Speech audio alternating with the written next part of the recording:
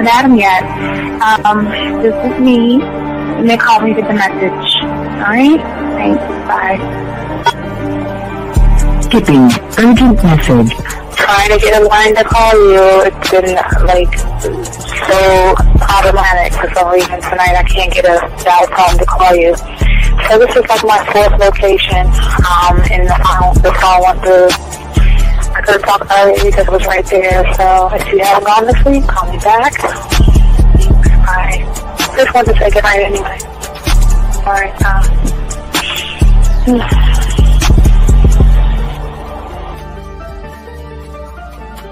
Urgent message.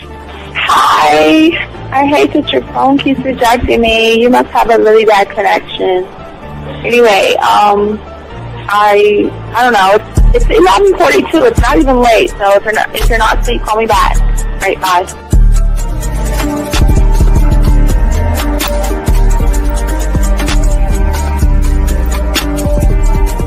Skipping urgent message. This is Bree. Please give me a call when you get this message. It's just not even about being negative right now. It's about sorting out some very serious feelings that I had for you.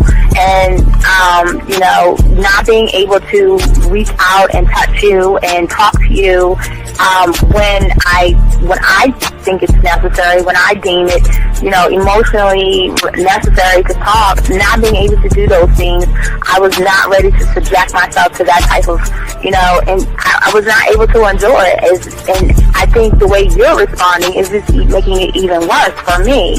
So I need to talk to you with regards to that, and just, maybe the talk you suppose that we should be having, that needs to take place then, obviously. I don't know. Your reaction to everything is really disappointing. And I need to talk to you. So call me and don't be acting like that towards me. That's probably the situation, how you normally deal with it, but that's just not going to work. So formulate your thoughts, processing and all that, whatever you need to do, and call me because I want to talk to you. I'm so falling in love, and it's not a good thing because I know that this is ultimately not going to end. It's not going to happen. So I need to talk that through with you. I need to express that to you, okay? And if I haven't said enough already, that's just where I am, so that you know. Bye. When I started listening to your show, I realized I don't need to be part of no gang against females. All I need to do is know what it is to be a man and Hey man, I just want you to know that your show done changed my life, man. Man, I am serious. I was that nice guy, but then I went out on the block, man, and I was like, I just upped my game and was like being more alpha and being more of a stand-up guy and just taking care of myself. Yeah, now I know. Man, I listened to your show and I was like, what does it mean, Until I bought your products, understand, listen to all the diss you gave me, and yeah, that's what it is. Some people talk about, it's like they're 60 on the list. Man, I'm going to tell you like this, man. I just when you called me, I was listening to it now, and you get this natural high from it, He kind of sparks you up. It kind of gets you going, and it gets you to to feel good about yourself. Like it's about to be 160 degrees. You take your characteristics that you know about yourself, and you work on those, and you improve those, and you develop a belief system in yourself that nobody can tear down. And that's basically I can apply it to every aspect of my life, not just with women. You can do it with your employment. You can do it with sports. Basically anything you want to. And it gives you a strong belief in yourself. Dean, if I had your information a few years back, man, I would not have gotten a divorce. I promise you that. And I even say this much. With what I know now, with the mind state I got now, man, I've got texts from my ex talking about this is strange, and I didn't put these words in her mouth. She said, Ken, I really respect you. Robert Frank and you're listening to the manmindset.com dating help for men with your host, Steve the Dean Williams. I'm Tyrone, and you're listening to the manmindset.com dating help for men with your host, Steve Dean Williams. So get on board, long dick style. This is Debo. Steve the Dean Williams. Give me your chain, punk. Yeah, sleep with your lights on. I still got the bicycle. Much love, Steve. Do what you do. God bless. Yo, cupcakes. This is CT Fletcher, and you're listening to the Man Mindset Dating Show for men with your host, Steve the Dean Williams.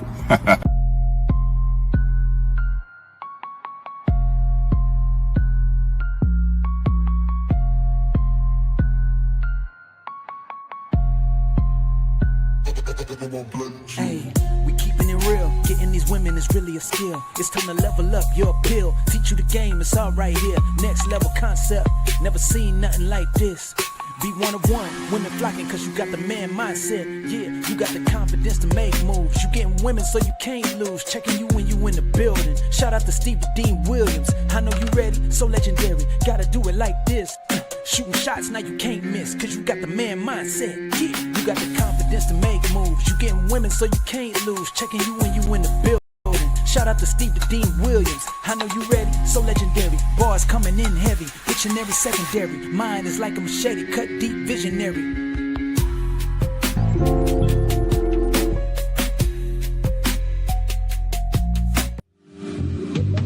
I love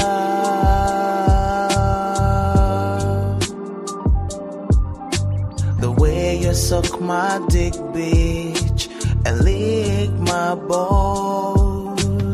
I know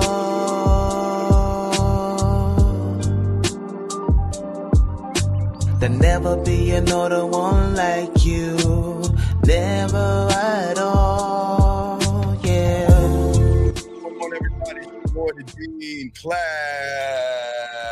is in session. How you guys doing, man? Hope you guys, it's Saturday. Hope you guys are doing good, man. We have a good show for you guys today. We're going to be talking about 10 relationship mistakes men make with women that kill sexual attraction instantly. And gentlemen, what I want to say to all you guys listening, we break it down totally different than just saying some things. But first, I want to say thank you to all you guys who have liked, subscribed, hit the notification. Thank each and every one of you guys out there. I want to thank each of you, my chat room dogs out there. But also, I do want to say, guys, if y'all want to learn a game, go to Hobby Lobby, Michael's, Target. Go to Amazon. We're the only ones that tell you to do this. Nobody tells you to get a 100-piece puzzle set. We never tell you. Nobody ever talks about this. But we also tell you to please, gentlemen, drive home. Dump the pieces on your table. And what we want you guys to do is we want you to throw the box away and connect it one thought, one mind, one way. But we're going to get this, guys. We're going to go ahead and get this game, gentlemen. And we say for all you guys out here, let me load this down a little bit. For all my guys out here, like we always say, if you guys have a question, gentlemen, go ahead and put a Q, as we always say. When open the lines up, you can call in. And if you're texting a woman, you just put a T there. And gentlemen, I don't care what's going on. If you're close to getting some ass or you're not close to getting some ass, just let me know. And I'm going to lace you with the game unscripted because, well, as you know, if y'all learn about the game, you should be able to spit it off the top of your dome and all this other stuff. But guys, also you see right here, the book is out. If y'all want to copy it, just go to the Man Mindset. Get it from Amazon, guys. Y'all can soak it up. But also, guys, don't forget, September 15th, we'll be releasing the Sexoween and the Halloween costume thing for you young men out there. And that means for all you guys out there, I'm going to create a costume for you so you can go out, because most people go to Halloween and y'all just dress up. I want you to meet women, pull women, but also what we're going to do, guys, that nobody else is going to do is later on in October, you can call into the show and we will look for the places for you so you will never, ever have to do all the work. We're going to put all the work in. You just have to show up. All right, guys, anyway, let me go ahead and get the lines open and everything. Let's go ahead and talk about it. We have a lot to talk about tonight. So, and don't forget, we have a show tomorrow. 2 shows tomorrow. So we have one in the morning, one at night. So let me go ahead and open these lines up and everything, guys. And we appreciate you guys. We're about to lock this in. All right, lines open. Damn, lines open. Area code. Wait, don't say nothing. Let me bring you in the right way. Don't say nothing.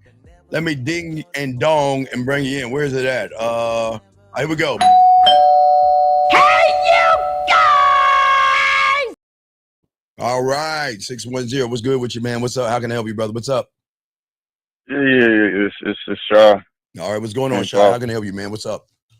Yeah, I was reading the book and it said something like interchangeable philosophy, and it was talking about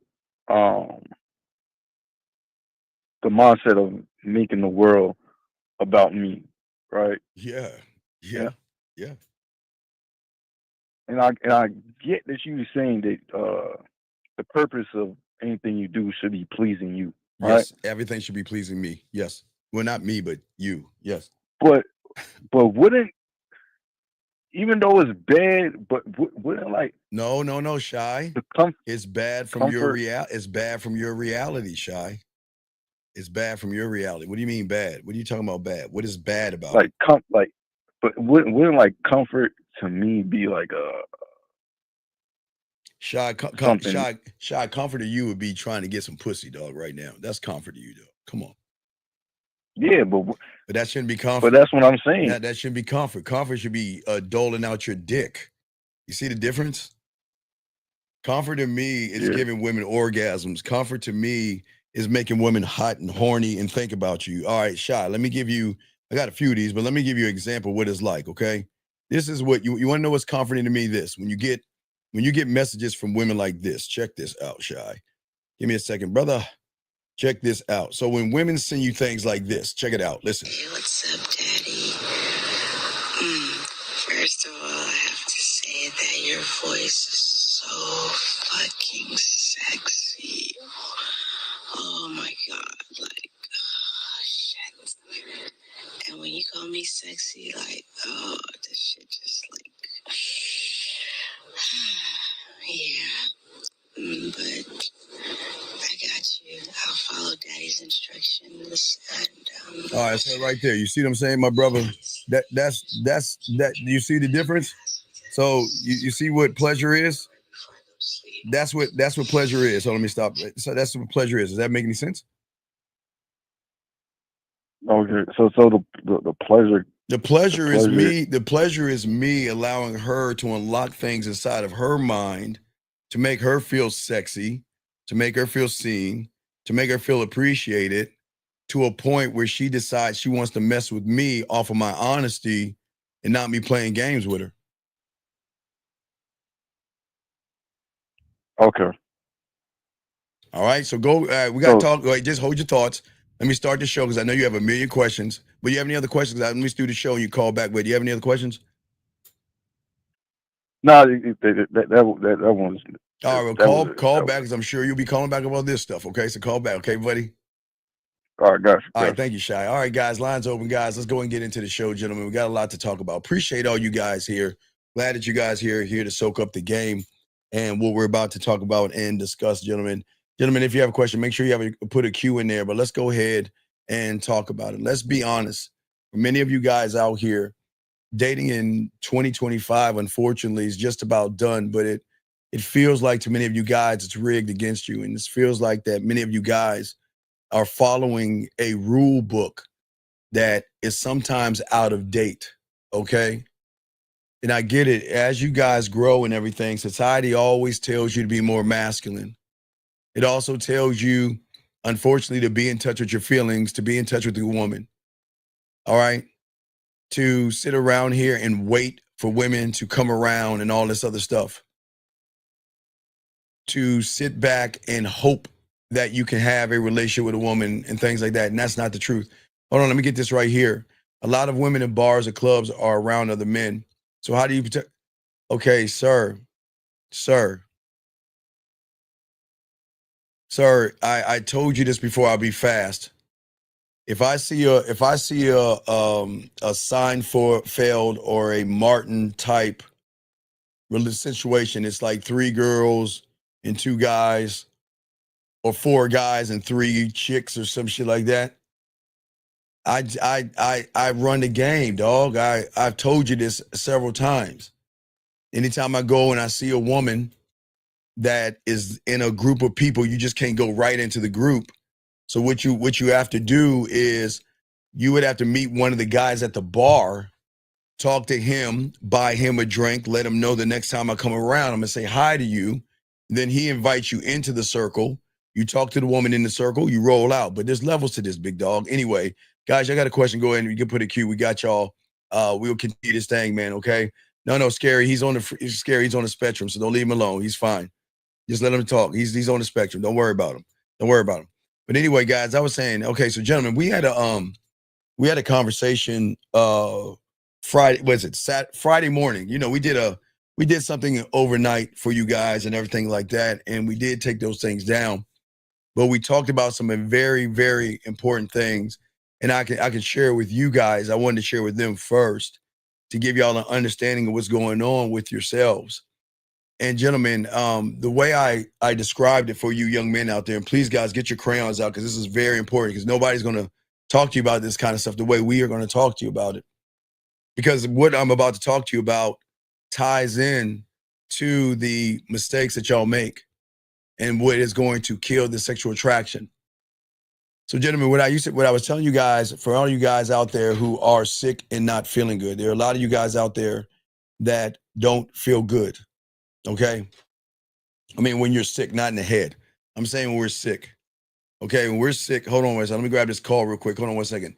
502, what's your name? What's your question, sir? How can I help you? Yo, this is Soul speaking. I'm gonna try to make it quick. I know you gotta get on with the show, but I got a question about the situation that I had with a woman that I met at a bar. So I meet this one. This is one I see at the club every once in a while, and I like she's flirting with me a little bit, but she's always been kind of tipsy, so I'll just leave her alone. So you already fucked up right there, big dog. Why do we sit around and play games? No. I wouldn't sit around and play games. She would just come up to me and talk to me, and I'll move on. You know No, but what I'm saying is, so the moment the moment a woman talks to me at the bar, I'm biting her neck and taking her up the tree. Why? Yeah. So I want everybody to understand this, gentlemen. When a woman comes up and talks to you or interacts with you that you are interested in, and you tell it out, then it's not going to work. It's not going to work because you're setting you're setting the standard of her. If a woman walks up to me and then all of a sudden I don't say anything to her, and then I say something to her like 3 weeks later, here's the question. Why didn't you step the fuck up in the beginning when you saw her the first time, Saul? So I don't understand. What's the question? Yeah. No, it's a question about what happens next, all right? Because I know I fucked up from the start, but I just want to tell you everything from the start so you know what's going on. So I see her a couple of weeks ago, and she said something like, I want to get to know you, something like that. So I tell her, well, you can get to know me when we go on our date. And I told her to put my number in her phone, and I told her to text me when she got home, and that I would set things up from there. Okay, did she do it? So look, this is what I'm getting at. She doesn't do it. Okay, so then what happened? You ran into so this is why I'm bringing it up. So I ran into her 2 nights ago, Friday night, right? And she comes up to me and she's like, so why didn't you text me? Like, because she called me, so I have her number. She's like, why didn't you text me? So, and I say, you didn't do what I said. I told you to text me and that we would set things up, and you didn't text me. And she says, I'll text you right now. See, look, I'm good. She says, I'm good at following instructions. I'll text you right now. Okay. So what did you say? After she says, I'm good at following instructions, I say, okay, you said you're good at following instructions. This is what I need you to do. I need you to meet me tomorrow at the jazz bar I go to. The name doesn't matter. I told her, meet me tomorrow at 7:30 p.m. Wear black or brown because those are my favorite colors. And after I say that black or brown part, she's like, whoa. She says, that's not my vibe. That's what she says. Okay, and what'd you do? And she starts to walk off. I didn't ask that. What did you do? Yeah. So this is what she does. She says, that's not my vibe. I gotta go to my car. And she's walking off, and she says, I'm gonna text you. We can negotiate. Okay, she's walking off. That's what she said. And as she's walking off, I said I don't negotiate. That's what I said. Okay. So she texts me about an hour later. Okay, and she texts me I'm home and stuff. And then this is why I say I send her a voice message. I say I don't negotiate. I said the only thing I'm going to negotiate is whether I'm going to throw an extra hug or a kiss after I see you wearing my favorite color when I see you. Okay? And I say, it's not that I'm trying to tell you now. I said, let me see, I'm reading this voice message. I said, I don't want you to think I'm just trying to tell you what to do. That's not the case. If that's not something you're interested in doing, that's perfectly fine. I respect that. But you said that's not your vibe, and if that's not your vibe, then I'm not your vibe because I'm not the guy for you. That's what I say, okay? Walking contradiction right there. Double fail, but then what? So she responds back, and she says, I don't like being told what to do. I do like a dominant man, of course, but that submissiveness comes with trust and a bond, in my opinion. And with a major caveat that I'll also be my own person, and sometimes I like to be dominant. She said, the color thing, for example, if you ask me cool, Dog, I would probably do wait, it. what did you say? Let's get to the brass tacks. What did you say? Oh, you didn't say I anything. thought, no. I responded back to that. I said, I respect what you're saying, but I'm not the guy for you. Stop. Too much talking, man. Take Yeah, care. yeah. Take care. Gentlemen, let me tell y'all something. If you tell a woman and have this conversation with a woman, yeah, and she tells you that's not my thing, we're done. And when you text me, I'm gonna tell you, I'm sorry, I think you messaged the wrong person. I'm not wasting my time with you. You're a nothing and a nobody to me as somebody. I'm not gonna grovel, and that's all you're doing is you're too busy explaining yourself, soul. You're too busy explaining yourself. Now she's trying to tell you terms, but see, this is where y'all go wrong, and I'm gonna talk about this. You've been playing on her terms, man. From the moment you didn't say anything, gentlemen, he's been in her reality. And then you've been doing all this shit from her reality. That's why you're talking all these terms. Gentlemen, let me tell y'all something easy. If a woman doesn't say it's my vibe, okay, hey, look, I want to take you to Lake Spread Your Ass Cheeks. I think, you know what, we can go feed the ducks, we can chill and enjoy ourselves. Well, I don't do the lake. That's not my thing. Then that is the end of the conversation. I don't need to explain myself to you. And then she texts me, hey, this is such and such, which I'm sorry, I think you said this is the wrong number. This ain't happening. This ain't working out. And I'm done. I don't want to hear all that shit.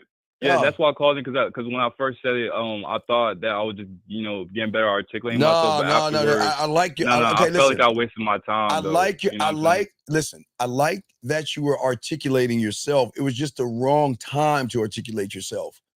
Yeah, that's what I was saying because that's why I wanted to call in because I was trying to see if I could handle it without getting coaching for it. Yeah, but the moment Saul, listen, what happened afterward? Get to the final point. What's up? What happened afterward? No. The final point is I told her I'm not the guy, and all right. Wait, look, this is the part. The final part. She says, when she sent her text, she says, she asked me a question. She said, would you wear my favorite color if I told you to? What's your favorite color? That's what she says to me. No, I'm saying, okay, look. I'm saying to you, this isn't about colors. This is about you telling me it's not your vibe. I don't give a fuck what you wear. Yeah. I'm not on the wear. You see, you're jumping to the B and not looking at the A. The A is she said it's not my vibe. Then I'm out. Yeah. Yeah, I should just wait. Just let her know this isn't about outfits. I'm just not the guy for you. Take care. No, it's already a wrap. Okay, then. All right. Yeah, okay. All right. I'll throw you back in. All right. Thank you, Saul. Thank you. All right, guys, let's keep going. Guys, let's get it. God, thank you, Saul. All right, guys, let's go ahead and chop this up, guys. Get your crayons out. As I was telling you guys, this is a very important conversation we're about to have here because it connects to everything that goes beyond. Because I know many of you guys, when y'all hear a list of everything, for a lot of you guys out here, is that it's not about the list. We're going to get deep into the game, and I need y'all to understand this. But to understand it, I need you to connect with what I'm saying. So, gentlemen, let me explain something to you that in a way that nobody's actually explained to you guys out here, okay? Please understand this, okay? Okay, hey, look, Matthew. Everybody leave the guy alone. He's on the spectrum, okay? Let him just talk, okay? Just leave young John alone. Just let him talk, okay? Just let him talk. Please, just leave him alone. Anyway, what I was saying to y'all guys is this. When you eat food, if y'all missed it, I know it's going to sound crazy, but follow me on this because this is very deep and very important because nobody's ever talking to you about this. So, gentlemen, when you eat something that doesn't suit well with your stomach, what happens is you then you get sick. And then from getting sick, most of the times you throw up that thing. You get that thing out of your system. But getting sick, gentlemen, is the thing, is your body preparing you for getting that thing out of your mouth. Now, guys, yes, you can subside the sickness with Pepto-Bismol. You can take a laxative or something like that. But for you guys, if you're drunk or if you eat something that doesn't suit well or not cooked right or something like that, and you start to get sick, what it is your body is preparing you to say whatever's inside of you, we've got to get out of you by making you feel some kind of way, and then you throw it up. But why am I telling you about this? This is very important. Because, gentlemen, just like you operating outside of yourself right now in your reality, you are operating more or less in a woman's reality. And what most of you guys don't understand when it comes to the game, now, just like the sickness, most of you guys don't understand that your body and your mind is doing the same thing to you. And I will explain because we talked about this on Friday, but I want to explain it, so we're going to break it down. So, gentlemen, I want y'all to first look at this for a second, okay? When we talk about your world, gentlemen, when it comes to one thought, one mind, one way, when you are living in your world, gentlemen, okay? I do want to show you this. It's all is important. So when you're living your world, like a one of one, okay? Even the loving yourself or the one of one, when you are living in your world, there are no fears, worries, anxieties, or anything. And what is an example, gentlemen, of one of one?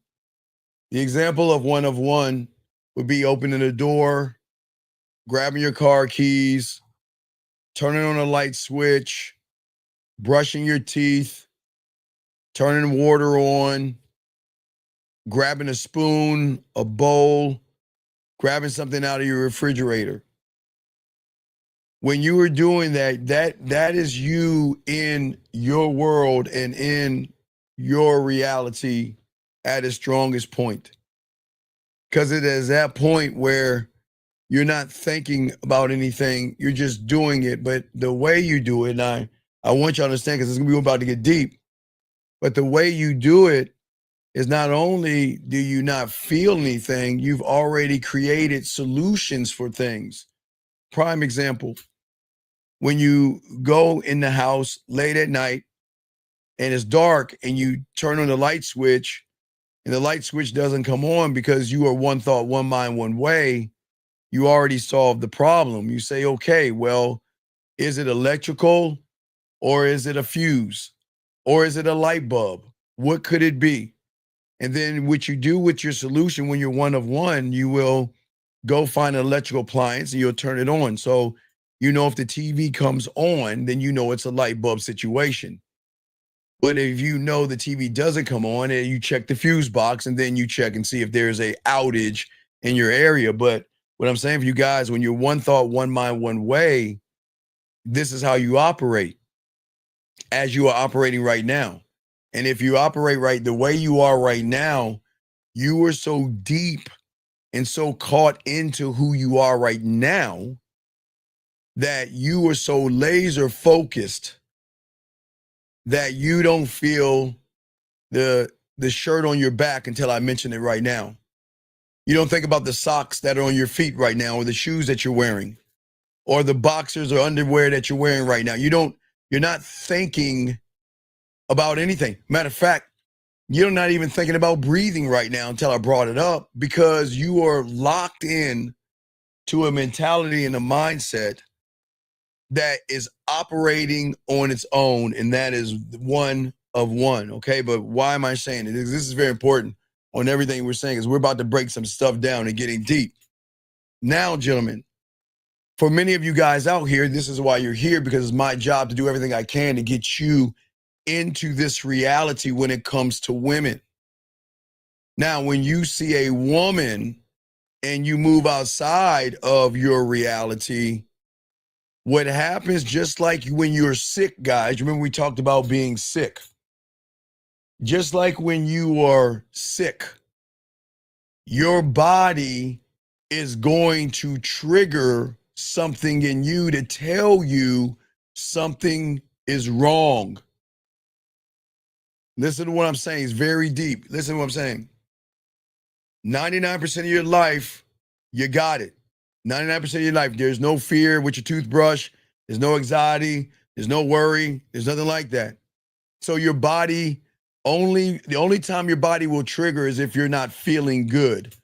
Matter of fact, your body will also warn you when you get a cold. You'll start to feel it. You'll feel the fever. Like you know when you're getting sick, if it's a sore throat or something like that, your body already has mechanisms in place to get you locked in. Okay, that's what I want to say. But for many of you guys out here, when you operate outside of yourself, your body or your mindset begins to tell you something's wrong when you're operating the wrong way. And how does it do it? It makes you feel fear, worry, rejection. When you are not in your reality, when you're operating outside of your reality, what happens, gentlemen, gentlemen, this is so good about this. From this point on, for you guys listening who didn't hear it Friday, now you know where you're at. Because if you're operating from a woman's reality, that's where the fear comes from. It is your body and it is your mind telling you at that point. It's your body, it's your mind telling you that, look, check it out. We're not moving the right way. Something is wrong. You should feel the same thing you feel when you grab your toothbrush, just like when you walk up to a woman. But most of you gentlemen don't ever sit around and understand. I'm giving you understanding. Then I'm showing you guys how now you can gauge, gentlemen. You can actually be honest with yourself and know where you're at versus wondering why. Because the moment that you get into a woman's world, a lot of things happen, and that's what we're going to be talking about. It's going to get deep. We're going to get very, very, very deep. All right, guys, and I ask that you guys please get your crayons out. Please take notes. We want to make sure that we give y'all understanding this, because a lot of people don't understand what's happening and what's going on. Wait a second, real quick. It says you have this knowledge about the game. Do you think you're superior to us? You make me want to listen to you, but at the same time, wait a second, excuse me. Wait, don't kick him out. He says, well, sir, it's not you. Don't kick him out. Don't kick him out, please. Sir, of course you want to hate me. And that's it's fine. It's supposed you're supposed to hate something that you want to be. So I don't think I'm superior to you. I know I am. I don't need to think it, DM. I don't need to think it.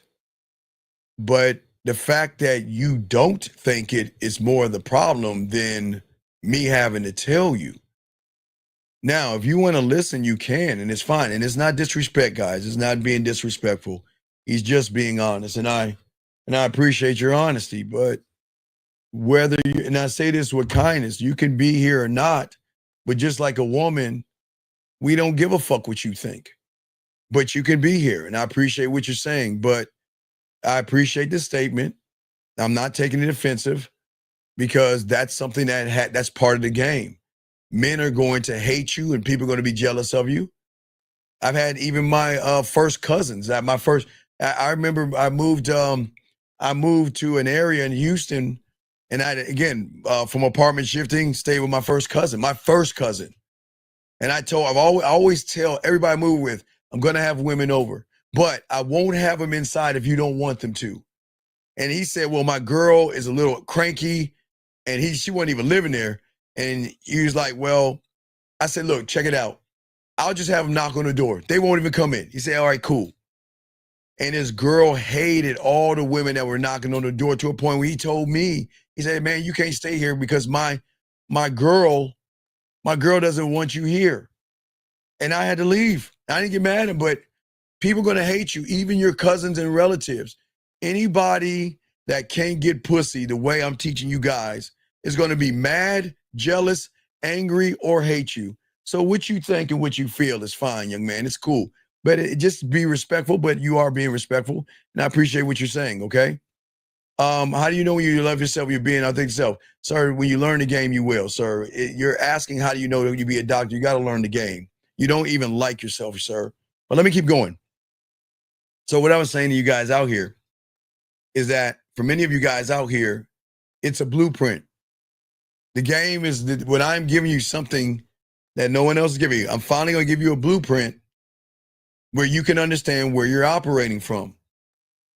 Whenever you have fear, anxiety, whenever you label women sexy, whenever you run behind them, whenever you get nervous, whenever you believe in rejection or whatever it is, you are never operating from your reality. So that's just to let y'all guys know, okay? Because we're going to get very, very deep, as I said before. And guys, if you got a question, please put a Q. We got you covered. We're going to chop this up, but we got to tell you why.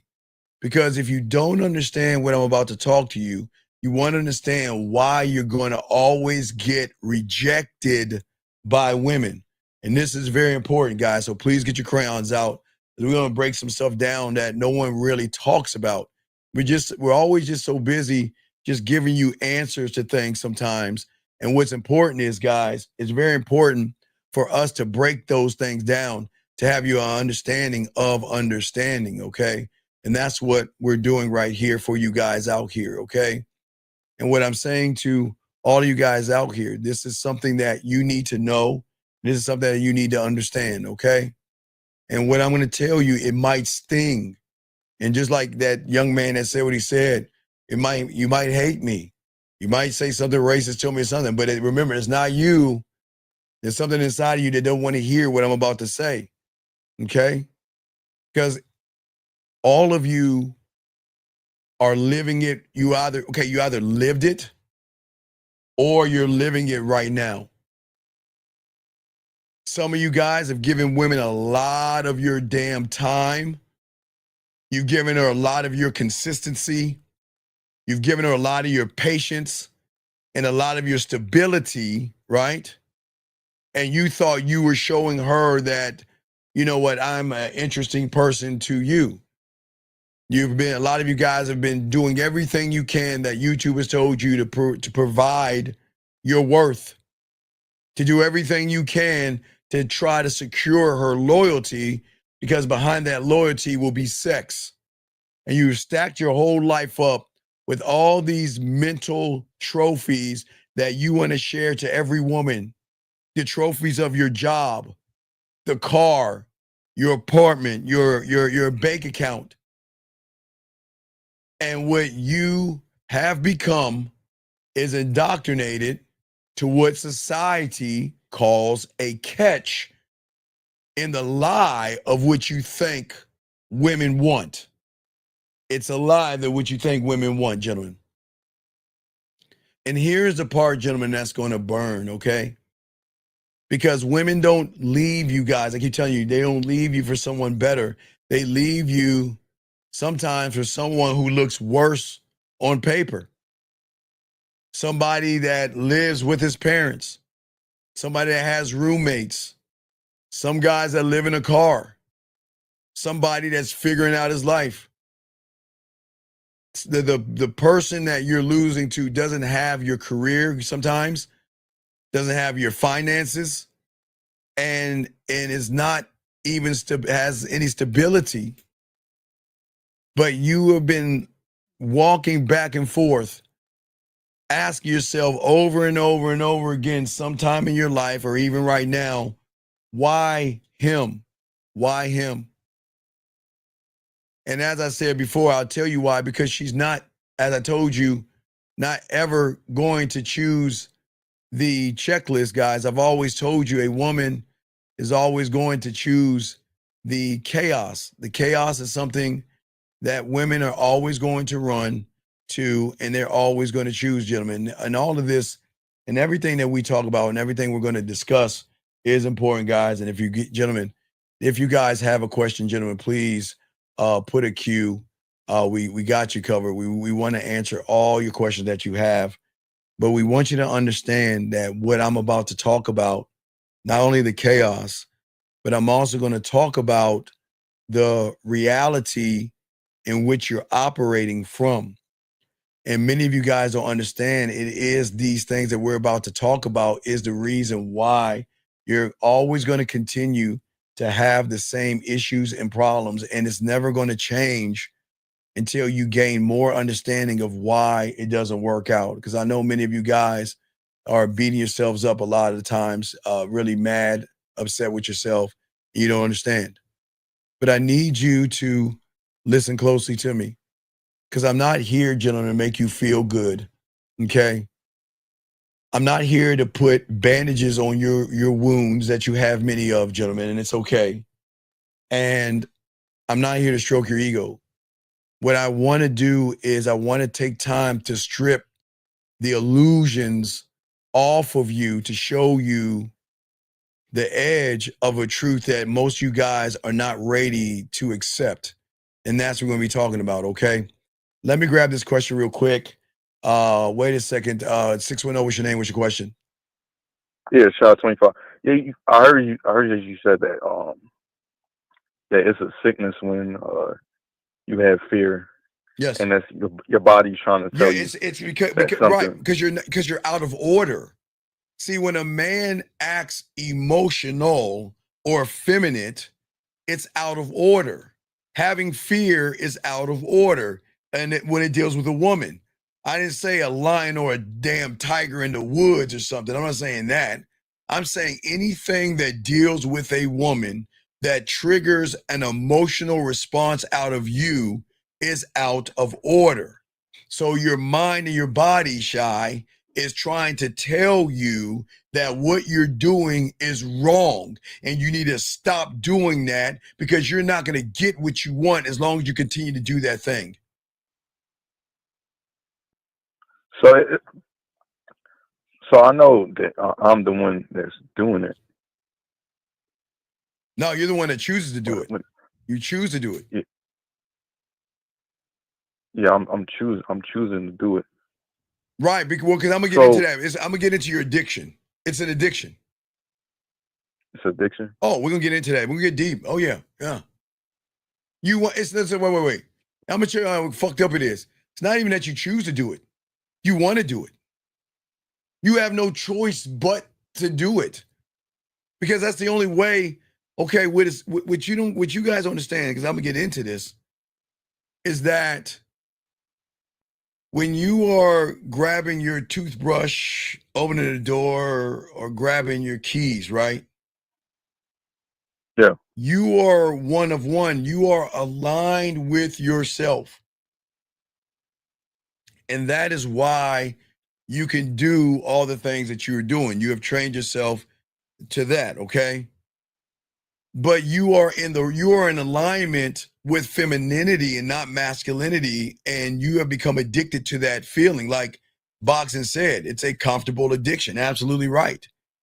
You're comfortable being comfortable. You don't want to go to the unknown. You don't want to feel uncomfortable. You want to feel comfortable. But you're rejecting yourself. But yet you get shocked when a woman rejects you. But we're gonna get into that. We'll get into all that. But as I'm saying, Shy, it's not you think you think that you know, but you don't know. But isn't it? But doesn't being comfortable make you weak? Uncomfortable in the sense of makes you weak. The reason comfortable makes you weak is because when something uncomfortable comes your way, you cower. You're not prepared for it.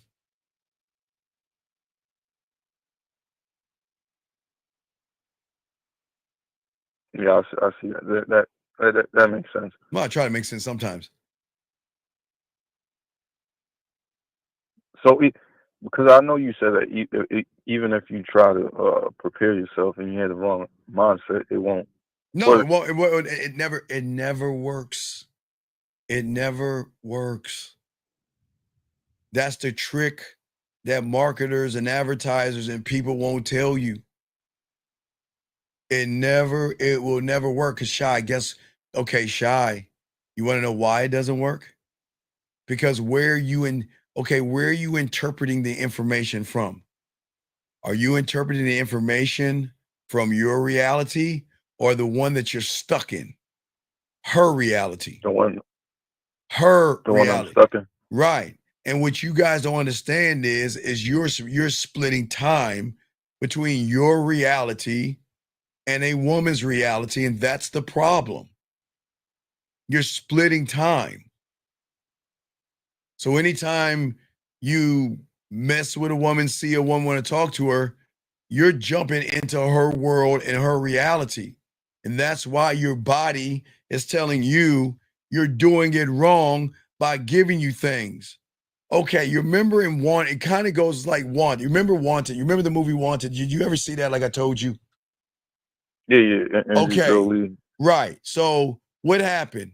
Well, every time he got those anxiety attacks, what did he do? He would take medicine to temper the feeling, right? Right? Right. Yeah. Until your boy, whatever his name is, I got his name, tell the brother, whatever his name, Morgan Freeman, threw the pills away and said, you got to unlock that. You got to let that go. You got to let that go. But what I'm saying as the opposite, I'm talking about a sickness. I'm saying, as I said before, when we all get sick, we're warned. Sometimes then we get sick.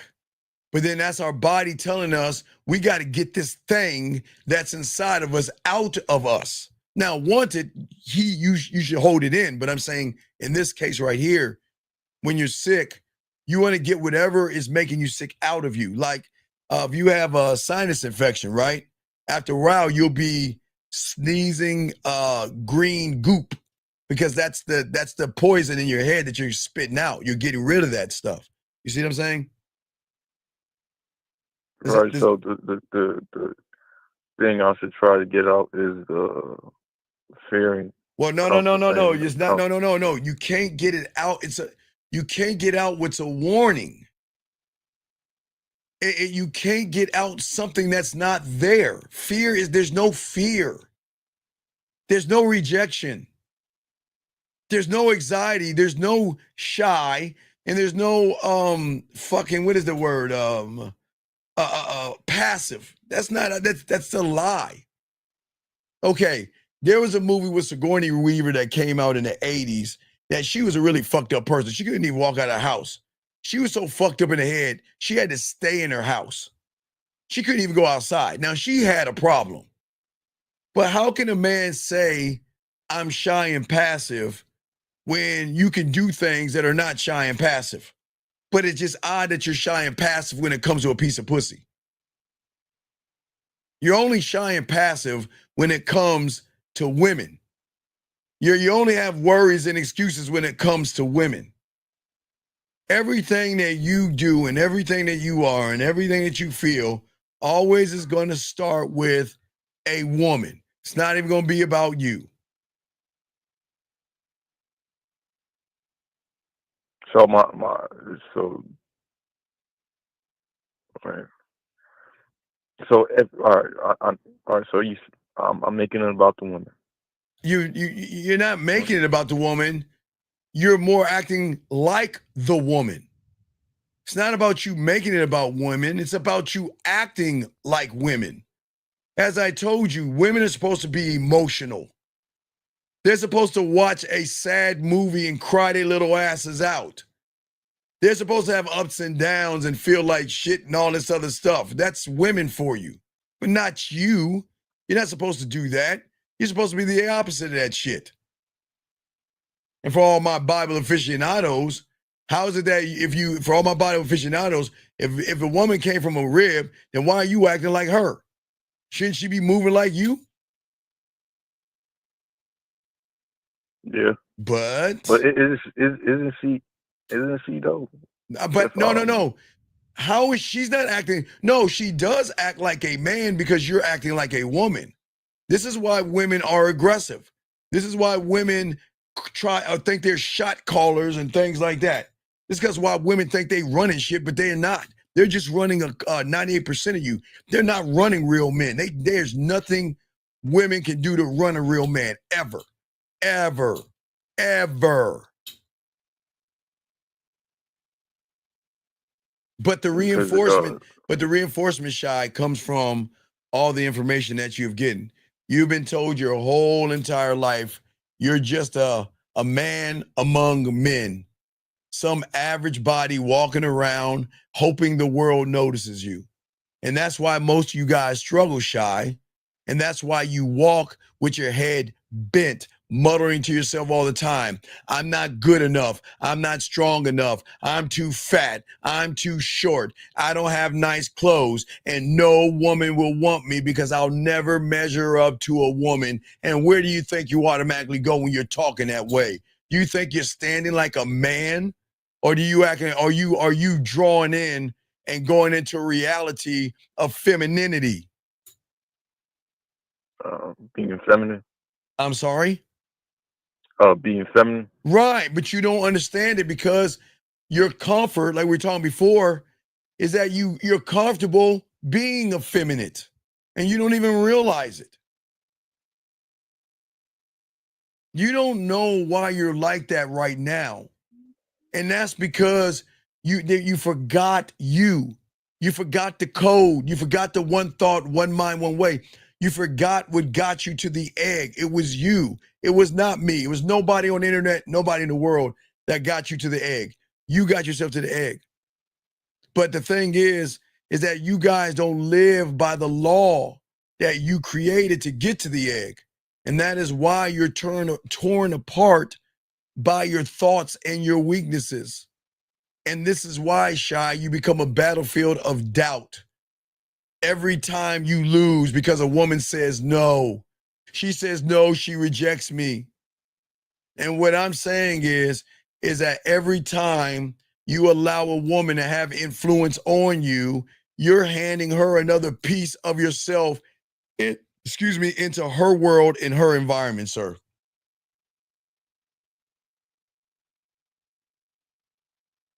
So all right. So what? All right. That's a bad question. All right, hold on.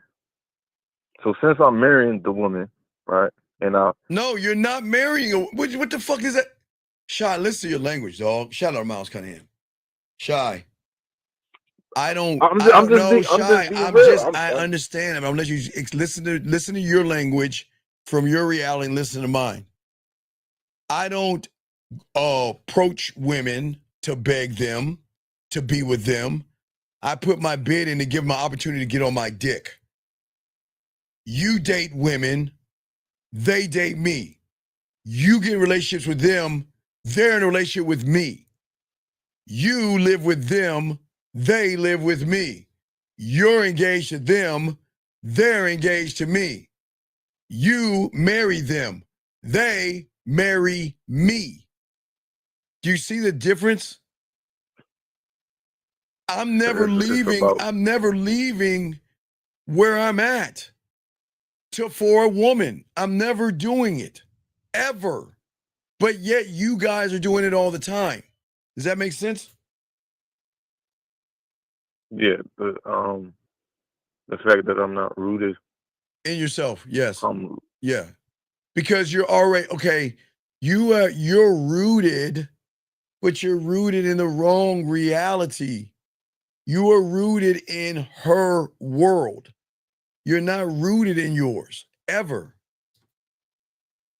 It's like, okay, if you look at the average person, Shy, the average person is like a soap bubble, you know what I mean? He's like bright for a moment, reflecting for everybody else, just guiding and floating in the air, and then pop, nothing, gone. Why? Because he never stood in his own way. You see what I'm saying? His own mind, his own reality. You guys are always chasing shadows of things that you think women want you to be. You are always comparing yourselves to what you think I need to be to get some pussy. And like that guy, you remember the guy that says he hates me? You guys are envious of people that get pussy. But then you try to get validation from the woman. And then what you guys do is then from that, in her reality, which you are not supposed to be doing, listen, women are supposed to gossip. Women are supposed to be drama filled and all that other shit. Women are supposed to look at other women and judge. Do you know sometimes when women go to club, Shy, they don't dress for other men sometimes. They dress to outdo other women. When you get enough women, you're gonna see women like just looking at other women. Hey, women will look at other women's titties. Women look at other women's asses, bodies, hair, lips, makeup, everything. Her nail polish, her fingernails. Because if there's something intriguing off that woman, a woman's going to go up to that woman and say, wow, that's really nice. Where did you get that fingernail polish? Wow, that's a really pretty dress. Wow, you got pretty hair. Wow, where'd you get your hairstyle? So women are supposed to do all that shit. Women are supposed to compare and look and talk to other women and all that. That's what women do. You see what I'm saying, Shy? That's what makes women women. They sometimes measure themselves up against other women because other women measure themselves up against them. It's a cycle. The woman will measure herself up against some woman based off of something that she sees, but then she knows there are other women measuring her based off of what they see on her. So it's a woman's world in that, right, Shy? You see what I'm saying? But then there are you guys, Manosphere, Red Pill, pickup artists, seductive guys, incels, who are living in a woman's world. And what are you doing? Measuring yourself up against another man, looking at other men, asking about other men, talking about other men, worried about other men, want to get receipts from other men. Do you see what I'm saying? It's not from your reality. You are actually operating, okay? You're operating from a reality in which you shouldn't be in. Women are supposed to Shy. Shy, man. When you get some pussy, get a bunch of women, man. They're gonna be walking. Some women be like, "Hey, I had one woman told me the other day that you know what? I was working today and I was at the mall and I saw a woman who's, hey, look, I saw an ass that you would love." Say, damn, you looking like that? Well, sometimes women find things nice on women. Women will compliment a woman with nice breasts. I'm telling you, a woman with nice makeup on, a woman with a nice style hair. Women are very okay. Women can be complimentary, Shy, but they can get jealous and they can have drama and they can hate. But that's okay because they're women and they're supposed to do all that shit. Does that make any sense, Shy? Yeah, definitely. Because recently I heard a woman compliment another woman. Right, exactly. Because that's what women should look at other women. That's what they do. That's why they're women. But men should never measure himself to another man. You should never go to the mall and look at it. Guys who are in this world, no disrespect, they don't even look at women first. They look at all the men first and size them up to all the other men. Oh, he looks cute. Oh, he looks like he can get some women. Oh, that guy over there look how chubby he is. And that guy over there, look at his clothes and everything. And just sitting there like a woman, measuring up all the guys, measuring himself up against other men. And then, like women, drama filled, gossipy. Like you nuts, like when women send you nude pictures and shit, you're not supposed to share that information. I mean, gossipy and drama filled. You see what I'm saying? All right. Right. And So dollars and cents. I'm saying women don't like women as well. That's what I'm saying. But that's women, though. Women can smile and talk shit about a woman as well. It goes hand in hand. But shy. That's the reality of a woman. And that's what makes them women. As I told you, Shy, two girls can be the best of friends, Shy. And they will do slumber parties. It's you and me versus the world. You know, I love you. You're my girl. You're my sister. It's us forever until a guy gets in the picture. And then one woman's gonna be like, you know what? Fuck that. I want him for myself. You know what? Hey, I heard that Stacy or Lacey, whatever, you know, she had a train with the football team. Then there's a rumor going around. Women are very conniving. They're very territorial. Their ups and downs, their jealousy, their smiles. Some women say, wow, that's a nice dress, but man, your body doesn't look good. You know, that dress will look better on me, they're thinking. It's like, that's a nice dress, but why is she wearing that? Oh my God, look at her. I can see her stockings are terrible. I mean, they like scan women up and down, but that's women, Shy, right?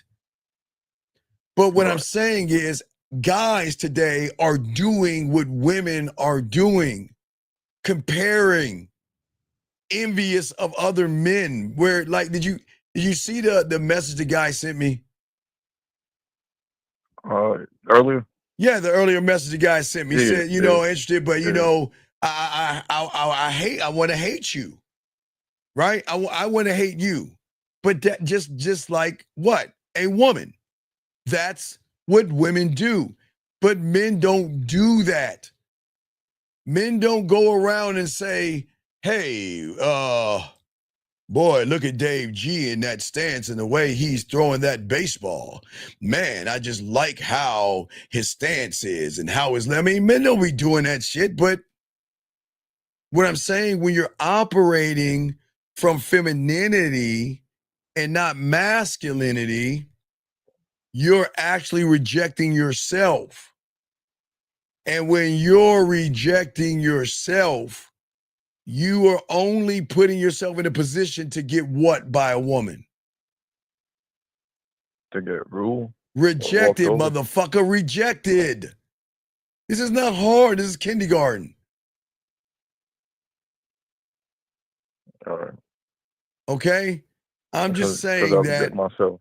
Right. I'm saying for me, who I am will never be built on another man's weakness. I build my laws, Shy. I move to my compass and I define myself without asking for permission to be me. And that's the difference between, if you're thinking about chess, kings and pawns, man. It's a difference. I rule myself. I'm in control of myself. But you guys have an addiction and a disease, a sickness. And the sickness has nothing to do with women. It's where you're at that's creating the sickness. Shy, it's like think about a virus in the air, okay? Think about a virus in the air. Let me see. I would think Last of Us because I'm a geek, but most people didn't see Last of Us. So, Shy, what I'm saying is that there's something in the air and you're walking out there just breathing that air in. Like if somebody's sick, right?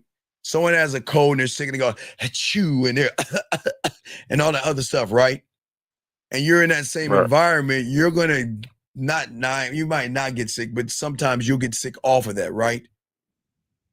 But but you guys, there's a disease that you have, and there is this sickness that you have in your mind when you're operating from her reality.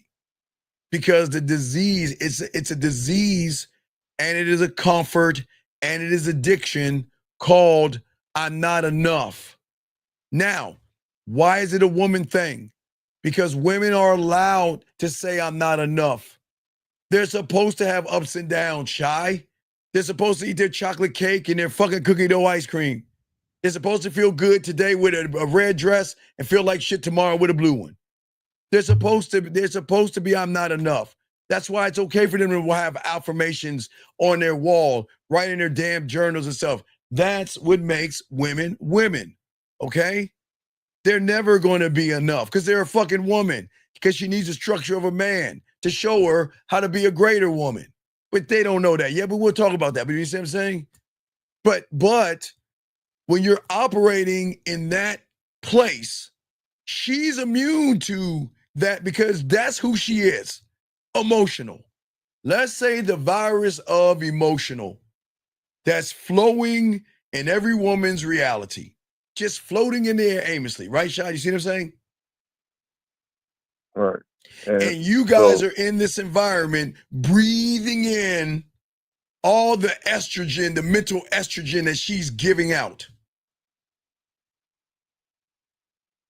And that's the red pill and all that. No, you can't blame. Okay. That's you, because you're the one saying I'm not handsome enough, so why should I even try? You're the one saying I'm not rich enough, so why do I bother? You're the one saying I'm not confident enough, so I'm gonna shut my mouth up, stay quiet, and just stare at some ass and titties as they walk by and wish one day I would have the balls to go talk to that ass over there. That's you. Has nothing to do with women or anything like that. And it goes back to the making decision and being comfortable.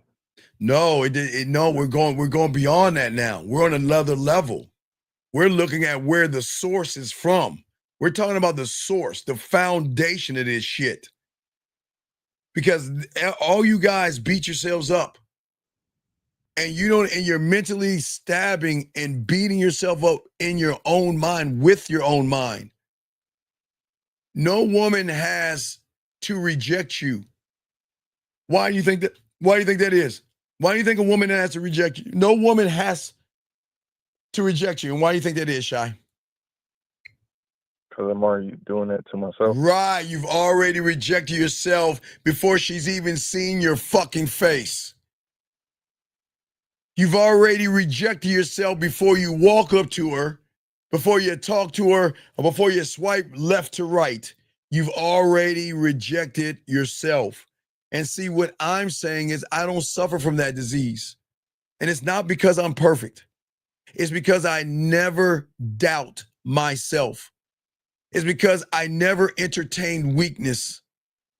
And my rule is simply this, Shy. I am who I am, and that's all I am, and that's all will be enough. I am fine with who I am. I am good with who I am. I love who I am. I love that I'm 5'7". I love that I'm 54. Hey, Shy, I love that I'm 54 and I can't fuck like you can at your age. I can't fuck like you, Shy. But guess what, Shy? I still love it. I still love it, Shy. Now, I can't fuck like you, Shy, but that's not a weakness. I just accepted it. I'm breaking down. I'm going towards my end. I'm going towards my death. But Shy, I'm fine with who I am. I am fine with it. I am fine. Some women are going to find me attractive, Shy. Some women are not going to find me attractive.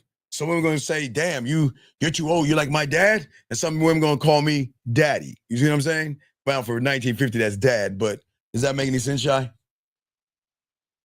So it's like not to sound all like ancient, but like an inner peace that you get with No. I got a disease. I'm diseased too. I got a disease. Me. Did I not tell you I'm a crackhead? Did I not tell you I'm an alcoholic? Did I not tell you I have a gambling addiction? I've got a fucking disease. My disease, I got to keep going. It started off with the vape pen. No, the thing, it started off with maybe a vape pen of me, then maybe some pills, some ecstasy pills. Started maybe a little syrup of me. Then I tried to smoke a little bit of weed of me. That really didn't do it. Then I found the cocaine of me and started snorting that shit, and I wanted more of me. So I figured out I'd take the cocaine of me from powder form and turn it to a rock and started smoking that shit. Yeah, it made me cracked out. That's what made me the crackhead. But now I'm like, fuck, I'm Percocets and fentanyl in me. I'm keep going up. And the alcoholic of me, I started with some water and then some Kool-Aid and then some, I don't know, soda. And then I had a beer. And then I tried something heavy, some rum of me. Man, I started drinking so much, man, I like, fuck, I'm a fucking alcoholic. All I do is drink me, Shy. I'm all fucked up.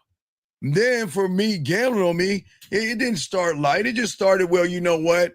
I place a bet on me here and there, and I win. And I'm like, damn, this feels good. Let me try it again. Hey, Shy, I go up to a woman. She turned me down. Cool. Man, let me keep betting on me again. I'm going to keep going. I'm not going to hide and tuck under the bed until the point where I every time I get the money of me, I gamble it on me. Anytime I see a woman, Shy, I push all the fucking chips in the middle of the goddamn table. And I don't give a fuck if I lose it or I win it. I'm always going to gamble on me. So I have a disease, Shy. So we both have diseases. It's just my reality are my diseases. Your reality are her diseases. Does that make any sense? Or your reality is more focused on you. Wait, I got a question right here. Hold on. Let me see here. Wait, 2 questions. Hold on. Wait. I mean, she asked me, how can we be lovers if we can't be friends? What do I say? Say to her, take care, because you don't know the game, dog. This is what I keep telling y'all, man. Y'all guys, okay, see, Shy, you know what that disease does? It makes you steal shit from motherfuckers that win to a point where you talk shit, and then when they challenge you on the shit you say, where do you come back to? Me. You see what I'm saying? So let me tell you what Shazam did. Shazam tried to play man. Shazam stole some stuff, probably from me, said the shit. The woman challenged him. Now look at him. What do I say? Do you see, you guys, you can't, Shazam, you can't cheat the game, sir. You can't cheat the game. You're a fraud. The woman's challenging you. Because I would tell you, Shazam, and you're going to steal it anyway. Let a woman tell me, I've heard, hey, Shy, I've had tons of women saying, hey, we need to be friends before lovers. You know what I say, Shy? I don't have women friends. I will never be your friend, ever.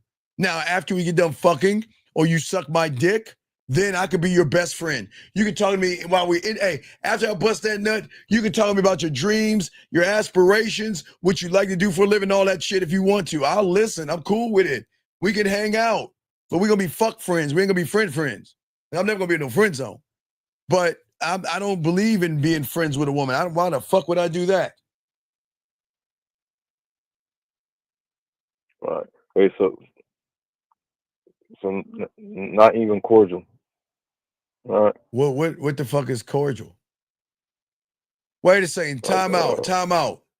If you wait, hold on. If you ain't learned nothing from me, then why the fuck? Wait. Let me. Hey, Jillian, can we? Jillian, can we? Okay, wait a second. Wait. No, Rogue. Nope. I don't have women. Rogue. Nope. No women friends. Shazam. You ain't learned nothing from me. Then what the fuck are you doing here? Then Shazam, I'm gonna time you out and let you think about that. You're timed out. This night might not be for you. You might have to get out. Nah. Rogue, with all due respect, I'd be honest with any of you women. Y'all gonna be my friend. Wait, hold on. Excuse me, Rogue. Wait. Hold on, Shy. I need to talk to the guys for a second. Give me a second, Shy. Shy, give me 1 second. Ladies, please. Ladies, real quick. Hold on, Shy. Give me a second.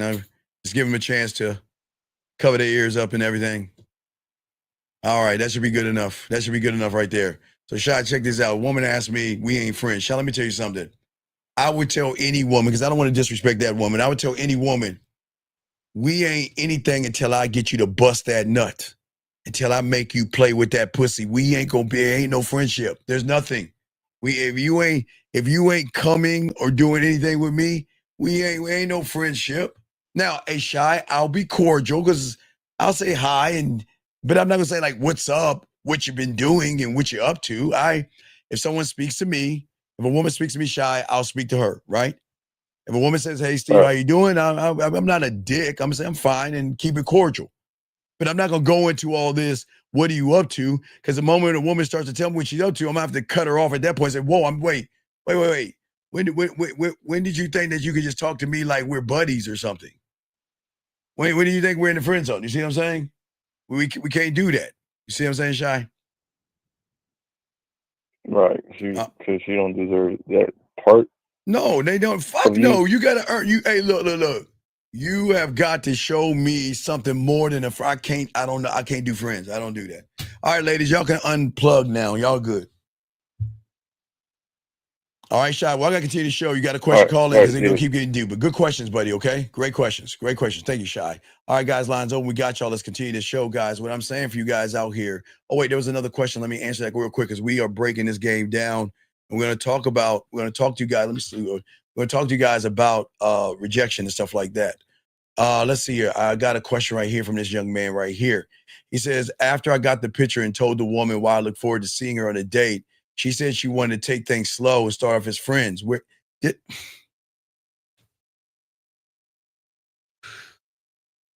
right, everybody out here, is this man operating from his reality or two, the woman's? Everybody in the classroom, is classroom participation. Is this guy operating from his reality or two, a woman's reality? Let me know, chat room. Where is he operating from, gentlemen? Because this is the problem, motherfucker reacts. If you're operating in her reality, you might as well be her buddy. You might as well do everything she's saying because she's calling the fucking shots. So guess what? If she needs to move, help her move. If she needs a picture put up a picture. If she wants to go out to eat with her and not get any pussy. If she wants to talk and cry, be a shoulder to cry on. Because you are like the group of guys that are in her reality, running behind her, trying to kiss her ass to get her ass, young man. And I'm just showing y'all, guys, please understand, as I said, I appreciate the question, but gentlemen, remember, guys, this is the beautiful thing about the game. I'm trying to show you don't believe me. I'm trying to get you to see it for yourself. If you could see it, that's why I'm trying to show you guys what I'm talking about. This is not me talking down on you, young men. I'm trying to get y'all to see where you're operating from. Most of you guys are already operating from a feminine point of view. And this is the problem, gentlemen. Gentlemen, this is right now, okay? Listen, all right? I want to ask you guys a question, and y'all, I want you guys to just talk to yourselves real quick. Don't answer the question. Don't answer it out loud. Just to yourselves, guys, okay? To yourselves.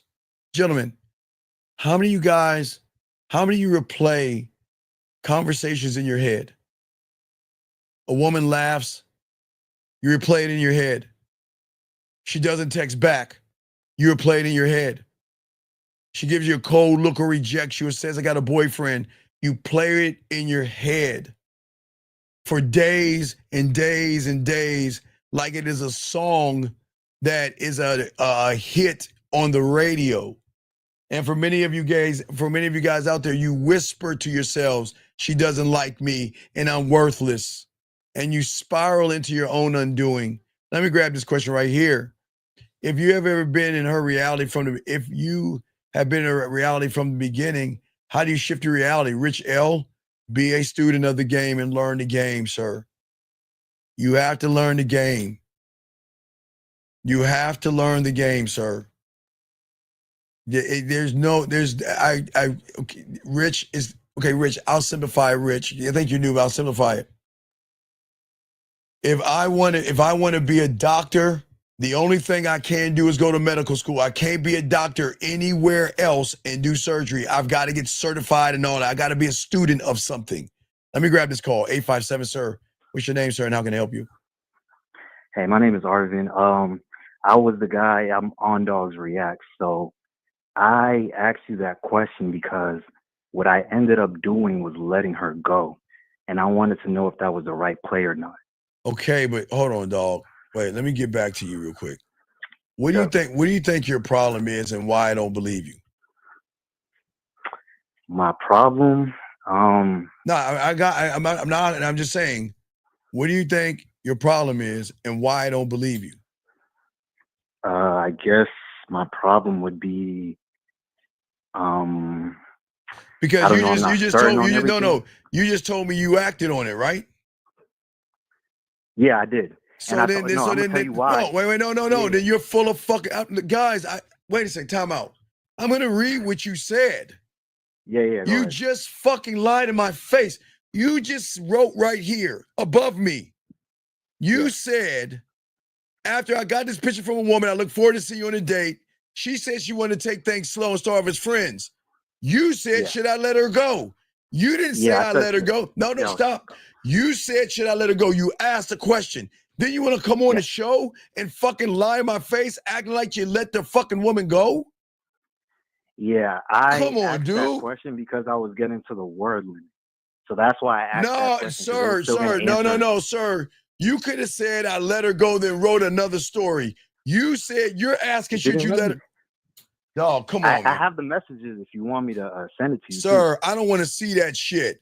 Why in the fuck are you asking me, should you let her go then? If you're the one that let her go, why are you asking me, should you let her go? Because I wanted to know if that was the right play. Then you get But what? now I'm Then what seeing reality are you in? Are you in the woman's reality or your reality? the woman's reality. Right, because the king doesn't question his fucking moves. If I cut a woman off, I'm not going around and asking guys, did I do right? I mean, she said she wanted to be friends and I let her go. Was that the right thing to do? Fuck no. It is, we're done. I'm removing myself out of your life. On to the next town. On to the next boxcar to go to the next town. I am done with her. I burned the bridges. I burned the ships.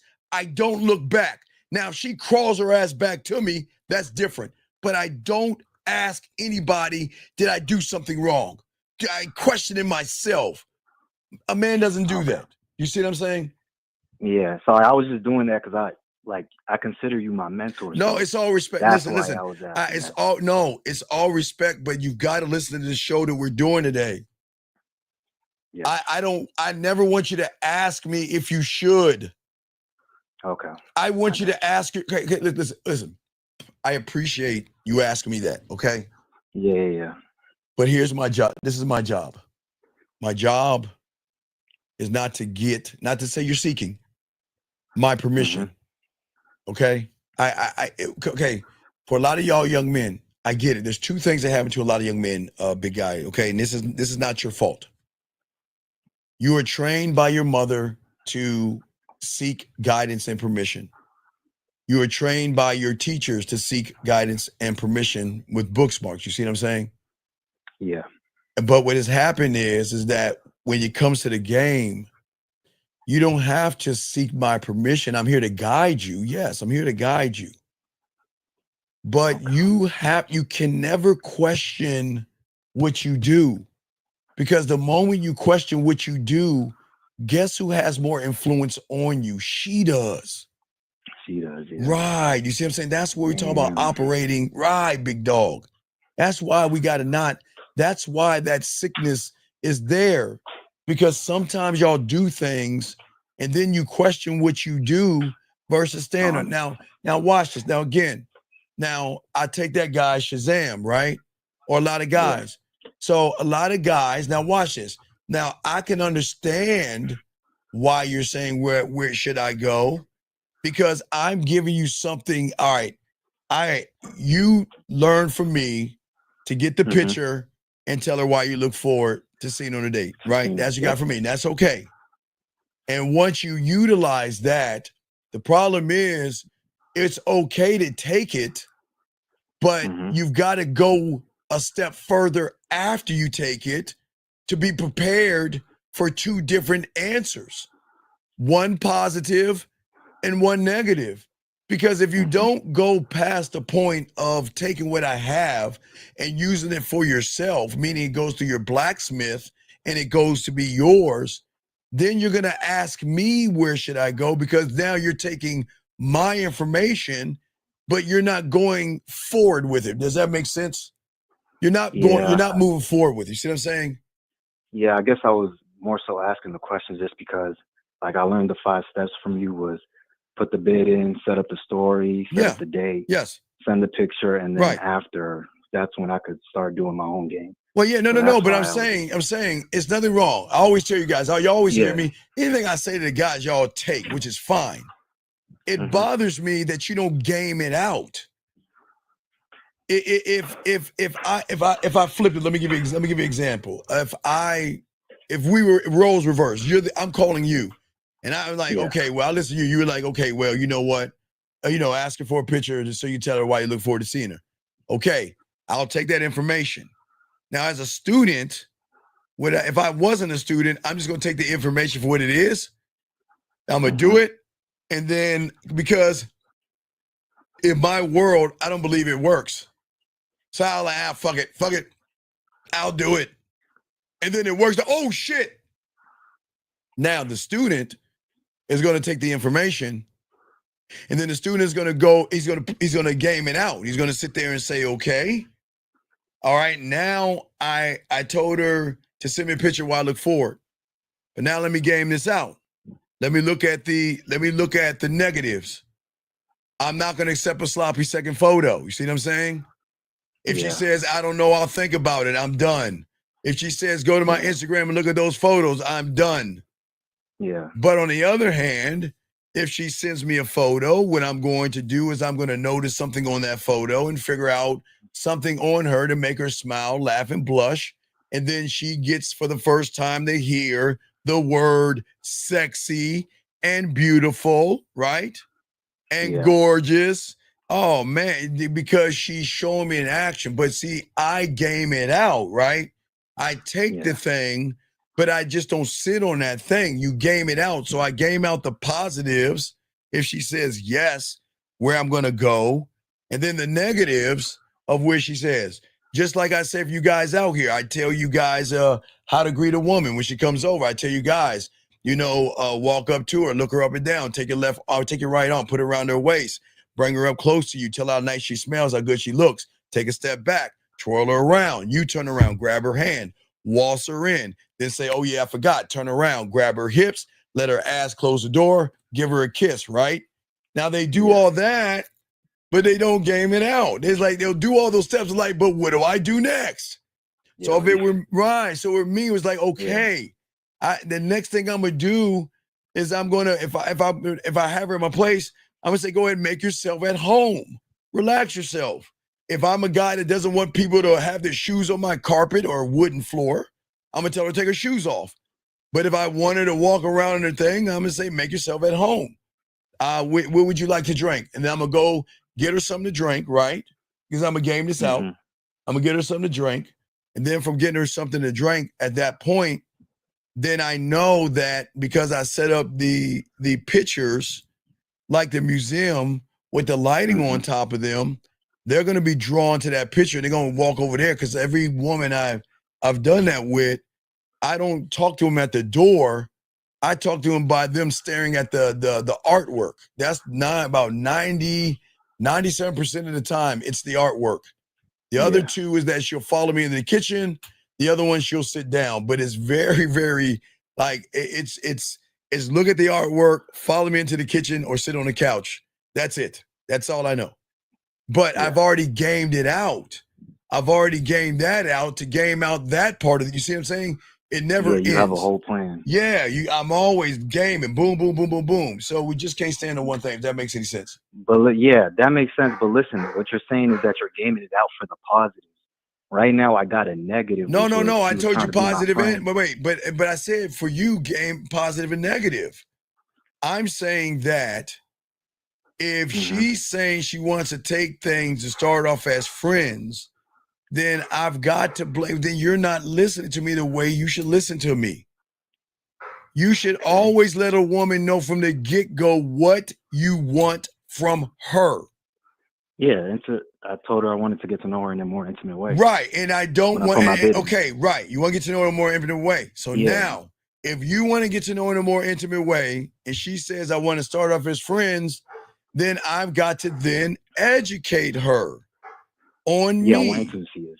No, wait. What I'm saying is that I understand that in your reality, with 98% of the guys who live in your environment, in your world, by your rules, you think we got to be friends. We got to build something special. You have to start to like me, then become attracted to me, and then maybe you want to sleep with me. You see what I'm saying? You see what I'm saying? It doesn't work that way. Not in my world. I do not believe in women and men being friends. We're not going to be friends. I'll never be your friend. I'm going to educate you. And if you feel that what I'm saying is something that you do not like, then I will remove myself out of your life. I'm prepared for that. You see what I'm saying? Yeah, I pretty much kind of did the same thing. I told her what intimacy was to me, which was a hug, a smile, and then I told her that I'm not looking to be friends, but if you ever change your mind, I'll leave a candle in the window. All right, and that's cool. All right, so that's cool. But I'll throw you back good? in. Yeah, I'll throw you back in. I I continue the show. appreciate it, man. Thank you, but great Appreciate call, it, sir. Steve. Great, Thank you. excellent call. Good job, sir. That was an excellent call, man. Excellent call. Excellent call. Guys, let's keep going. Let's see here. Let's see. I'm trying to catch up to everybody. I think we're good. Guys, you got a question, please put a Q. We got y'all. Appreciate you guys listening to the show. We're breaking it down, but we're going to get deep here because no one actually talks about what we're talking about, because everybody just looks at the rejection, but they always asking, why do I keep getting rejected? Why do I keep having the problems that we're having? And that's what we're discussing. As I said, for all you guys out here, and many of you guys whisper in your ears that if a woman doesn't like me or anything, I'm worthless and all this other stuff. But when you lock into who you are, when y'all become the student of the game, when a woman who has the right, gentlemen, to like me or not like me, I don't want her to like me. I don't want her to like me. And that's why I don't care about that like stuff. I don't want them to like me. But if she doesn't like me, okay, guess what? She's not worth me. She's not worth my time. That's how I see it. Because I see it different from my reality, because that's all I can see is my world. It's the same situation.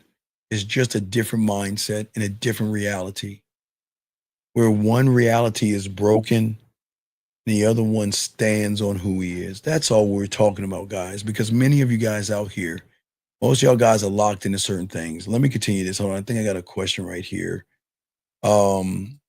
Which video you're explaining how to approach a woman, especially if there are men around. Dog, just call in, dog. Just call in. Just call in. If you're serious about a calling, because I'm not going to explain the shit if you don't call in. What I'm saying to you guys is just simple. Okay. That society is always going to preach self-esteem like it's a prize that you win. Okay. But self-esteem tied to comparison or comparing yourself to other people is a bad thing. It's more of a drug and an addiction and not a foundation, gentlemen. And for many of you guys, if you think if you think you're only valuable when you're praised, then you're already a slave to the construct of what's happening with the woman, guys.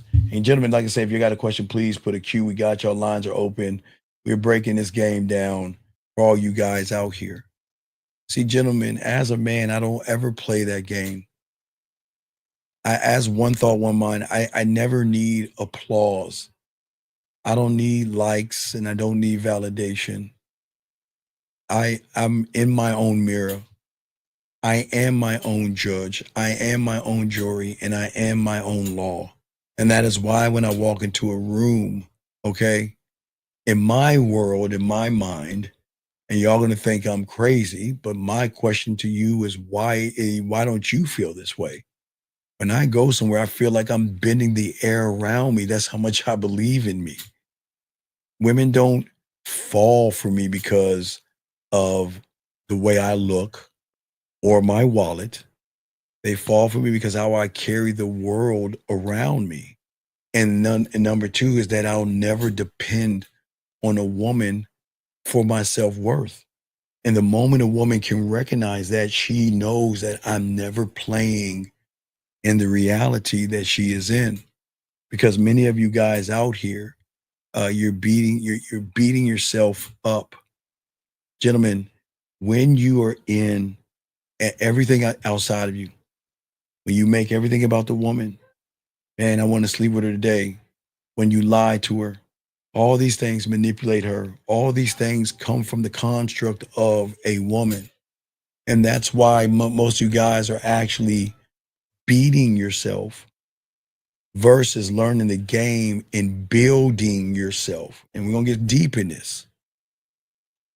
See, when you guys out here say that I'm not good enough for a woman, what you're really saying is that her opinion weighs more than my existence. You have placed her on a throne above you. The moment you call her sexy and beautiful without her doing anything, the moment you lie, the moment you manipulate, the moment you deceive, the moment you beat around the bush, the moment you walk on eggshells, the moment you do anything like that, you are placing her on a throne above you. And then you wonder why they're so disrespectful to you. That is why she laughs behind your back. And that is why she will choose a man with less money, less stability. But as long as he is more about himself, she'll always take him. Because this is the thing that the red pill people don't teach people. This is remember the red pill moniker that they have is I've got the looks, the money, the clothes, and the status, but she's always going to sleep with Boom Boom, Ray Ray, Day Day, or whoever that person is. Y'all have heard it before. The reason why he's more about himself and you're not. See, a woman is going to say the same things to us. We're not impervious to that. They're going to say the same thing to us, okay? And what I'm saying to you guys out here is that she's allowed to say it, but in my world, she's just not good enough because remember, she's got to prove herself to me. She is not good enough for me until she proves it. And that's law. That's law. You see what I'm saying? And the thing is, y'all don't understand that reversal. Y'all don't understand the electric connection a woman will have. Okay? Because at the end, okay, most of you guys just evaporate. You just go and there's nothing about you. You guys, we're all going to die one day, but what is the world going to say about you? You always talk about the graveyard, but look how many people have just gone and they're not remembered and they're not thought about. You should be remembered by something. Hopefully one day you'll be remembered by your bloodline that carries you on. But whether you want to have kids or not, that's fine. But I'm just saying that most of you guys, we're all going to go away one day. The question is when you go away, most of you going to go away never having lived as your true self. You're going to live as a series of fake people, fake masks, fake insecurities, and borrowed identities from everywhere and everything, okay? And gone. And what I say for all you guys out here, I carve myself into the stone. I'm going to make sure I'm gone. Okay, gentlemen, as I told you before, even in relationships, what do I tell you? When I start relationships, I'm so fucking cold. I set up the end when I'm gone.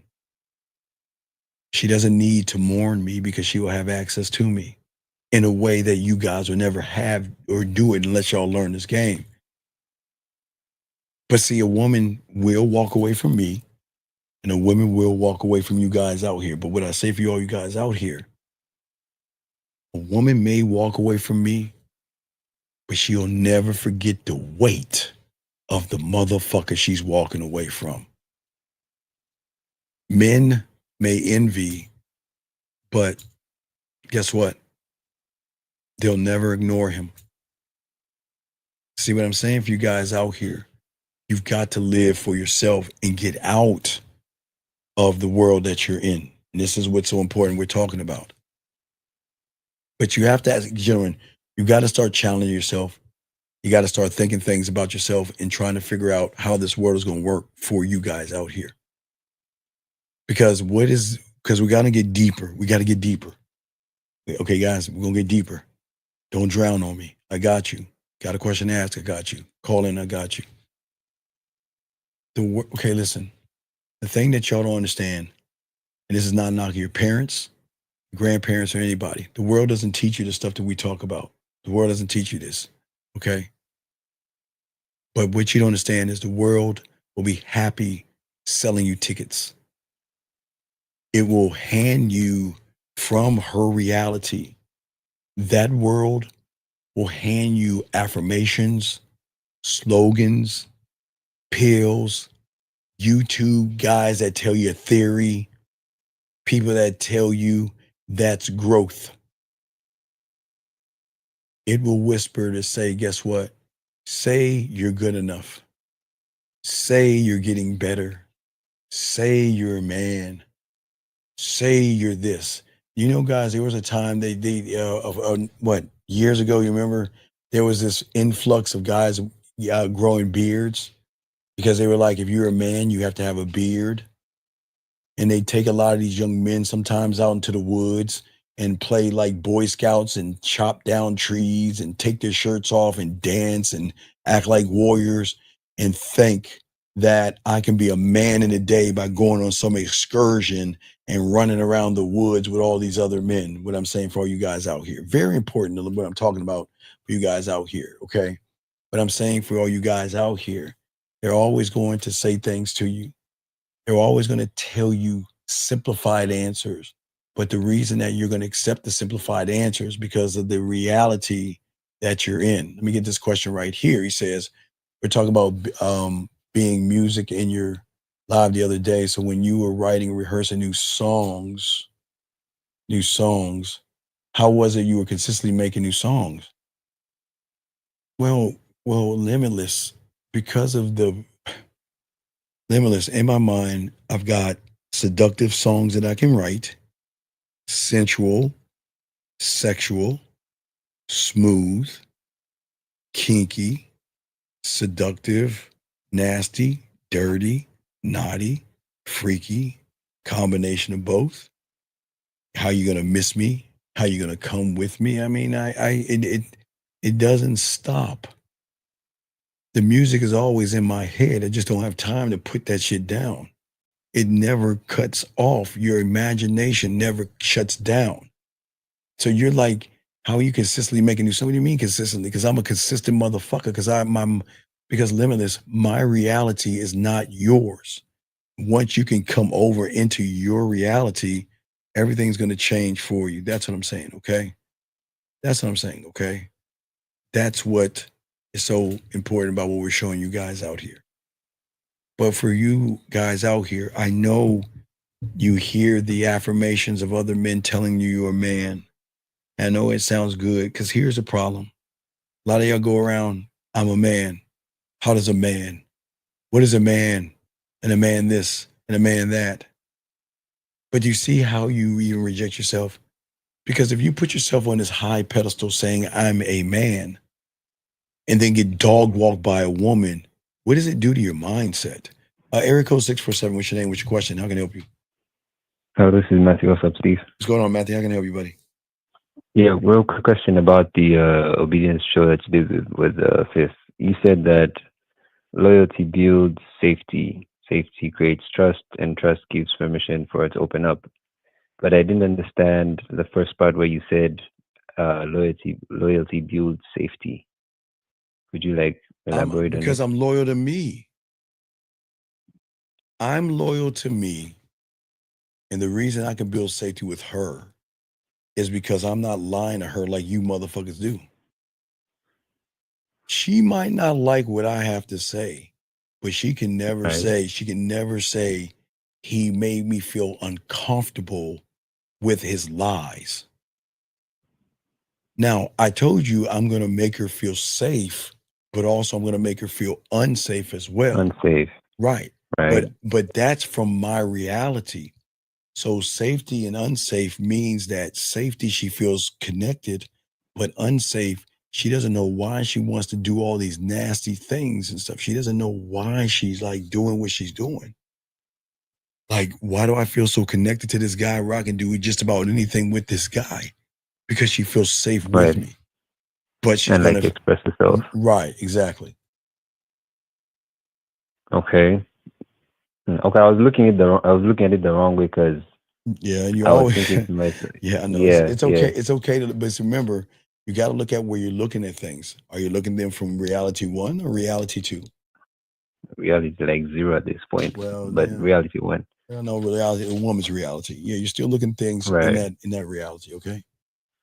Right. Then I don't know if I heard what you said correctly, but I think you also said that women like to be claimed and not possessed. Mhm. What's the difference between the two? It's honesty. I'm giving you an opportunity to get with me. Claim. Possessed. You can't go nowhere. Where are you going? Who are you talking No, to? but claiming something is like saying this is mine, right? Only thing I can say is mine is me. And that's all I'm introducing her to is me. Hmm. Okay, and I understand your point of view. All right, well, I'll throw you back in. Have another question, let me know, All right. okay? Thank you, Matthew. All right, thanks. Good call. Good call. Excellent calls, gentlemen. Area code 61. What's your name, sir, and what's your question? 61. Hello, going once. 61 going twice. All right, call back. Anyway, like I was saying for you guys out there, get your crowns out. We chopping up this game. That I was saying for you guys out there that where you guys go wrong is at the lies that you tell yourselves. Now sit around and say, okay, I'm a man, I'm a man, I'm a man, I'm a man. But then when you get treated like a woman, it kind of messes your psyche up. When you start thinking like a woman, you're saying I'm a man. And as a man, you should hold on a second. 61 is the last time I'm going to ask you, hello, area code 61. Hello, Coach. What is your question, sir? What's Hi, up? it's Haj. What is your question? So you were talking earlier about, the blacksmith and that everything you teach, we have to put it through our own blacksmith and make it our own, right? Yes. So my question with that is that something we would do like on our own? Or is that something that like You we don't have to you don't do, even like, know with you have a you? blacksmith on your own. How did you know you had a blacksmith? Did you know that on your own? Did you learn that on your own? No, I didn't. Well, Exactly. That's the whole point I'm trying to make. You got to be a student of this. There are things you know, then there are things you don't know, then there are things you don't even know that you don't even know. So you don't even know what you don't even know. You only know what you do know, but you think that's all you know. You think that's all you are until you learn things that you don't know. And hold on, wait a second. Stop right there. Stop. Wait. Watch. I give you an example. Let me show you a fraud right here. See that? See that? This is why y'all got to stop being fake. D Kids TV, with all due respect, you're not a student of the game. You're doing what Shazam did. You're doing what the other guy did. Y'all guys are just taking shit and running with it, and you don't even know what you're doing with it. You're not, hold on, caller. You see what he's saying? How do you handle when you give a woman free will, but they think you don't care? Then see, you're not giving them free will because you shouldn't give a fuck if they care or not. That's the whole point. So you're not giving, see, your mind thinks dog, you're not in the game. You're not a student of the game. I appreciate the questions. Great questions, young man. But hold on, not you, caller. But young man, what you're doing is you're just taking word play. You're taking words and just using it as word play. Because why don't you tell us how you're giving this person free will? So I'll give you 3 minutes to type something up to explain to everybody in this room of how you're giving this woman this so-called free will. Let's hear this bullshit. Now back to you, young man. What I'm saying is that for many of you guys out here, okay, for many of you guys out here, you don't know what you don't know. But see, you can't fix it. Okay, how old are you, young man? 24. Okay, how much red pill stuff have you listened to? Just be honest. There's no judgment here. I used to. Right, you used to I listen. used to listen to a fair bit, but I haven't in like the past, 2-3 years. I know, but But it's still, I'm but assuming it's still inside of but me. it's still inside you. Right. That's what I'm saying. So look at this. Yeah. Look at this. Why aren't you listening to it now? This is a very teachable moment. Why aren't you listening to the red pill now? Well, because I heard the stuff that you were saying, and it just makes more sense because you're like they just teach you to look at other stuff, outside of yourself, and you're teaching not even anything about women, but it's just about loving yourself. Right, And but when that sort of clicked in my head, and when I realized that, that's when I stopped listening to them. right, but you see what I'm saying is that when you are in a woman's reality, you're going to be blinded by that information. Okay, let me tell you, okay, when you're locked in yourself, okay? When you were a kid, what did your parents teach you about a stranger asking you to go in this van? To do what? They know, obviously. To run, Same right? danger. To run, right? Yeah. Because you sense what? Stranger danger, right? Yeah. Right? You notice something. When you touch the stove for the first time, right? You wrote a script in your head that whenever that stove was on, I can't touch it because I'm gonna get burned, right? Yeah. So you have these scripts in your head from one of one. But because you wanted women so bad, or something happened where you wanted pussy so bad, you started operating outside of that person that can run from a stranger and won't touch a stove twice. Does that make any sense? Yeah. Right? But what I'm saying is that if the reason why you were blinded from it was because of what your influence was, and it was always women. And that's why you couldn't see what you saw when you saw, if you ever saw a stranger come up to you, or why you didn't touch a stove twice. That's what I wanted to show you. Yeah. So like with these scripts that you're talking about, right? Yes. Are those just like, I guess, like belief patterns and like belief systems that you've developed from like experiences? No, they're you governing yourself based on believing women are better than you. This is y'all make everything about women as well. Greatest trick your mind plays, young man. It convinces you to look outside yourself for the answers that were never there to begin with. It pushes you to search for solutions in books and YouTube videos, manosphere videos, red pill videos, communities, red pill communities, manosphere communities, because all that is invalidation, because all those people, you're like, well, I feel like I'm at home because I'm around a bunch of people who think like me. But you should not feel at home anywhere but with yourself.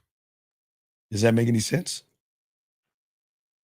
You look everywhere for the answers except in the mirror. You see what I'm saying?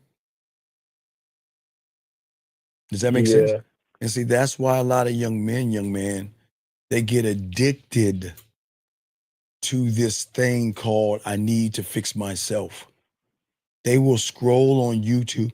That, you remember, their rabbit hole. The red pill and manosphere is a rabbit hole that is very deep.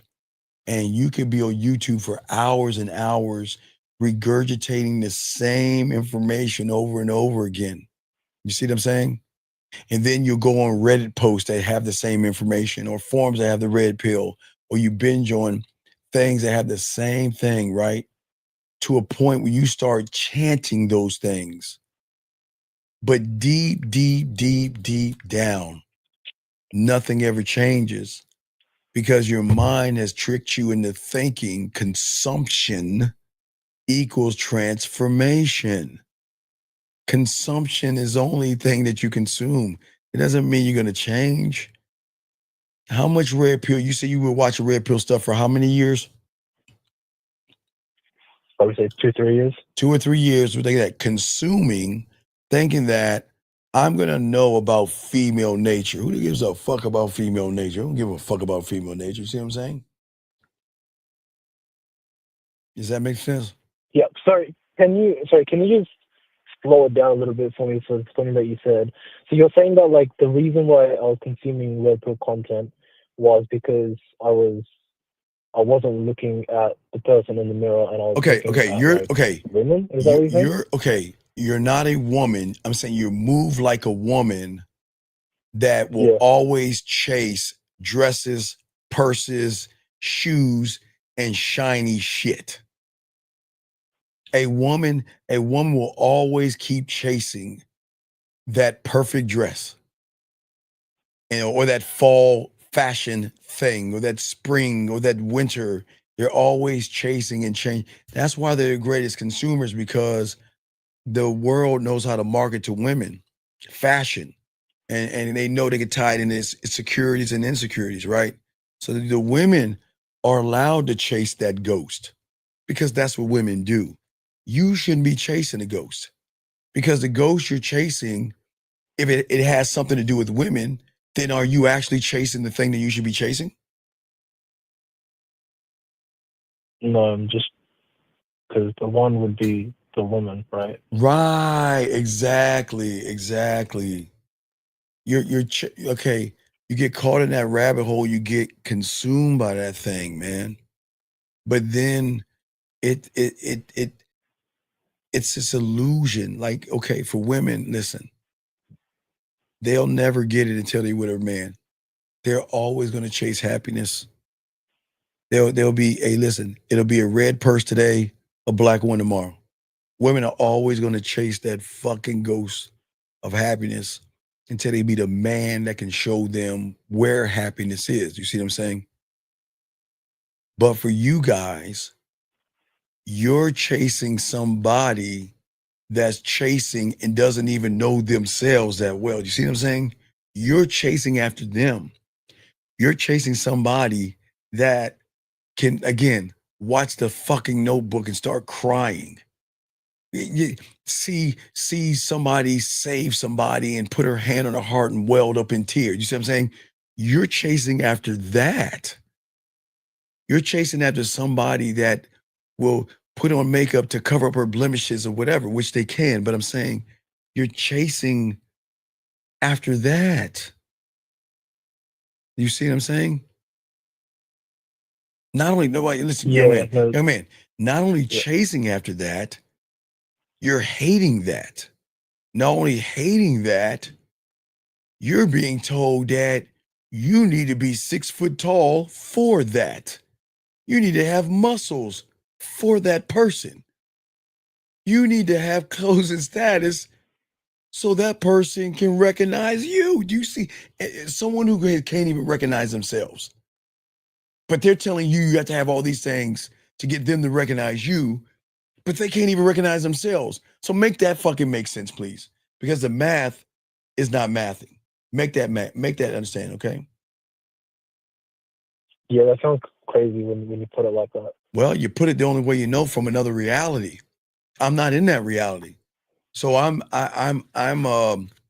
the one that you got to prove yourself, and Steve this and all this other stuff, and you don't understand how things are and all that other stuff, okay? You feel small. You feel small. You feel ignored. Women don't respect you. Men don't notice you. And what you hate in the mirror.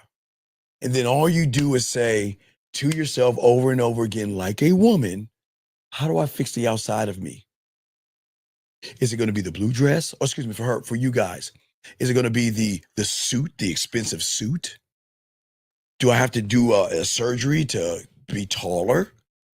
Do I have to go to the gym? I mean, what is the number? As I say, what is the number, or how many slabs of muscle do you have to put on your body to get the woman? How do I fix my outside? How do I gotta be on my purpose, because if I'm on my purpose, then a woman, see what I'm saying? How do I fix my outside, young man? You see what I'm saying? But never fix my inside. Because remember, if you were taught the truth, then you wouldn't even be there, because everything they're talking about is outside. Don't jerk off. Work on your money, work on your clothes, work on your status.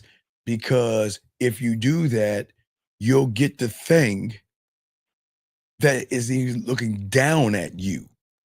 A woman is going to reject what she looks down to. Think about it. If you're at the bottom, a woman's going to reject what you look down to. But they will look up to the person that is above them. And I'm not saying above them in a mean way. I say above them because I don't have insecurities, low self-esteem. I can watch The Notebook and be like, man, that's the stupidest fucking, man, you know what? You want to know why women don't watch shows with me?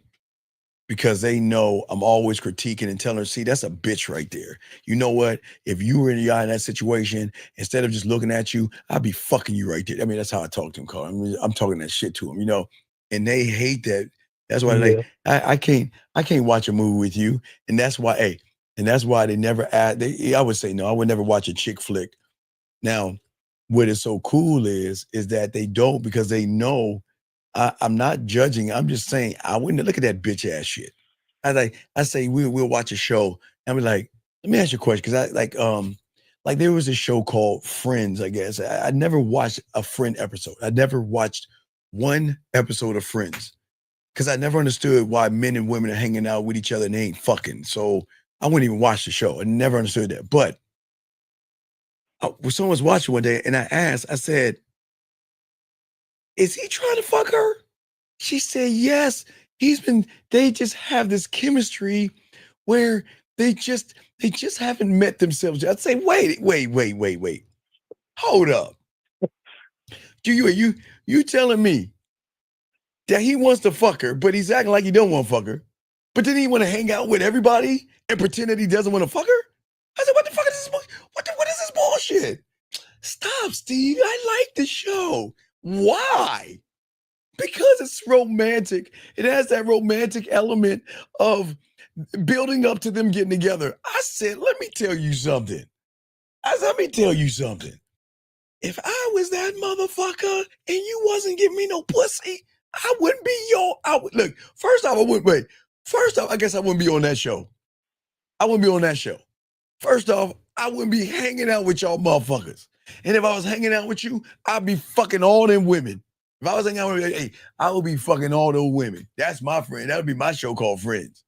I'll be smashing all those women on them motherfucker. I would be hanging out, chit-chatting and all that shit. About what?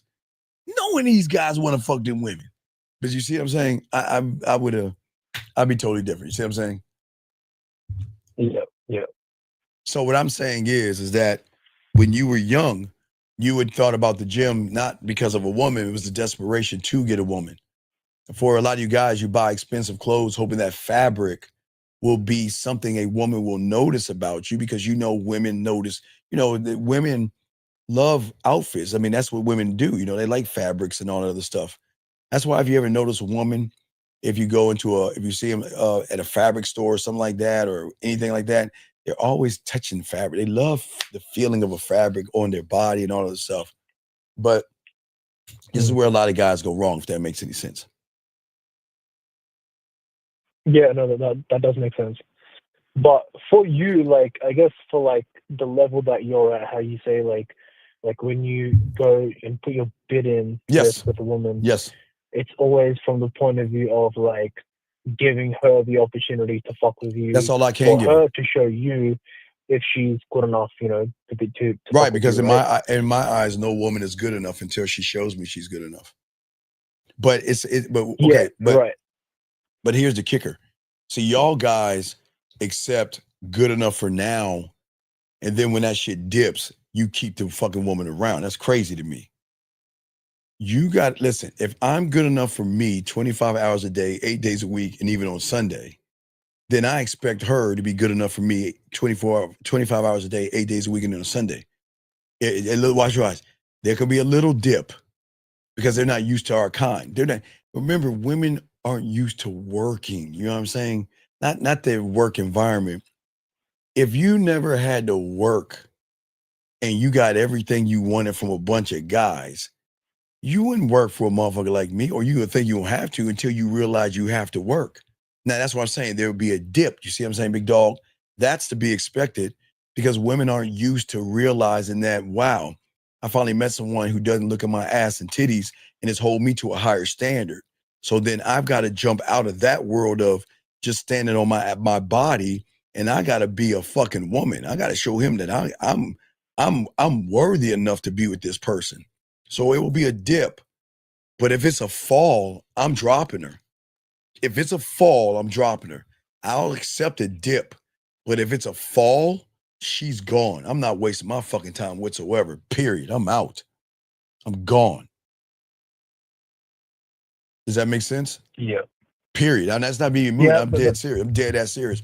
That's what I'm telling you. See, this is why the rejection thing, or this is why we'll get into it, but I got to keep going to get y'all to understand what's happening, because most of y'all are looking at everything the wrong way because you're in the wrong lens. You're looking at everything from a woman's standpoint versus your standpoint because of the thing I'm about to talk about, and that is your addiction.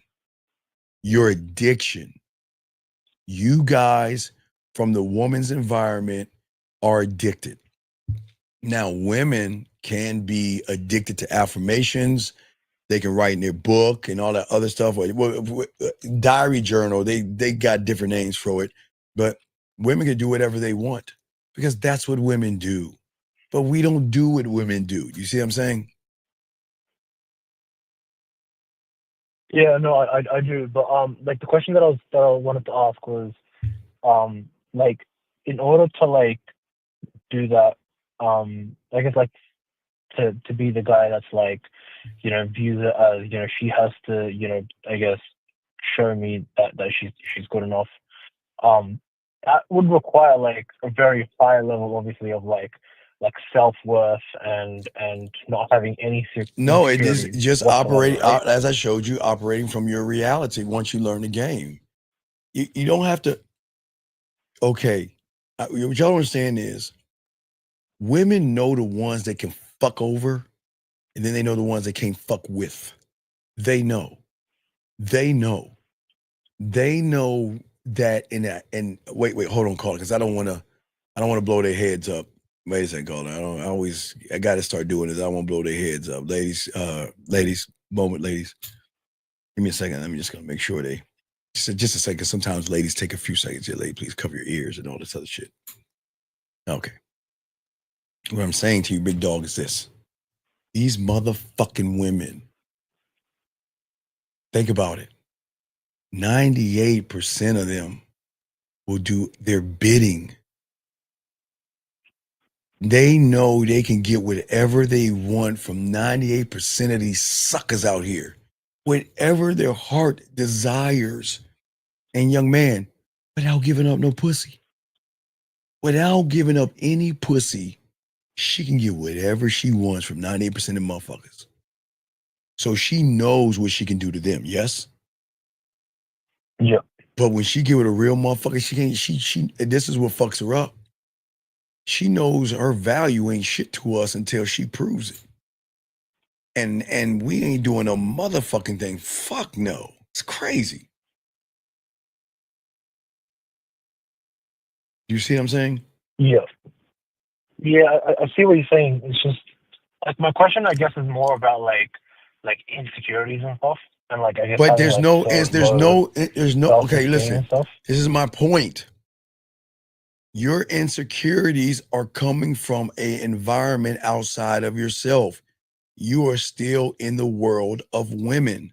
And that's why you have the insecurities, because you're not secure in Oh, yourself. You see what okay. I'm saying?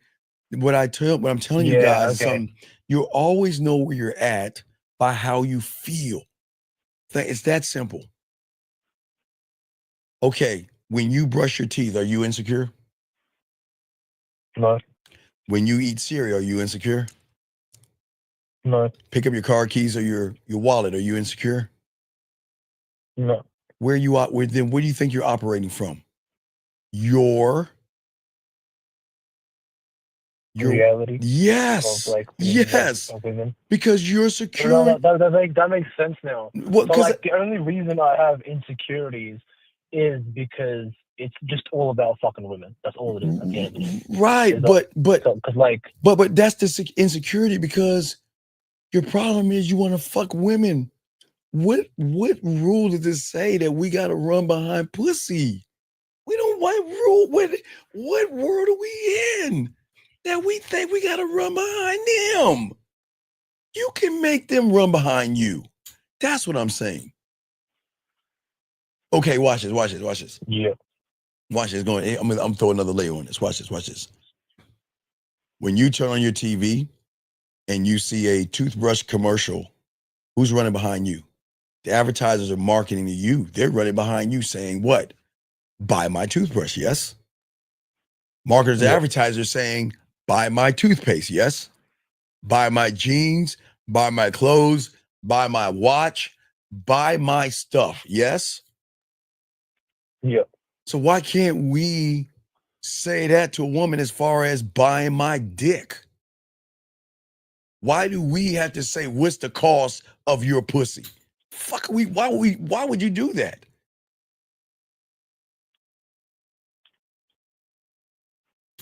Yeah. Does that make sense? Yeah, that makes sense. I'll try to It make does, sense of it. yeah, All right, yeah, so I got to thank continue you. the show, but I'll throw you back in. But thank you, brother. You got another Appreciate call. it. I appreciate it. Great call, buddy, okay? All right, guys, we need to talk about the addiction, guys, and we're going to get to this. Let me see. I think this person's been blocked before. I got to make sure why I blocked them. I got to get specifics because we block people sometimes. 904, what is your name? You've been blocked. How can I help you?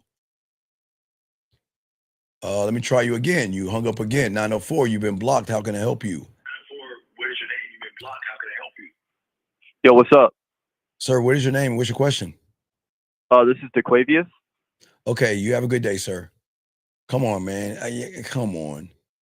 A white guy named DeQuavius. Come on, that is so real. Okay, I gotta make sure I put KKK. I gotta make sure I put the reason why. But that guy, I gotta block him and put KKK behind his number because he's racist. So I gotta remember. I just can't write blocked. I gotta write why we blocked him. So we'll write that in. So the next time he calls in, we'll unblock him and all this other stuff. But I do want y'all to understand something. I want to show y'all something. Watch this. And he's still listening. Yes, sir. Yes, sir. How old are you, big guy? Old enough to whoop your ass. Why is it that you listen to me? Why waste your time? Why waste Hey, your I time? don't need a lecture from you. No. You waste your time. I hung up on you. I'm just asking. Hey, for y'all people out there, remember I told you envy? The motherfucker has a lot of problems and the motherfucker needs help. Why would you listen to someone that you hate the color of his skin? But don't worry, I got him down as KKK. I got to make sure I got him down because I got to start specifically writing why we blocked these people. So they blocked and everything. But he's going to continue to listen, but he'll listen. We will never be able to talk to him again. But anyway, as I said before, for you guys out there, lines are open, but let us continue. But let's get back to what I'm saying. So let's get back to something that's going to be hard for you guys to understand. And it is it's an addiction, guys, most of you guys get addicted to this cycle. You binge on affirmations like women. You binge on YouTube videos like women. You binge on dating hacks to manipulate women. You binge on things to lie to women. You binge on things to deceive women. You binge on things to walk around on eggshells with women and everything like that. And you also binge on tips, fashion tips, not because you're into fashion. It's because you think that if I wear something nice, I'm going to get some kind of a woman. So you binge on that like it is a drug itself right there. Let me see here. Let's see here. Let me get some of these questions in here real quick. Let me see. Did I grab a question here? Let me see. So guys, if you have a question, go ahead and put a Q. Let me see here. 401, what's your name and what's your question, sir? Hello? What's your name, sir, and what's your question? My name is Nate. I've been in the comment section. What is your question, sir? No, it's not a question so much, but I've been dealing with a lot of shit lately, and Nate, I'm not here to be your pillow to cry on, sir. If you have a yeah, question, no, you so what is believe me, I'm not trying to cry on okay? you. I'm just, What is your question, sir? no. So my question is, I kindly got to the bottom of what's going on with my marriage, and I've been in this shit for like 4 years now, and we've been together for like 8. And she's been playing games with me the whole fucking time, and I've been forgiving her the You're whole lying. time. No, Nate. You want to know why? Want to know why that's a fucking lie? That's not a lie. What are you talking about? Well, What do you mean? Nate. Okay, Nate. Let me ask you a question.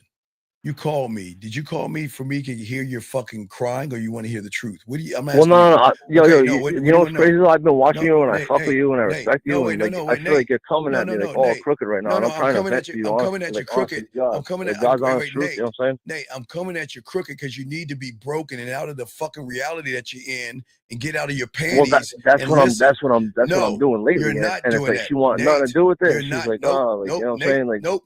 You're not doing it, Nate. Are you gonna be quiet and listen, or I'm gonna move on? I'm gonna give you a chance. No, I am. Okay. I'm listening. So again, as I said, all the shit you're saying is full of shit, and I will explain why. Before all right, you so I'm even, just gonna hang up, yo, 'cause I don't even want to hear before your fucking voice. You're a there you fucking go. phony bitch, bro. There you go. Yep, exactly. Yeah, you're phony. You're Nathan. fucking There phony. you go. You're Trying to talk to you for real over there, man to man. You're fucking coming at me all You're crooked. It's all fucking good. phony. Peace. You're a That's fucking why your loser. girl. Peace. Tell your girl to call me. Tell your girl Yeah, to you're a call piece, me. dog. No, You're a Nate. piece. Tell your girl to call me. Tell her to call me. Wait, where you going, Nate? Wait a second. Wait, don't go. Where'd it go? Wait a second. Oh, wait. I need your girl's number. Wait. Hold on, Nate. Come back. Let me get your girl's number. You forgot to give me your girl's number. Desperate to hear Give me me now? your give me your girl's number. What's your girl's number, Nate? What's up with that? Nate, I'm trying to man to man talk to you about. You're some not a serious life shit, man. yeah? Nate, You're you're like, Nate. doing it, but you're lying. I ain't lying. I've heard you say you're lying to many other guys. You ain't gonna tell me I'm lying, because I'm trying to call you. You're and tell not you a something real, Nate. and you're fucking with me, bro. Nate, it's all good though. Nate, do you want to hear the truth? See, first off, you gotta get out of your feelings. Do you want to hear the truth or not? You want to help? Out of my No, feelings, you're bro. not in your feelings. You don't want to hear the truth. You're in denial. No, my wife don't want to hear the truth. Okay, if you want to hear the truth, then why don't Nathan be quiet and listen? And I told you it's going to sting, but the truth is going to help you open your fucking eyes for the first time, so you don't do the same fucking mistake with the next woman, because you're going to do the same fucking mistake. Now, do you want to listen? I'm nervous to go into another one. No, that's my whole point, Nathan. That's my whole point. You're operating from a feminine position. And you were always been operating from a feminine position, because a man is not nervous. A man is self-motivated. You're not. A man has a standard. You don't. A man has confidence. You don't. A man has courage. You don't. Knew that because I was young, and she played off that. I fell right into it, man. Sir, but you fell into it. But why are you blaming her? It's not her fault. It's your fault. All right. Well, but the whole time I was operating in this marriage and relationship to begin with, like, I thought I was always doing the right thing by appeasing her. There's no right. Nate, listen to me. Listen, Nate. There is no right thing when you're in the wrong reality, young man. Listen, you can't do right. Like, she's told me to my face that, like, I like to escape reality. Nate, please listen to me, Nate. Nate, how old are you? How old are you, Nate? I'm 33. Okay, can you please pay attention and listen to me? I'm trying to help you. Yes, sir. Yes, sir. You cannot, Nathan, please listen. You are always going to do wrong because the reality that you're in is wrong. Right. You cannot do right in a reality being in a woman's world. Right. And that's the problem. Nothing you're going to do, and you're going to just duplicate the same thing because you don't have a game, Nate. Well, so here it is. Here I am, like 8 years in with her, right? And I've been forgiving her since day one. Nate, stop. There you go again. Okay, listen to you, Nate. Listen to you. I've been forgiving her since day one. And no, Nate. No, I'm not, Nate. I'm not calling you a pussy. I'm saying a pussy. I'm calling myself a pussy. Well, then, Nate, then you can't blame her. There is no forgiveness since day one because as a man, there's no problems with men. We don't have problems with women. Right. We don't have issues with women. And she's allowed to do it, but that's what I'm saying, Nate. You're always operating from a wrong construct because you're operating from femininity. You're not operating from masculinity. Right. So like now that I put my foot down, right, and I like now she's always had expectations, wants, needs. Nate. Nate. Now that I'm putting my foot down and having that against her, she doesn't want nothing to do with it. She wants out. Like she's not happy, not satisfied, right? Nate, just stay where you're at. You're not okay, Nate. Please understand, and I say this with kindness. Everybody can't be a man, dude. You just got to accept that you're a bunny rabbit. You're not. You ain't that guy. Bro. No, I'm being serious, Nate. You talk about you put your foot down. You should be stomping your foot. No, ain't no foot. The man doesn't need to put his foot down, Nate. Again, that's that feminine shit that they tell. Nate, that is that feminine thing that TV tells you. A man doesn't need to put his foot down. A man just removes himself from a woman. I don't need to put my foot down from a woman. My first serious relationship. I was 23 years old when I met her. 24. But it doesn't matter. Okay, sorry. Now this is the crazy part. I'm 33 and she's 41. Okay. She's been through 2 divorces. Okay, Nate. Now you sound like Nate. Now you're gossiping like a woman, Nate. See what you're doing? That's what women do. They gossip. So I'm calling you to tell you my problem. You don't want to hear it. Nate, they're not your problems. They're your Nathan. Nathan. Yes, Do you hear the voices? Do you hear the voices, Nathan?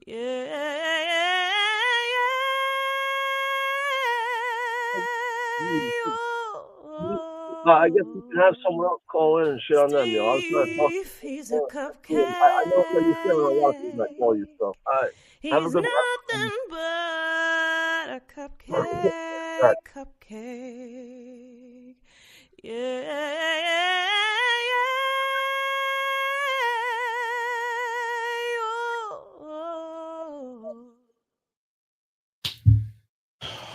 Y'all see why women share us now? I hope y'all understand why women fuck with us knowing we have other women. All that shit that y'all are doing, y'all don't see it. Y'all don't see it. Gossiping. What did I tell you guys that women do? Women gossip. A man will never say to another man, "Hey man, hey, I was in a relationship for this amount of months and we were this for the." Man, ain't nobody talking that way. Men don't talk that way. Men don't gossip about their problems like a bunch of fucking women. They don't. And gentlemen, I'm not saying as far as it's okay if you're trying to get help, but he's not trying to get help. He just wants to be heard because he's in a world. Oh, wait, I'm sorry. It's a leg. I'm sorry, my bad. He's in a world. I'm sorry. It was a leg right there. He's in a world where he's not being heard. I'm sorry. Excuse me. I'm sorry. I was doing something. Anyway, so he's in a world where he's not being heard. And he wants to vent like a female. This is not a venting place, man. This is not a venting place. You can't blame a woman when you're living in a world and an environment of women. But gentlemen, this is hard for you guys to digest because many of you guys don't understand the addiction that you have. You are addicted to being rejected. You are addicted to this fucking fears and insecurities and stuff like women. And Spit Enough, his heart is not broken. Because if he had the game, he'll realize you don't put your heart in this motherfucking game with a woman. That's what I'm sorry, man. All y'all guys sitting around, man, look at y'all, just hold his hand. Hold his hand. Y'all hold his hand and cry with him. Go ahead. My God. Eric Code 516, what's your name? How can I help you, sir? What's up? What's up? It's Frankie. How you doing? How can I do it, Frankie? How can I help you, sir? What's up? All right. So basically, is your thesis? But Nate was really he was very Frankie, emotional. Frankie, please stop that.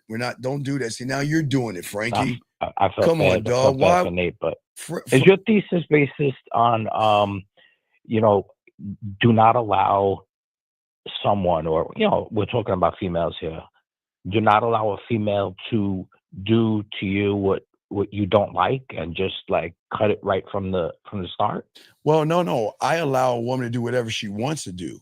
Is when she crosses a boundary, she will get notified and have a little conversation.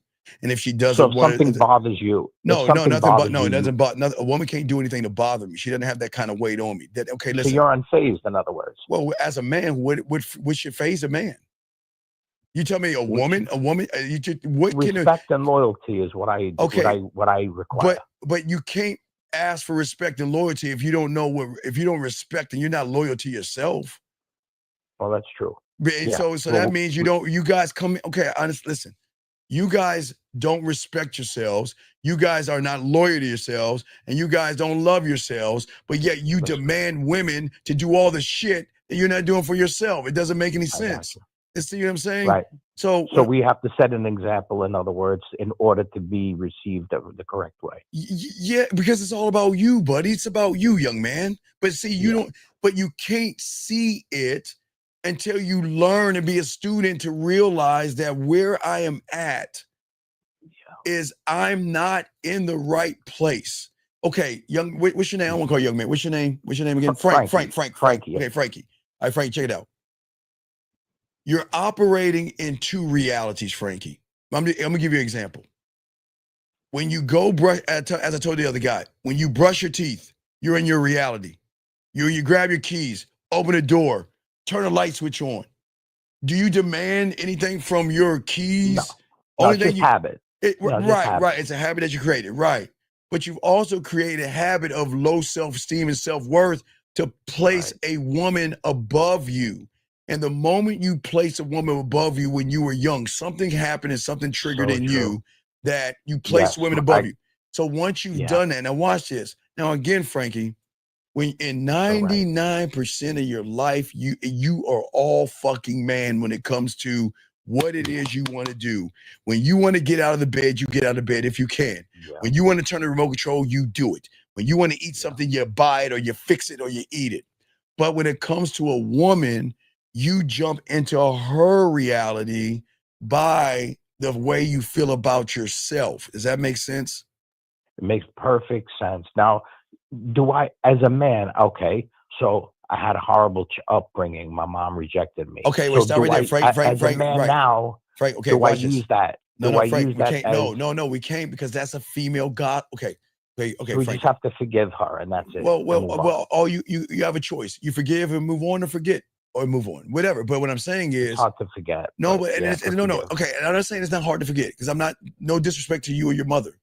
What I'm saying is that when you're not operating at 100% man, you just did something that went gossip. My mother never loved me, right? And there's no knock on you. Listen, I'm not shitting on you because your mother was a bad person. What I'm saying who knows is, what you went well, through, no. What I'm saying is that is information that guys use to tell women and they lose respect. Sometimes women are going to tell you, talk to me, tell me things. I want to know you. And the moment you show her any sign of weakness, she's going to recognize you got a tight pussy, and they're not going to respect you. They're going to sit around there. I know, listen to me, Frankie. They're going to let the greatest trick. Shout out to the women out here. They're going to sit around and say, you know what? I want you to share your feelings. Talk to me. Share yourself with me. Tell me your darkest secrets. I care about you. I love you. And I want to know, wait, what? So they do a reversal what on do you you mean? What? Oh my God. When you pour out to them, they receive that, use it as a reversal. Well, no, it's the fact that they don't want to date their girlfriends. What they want to hear, listen. If you even though they're asking you time and time again to relinquish some of your past. Nope. The only past I'm going to relinquish was last night when I spread your ass open. I was hitting that shit from the back. We're going to talk about that past. We're going to talk about that past when you were sucking my dick. We're going to talk about that past when you were coming and shit. That's the past. If we're going to talk about past, that's the past we're going to talk about. But my past is none of her fucking business because she wasn't a part of my past. So any wounds that you have from your past, gentlemen, it's okay to have wounds. But do you want a therapist or a woman? See, if you share, right, well, then you can't share your wounds to a woman because she no longer becomes a woman. She becomes your therapist at that point. Wow. You don't want a therapist. You want a woman. I want a woman. We all have wounds. Now, hey, Frankie, you want to know my wounds? I always talk about mine. You want to know my wounds, Frankie? 1982, when Dwight Clark caught the ball in the corner of the end zone over Michael Downs. 1983, when Danny White, my favorite quarterback, got hit by Dexter Manley, got knocked out, got a concussion. Those are my wounds. They're my fucking cowboy. Those are my wounds. No, I'm serious. Those are my wounds. If you want to know, we all have wounds. I can tell you about how I lost at Call of Duty. Matter of fact, I played Madden today. My boy whipped my ass 3 times today, and I beat him last game. You wait. You think I'm lying? Hold on, wait. Let me see if I can call him live on the air. I'm dead serious. I'm gonna show you my wound. I'm gonna let you hear my wound live on the air. I'm gonna call my boy. I'm gonna tell you right now. I'm gonna ask him if I can get him on the phone. I'm asking how many times he whipped my ass today. Watch, I'm dead serious. I'm gonna show you the wound. Watch this. Hold on. Yo. Hey T, how many times you whipped my ass today? Probably 2-1 today. So you whipped my ass 2? I thought it was 3. I thought you whipped my ass 3 times. I don't know. You could be right. Oh, fuck you, but who beat you last, bitch? Who beat you last? I'm live on the air. I just want to tell them my wounds that you whipped my ass today. And I wasn't lying. Did you not whip my ass? You beat the dog snot out of me and man. Yes or no? Yeah, fuck you, man. Okay. Now you can get off. I'm on my live show now. Now fuck off, because I still beat your bitch ass. Don't forget that shit. You coming to Dallas, motherfucker. All right, T. All right. So you see what I'm saying, caller?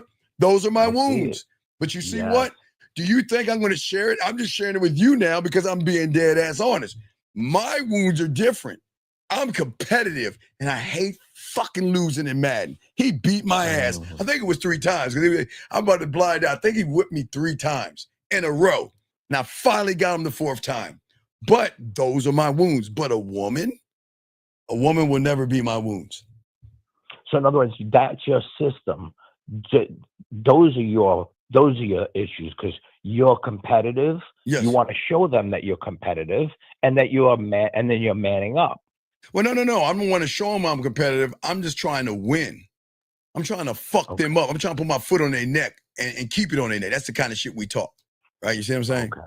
So what I'm saying is, but a woman, no. Anything that we talk about when it comes to women, that's why you have. That's why I made these relationships messed up because I overshared. Right. Don't overshare with a woman. All you want to overshare is the way you're going to make her come, the way you're going to make her smile, the way you make her feel. But don't talk about your wounds to a woman because they're not going to respect that shit. It's like they're there. Is it okay to compliment them on their beauty? Let them know how much, Frankie, what did she do to get complimented on her beauty? Oh, okay. You remember, Frankie, in the game, beauty is. How about if she says you're cute first? No. I know I'm cute. I keep telling you, when I'm in the shower, brushing my teeth and everything, and washing my ass, there's a fake mirror in my mind, and I'm like brushing my teeth and everything. Get your tongue and shit. You brushing, flaw. Hey, look at everything. and just pause for a second, and be like, mirror on the wall. Who's the baddest? Man, you a bad motherfucker. Now that's how I talk to myself. I talk to myself that way. So what I'm saying is that a woman is going to tell you you're cute because when they get those goggly eyes, they're always going to tell you you're cute and all that other stuff. What I'm saying is that when she follows direction, that's sexy. If I tell her to do something and she does it, that's attractive. That's gorgeous. But her just rolling up with her body, that's people that operate from her world that worship her. I don't like that energy. Well, I'm saying have to wait on them, and then you have to they don't have any direction. It's okay that we give them direction, though. Correct? Well, yeah, I'm always gonna give him direction because I'm leading shit. I'm not following a woman. And that's the way that's the what we like. We like to give direction, and if they abide by it, I mean, that's pretty cool. I mean, I enjoy. And if they don't, it's cool. Regardless if they do or they don't, that's none of my business. I can't ask a woman to do that. I just remove myself and bring up the next woman who will. I'm not waiting. Gotcha. It's always been this simple. No means go and find the other one that will. Because I'm not going to beg a woman. See, if a woman says no, then all of a sudden I've got to beg her. Then guess whose world am I in? Mine or hers? Right. So do you know? I'm just gonna give you a quick thing on my last relationship. No. You just did it. See what you was about to do. I'm stopping you. See that? What was you about to do? Thank you, Frank. Frank, what was you just about to do? Gossip. We can't gossip about. Okay, Frankie. It was just a compliment to what you were saying. No, about, I appreciate it, Frank. But just move it on. Yeah, we just got to move on. Pack up like a hobo. Grab your stick with the bandana and get on the next boxcar to the next town. Like in the movie Heat, if you're not ready to move out in 30 seconds or less. Yeah, you got. Don't look back. Hey, if anybody comes back, they coming back to me. I am not running behind no fucking woman. Never have. You are like in a whole nother ether with this stuff. Well, no, but I'm trying to get you to intrinsic value, man. No, but young man, don't lie. You have been in your own ether as well. That's why you fucking are here right now. Well, Frankie. in the wrong ether though. No, but you got here first. You got here you got to the egg. I didn't help you get there. I didn't help you get to the egg. So I'm just saying that I'm trying to get you to tap into the source. Okay, Frankie? Yes, sir. So I appreciate you, brother, man. And great fucking call. Man. Have a great night, buddy. Thank you, Frank. Call in anytime, buddy, okay? Absolutely. All right, shout out to you, Frankie. Shout out to Big Frankie in the house. Thank you, Frankie. Guys, let's continue. Guys, listen. Look, what I'm saying to you guys out here, as a man, you've got to see through the addiction, okay? I don't chase quick fixes because I understand that working on the outside without committing to myself internally, gentlemen, is wasted time and wasted motion, okay? I know that the gym is good for you guys to get exercise, but we all know the majority of you guys are there for some pussy. We know the majority of you guys think the gym is a club. We know the majority of you guys go there because it's the only time you can see women walking around in latex where you can see the roundness of their ass and the tightness of their breasts. Most of y'all won't admit that, but that's fine. But I know the gym won't save you if you still see yourself as weak. Clothes will not save you if you're begging for approval. Red pill will not save you if you're still trying to prove your worth to a fucking woman. The manosphere won't save you. None of these things are going to save you, okay? The only thing that's going to save you is to cut out the noise, gentlemen, all right? And what I'm saying is that because we have to understand rejection and understand why we're getting rejected, okay? Why we're getting rejected. Can't answer anonymous calls. Let me hang up and see who that anonymous call is because we get the call. Area code 929. I think let me call you back, 929. I don't know why you call anonymous when we get your number. Why call anonymous? Why just not call in? Hello? Yes, 929. Why call an anonymous? What's up, 929? What's up? Well, wait a second. Why'd you hang up? Didn't you just call me? So you called me, and wait, I'm gonna call you one more time. Your call has been forwarded to voicemail. The person you're trying to reach is not available. At the tone, please record your message. When you have finished recording, you may hang up. Okay, 929, let me show you why you're operating from a woman's perspective. Look at what you did. Number one, you called in anonymous. Calling somebody anonymous. I'm trying. Hello. No, I'm trying to teach you a lesson since you don't want to answer the phone. I'm trying to teach you a lesson. Hold on. Let me speak. You don't even know who you're talking to. No, I wasn't done with my lesson because hold on, I'm not done.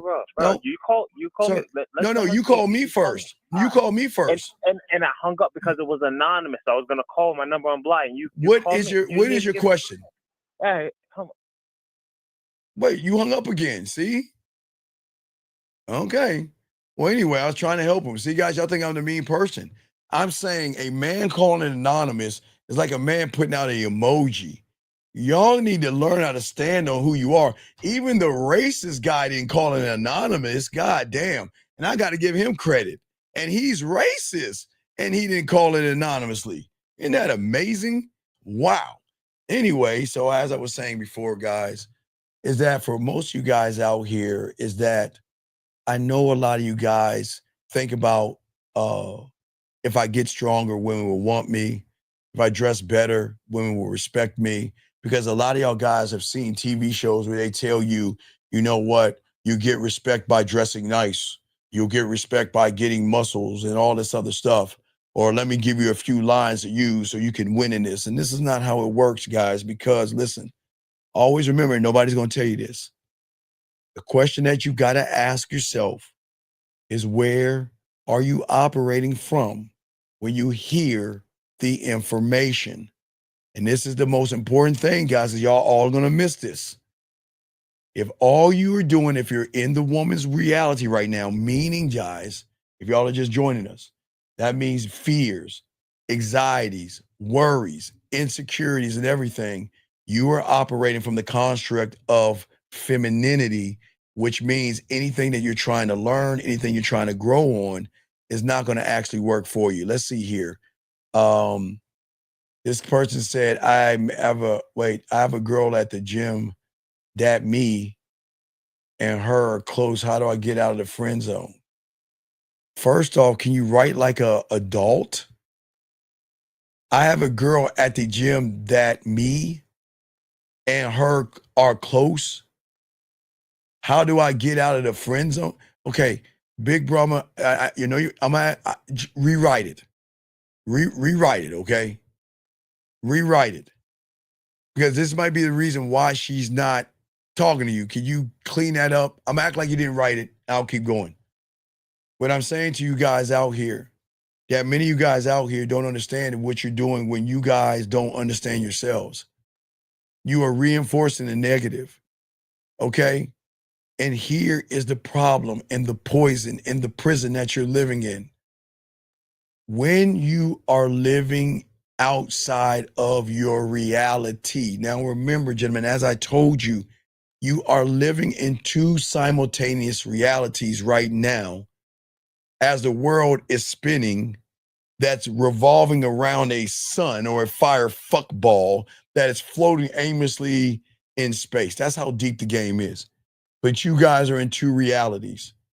99% of you guys out here can do everything. You're locked in, gentlemen. As I said before, there is nothing wrong with you, because let me show you guys, as I'm showing all you young men out here, okay, that it's very, very important for you young men to see exactly what I'm saying as far as the realities. So for many of you guys out here, as I said before, when you are, like I showed y'all earlier, when you're one thought, one mind, one at one, this is you 99% of the time. This is you 99% of the time. But like I was telling you guys, as a sickness, your body will push out what is ever sick inside of you. Well, what's happening is that when you operate outside of yourself and you have fear, and this is all about a woman, it's that 1%, that woman, anything that deals with a woman that triggers an emotional response from you, you're always going to be operating from her outside of her. So I just want y'all to understand where I'm coming from with this. So what I'm saying is that when you're operating from the construct of a woman's reality, you'll never fix yourself, because you're fixing yourself from a place of weakness.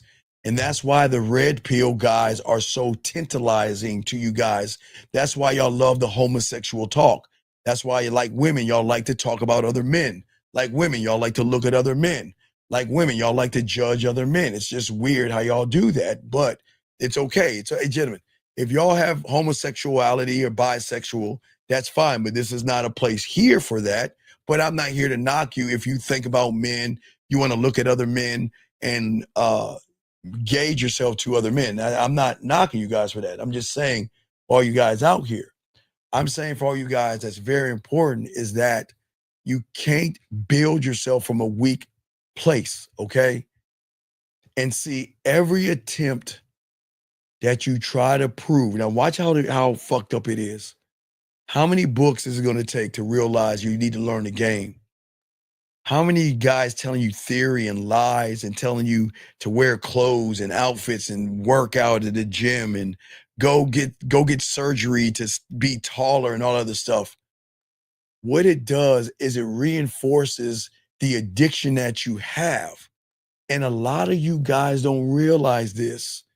You find comfort in the addiction that proves to you that you are broken. And I know that sounds fucking crazy. I know y'all think I'm smoking, but y'all have to listen to what I'm saying, gentlemen. You are so addicted to proving that you're broken, you never want to fix yourself. Because what will fixing yourself do? If you fix yourself, that means you can no longer look at the excuses and say it's a woman's fault. It's a woman's hypergamous nature. Women are evil. Women are gold diggers. Women, she's an OnlyFans model, or she's a single mother, or she's old, or whatever excuse that you live in your comfort zone. You know, if you step back into that reality that you're in control in, okay? Then guess what? You're not going to leave it because you're too broken to leave that. You go to the gym, and instead of thinking, I'm strong, you think, I need this to hide how weak I am. You buy clothes, and instead of thinking, I like my style that I have right now, I like my style, I like what I wear, you're thinking to yourself, maybe people won't laugh at me or judge me because I saw this girl that I really want to sleep with or give my cock to on some reaction video, some woman I'll never see ever in my lifetime, but she said that she is only going to date a guy that has a nice outfit on. So in order for me to get a woman like that, I've got to wear this outfit. Guys, I'm not lying. A lot of people think that way. Listen to me. This doesn't make you bad people. Please understand. I'm not saying you're bad. I'm just trying to wake you up, gentlemen, because this is why it never ends. And this is why a lot of you guys are always going to spend your life trying to chase your tail of this thing called self-improvement, like a hamster wheel, running in place, but never moving forward. Because that's the thing the game is going to teach you young men out here. See, the thing is why when you learn the game and the student of the game, one thought, one mind, one way, we not only flip the script, we are the script. If I were to go to the gym, I would say, this is going to be my regiment. I'm going to get on it and I'm going to work out and do this thing and I'm going to go home. But because I don't want to put money in it, I can go to the gym at my fucking apartment building. I can go to, I can work out on the monkey bars and do pull-ups on the monkey bars at the park or something. I can do push-ups and sit-ups from the comfort of my own home. I don't have to go to the gym, but I'd like for you guys to save money. You know, you can do those kind of regiments outside of the gym if you choose to, or go buy some gym equipment in your house. You can do that as well. But what I'm saying is I'm never begging for respect. The clothes that I wear, I'm simple. I never had nice clothes. I couldn't afford nice things. So I'm just a basic guy. I'm a basic Nike, Dallas Cowboy, solid color. That's just me. I'm a basic guy, but I'm never going to do anything for a woman. I'm never going to dress up for a woman. Never, never will I do that. I will never do that. I will only do it for myself because I'm not desperate for a woman's approval. Okay? And I will listen and learn myself, and I will grow as a student. But I will never put at myself in a place of not believing in myself. And this is why women bend to us and fuck with us. And this is why guys hate us and envy. Guys, even the racist guy who hates me still envies me. He just hates me. His reaction of his envy is hate, but he envies me. Because you remember we called him and you could hear in the background me in the background. So he still envies me, even though he hates the color of my skin, if that makes any sense, everybody. 661, what's your name and what's your question? How can I help you? Hi, my name is Emmanuel. Yeah, so you mentioned today that so the women's world, right? And then the addiction. So is the addiction being addicted to being like in the women's world and being feminine? Is that what the addiction is? No, the addiction is the safety and comfort of being in the woman's world, because in the woman's world, like a woman, I can blame the woman for everything that's going wrong in my life. I can be the victim. I'm the victim in her world. It's not fair. Dating's not fair. It's not fair that women get to have all these guys. It's not fair that I got to work extra hard to get a woman. It's not fair. So it's just victimhood. So it's comfort then. Well, no, you're addicted to the comfort of being, okay, you're addicted to the rejection. You're addicted to the comfort of not doing anything and working for yourself. Oh. See, the greatest, the greatest trick the mind does, it convinces you that red pill rhetoric, okay, money, clothes, and status, get your money up, be tall, have nice clothes, go to the gym, hey, buy women dinners, kiss their ass, take them wherever the fuck they want to go for some pussy, I guess, all that stuff. Okay, what people don't understand, it's convincing, but it's not. It's not. They think they're fixing what's wrong. They're not. When you have the game, okay, when you had this game, the true power one person has is not in fixing, it's in claiming. Okay? It's not in trying to patch shit up. It's in standing on that. And like a woman, it's not in her doing no fucking affirmations and shit. That's what women do. You got to live in your truth. So you got to stop feeding that loop. You've got to stop worshiping the altar of her. Okay, you're in her world. So she's on this altar and you're worshiping and rolling fruit at her pussy and her ass and titties, and you ain't fucking. Doing that, thinking that it's gonna fix me, basically. Well, what you're doing is that you guys want sex so bad, you go to quick fixes. You got to stop scrolling for answers in the mouths of males who don't even live on their own words. Do you hear what I'm saying? You have to stop scrolling for answers in the mouths of males who don't even live by their own words. What are they doing? Regurgitating the same shit. Saying the same regurgitated words. Looks, max, and money, clothes, and status. Man, hypergamous nature, monkey branching, female nature. Man, men don't talk that way. Men don't talk about all that shit. You know what men? You know what men? Hey, you know what men say? Men say, "Hold on, let me check something." Oh shit! Men be like this. Hold on, I gotta check something. Oh damn. Hold on, let me see what she got to say right now. And then you just press play and you hear this. Oh, and by the way, when I'm playing with this pussy, and right before I come, I say your name. Oh my God, let me stop right there. See that? You hear that?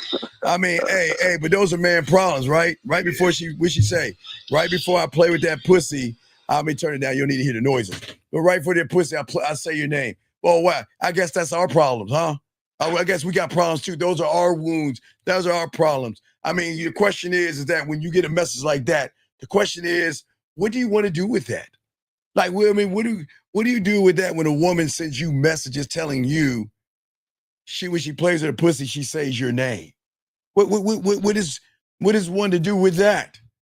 You see what I'm saying? Versus women are bad and women are evil. I mean, do you see the difference? There's differences in that.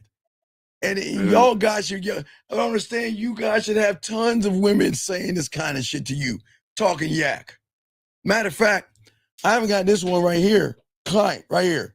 Guess what he made her do? You right? You want to know what he made her do? You ready to hear this? Ready? Yeah. Hold on. What's up, Daddy? So, I had to go and get it. Yeah.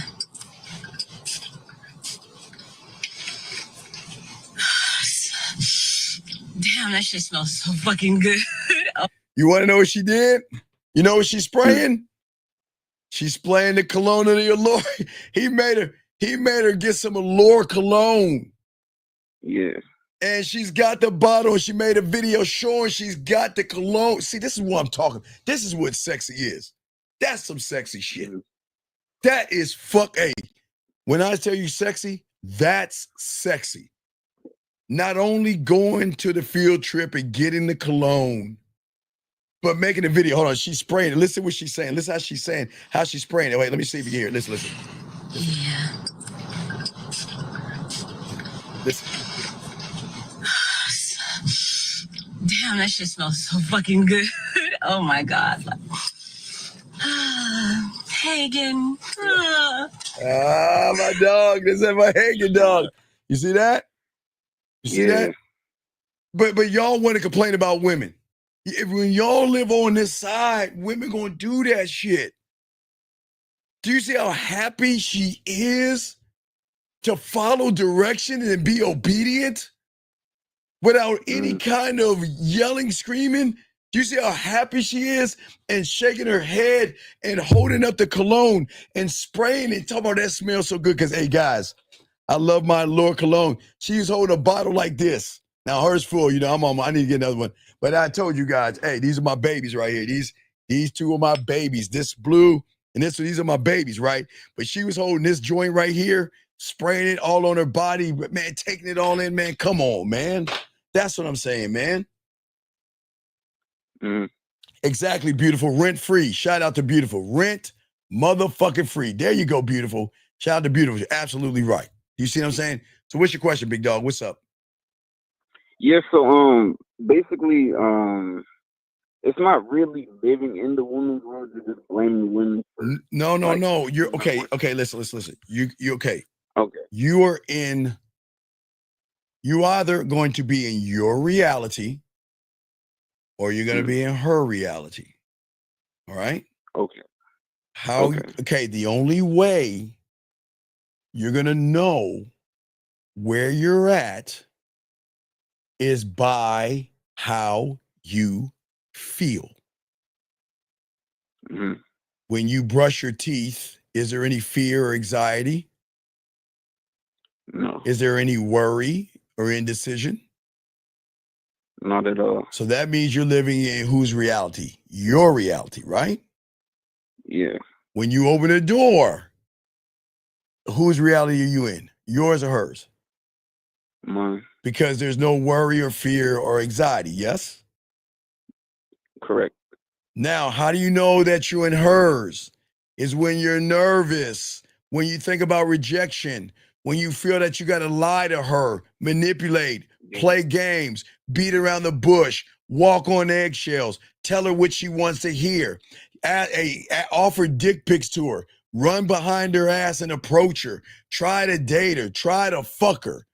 You're in her reality, which means is when you feel those things, that's your body saying you're in the wrong reality. Y'all don't understand how deep this is. Your body, just like, okay, when's the last time you threw up? Last week, actually. Okay, so you ate something bad, yes? Yeah. Okay, when you ate something bad, your body said, this is not working out for us, yes? Yeah. So what I'm going to do is I'm going to prepare you to get this shit out of us, get this out of us, yes? Yep. So then the preparing is making you what? Sick. Because nauseous. Right, and nauseous, because it wants you to realize that this is not aligned with us. So we've got to remove it out, but the process is nauseous and sick, and then you throw up, right? Yeah. So it's the same thing when your body and your mind is telling you in the wrong reality. When you're talking about how sexy she is and you have fears and you're nervous, that's your mind and your body saying that don't do it. Anything you do, you're going to be operating from the wrong reality. But see, people don't understand the depth of that. You see, does that make any sense? Okay, so worshiping her is sick, and your mind is Your mind. Okay, worship is going to trigger fears, expectations. You're gonna have an expectation of a woman based off of her smiling, which I'll explain in a little while. But you can't do that. I mean, you can, but you need to know where you're doing it from. Does that make any sense? Yeah. So basically, like you said, the body's gonna reject an illness, same as the mind is saying, "Oh, if you," it's going to give you a warning. It's a warning. It's a warning. It's a warning that's going to trigger something. You don't have fear, and if a woman triggers fear in you, it's triggering to tell you danger. It's like, I guess, Spider-Man. Your Spidey sense is going off, but in the wrong way. No, Spider-Man senses is going off to protect him, but kind of, I guess, the same thing. You don't have Spidey senses because you can't climb up a wall. And I'm not saying you're Spider-Man, but things go off in you to warn you that what you're doing is not right. Yeah, so Steve, it's like worshiping a woman is not right to me. Yeah, so worshiping her is poisonous to me.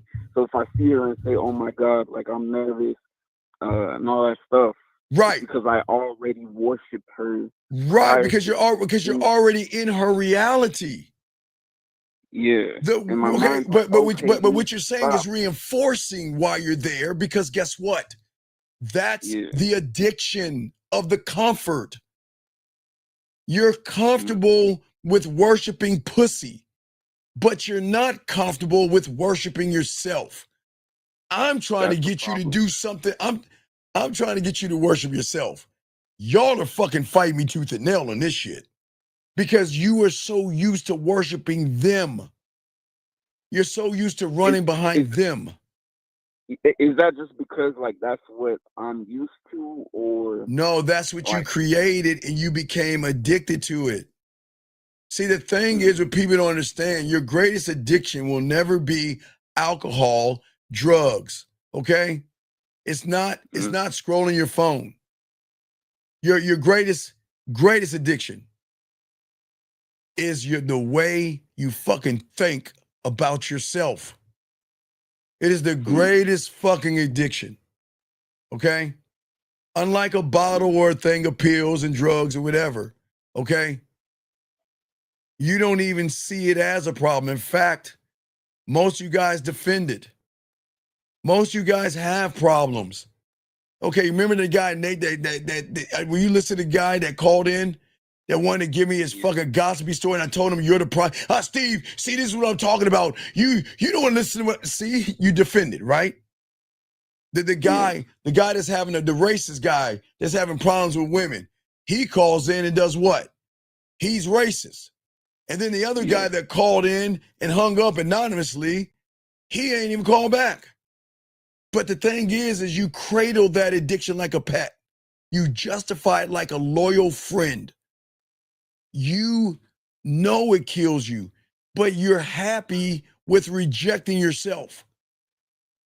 And all you're putting out to women is reject me. Please reject me. Because guess what? If you accept me, well, what do? And that is called the fear of success. See, people think there's a fear of rejection, but in that world is also a fear of success because what do the guys do? Hey, Steve, I said this to a woman. She said that. What do I say next? See, they do that. Hey, Steve, I said this to a woman. She said that. Well, what do I do next? Because they take our shit, use it, it works. They're like, oh my God, what do I do next? You see what I'm saying? So you said like you just listed like all the callers that called in defending like their belief system and all that. Right. So, I can't just talking to a wall. I can't. I can't. Okay, here's the thing. Yeah. The mind is gonna make them think I'm being mean to them. But okay, let me ask you a question. Do you think I can break their algorithm and their reality by tugging them in like this and saying, it's okay. Let me give you some warm milk and let me tuck you in. Please just tell me how you feel. And it's not your fault. Do you see what I'm saying? It ain't gonna work. It ain't gonna It's work. not gonna work. But they fight. But I'm trying to cut through. Okay. See, like a woman that's gossipy and chatters, because women chatter, and that's women, it's okay. They want to chatter about shit that doesn't matter. Okay, watch this. I say, what's 2 + 2? Well, Stephen, I was in line and I waited for a little time and I had an apple in my hand and I went into the classroom and I saw Miss Crabtree. Miss Crabtree's on the board and she was writing words down and I took the apple and put it on the desk. Oh my God, it was great. And then I went over there and then there was Lauren over there twirling with her hair, and there was Beautiful over there chewing some gum, and Lily was over there and Katie K was over there. I'm like, motherfucker, what is 2 + 2? Well, I'm just asking for the 4.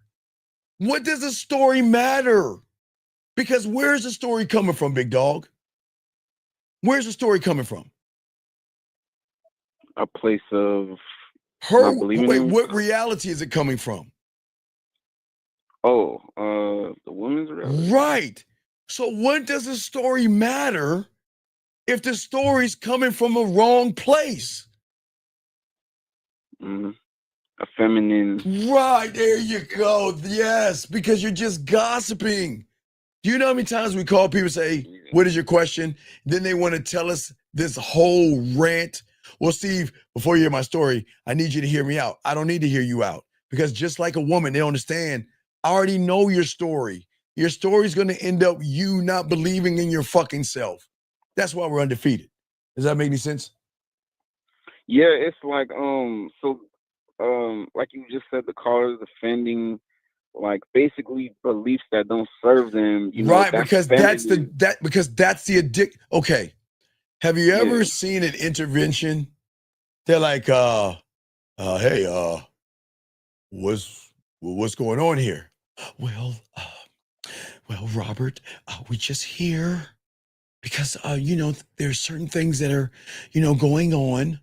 There are things that are missing out of my purse. There are things that are missing in a thing, and we just want to tell you we love you. What are you talking about? What are y'all doing here? What are you trying to say? You trying to say that I have a problem? No, I ain't got a problem. You got the. Do you see what I'm saying? How they do it? Do you see how they treat me? I'm not the bad guy, but I'm the bad guy for shining the mirror in your fucking face to show you that you are not the man that you think you are. And that's the problem. Oh, okay. I'm seeing this. So okay.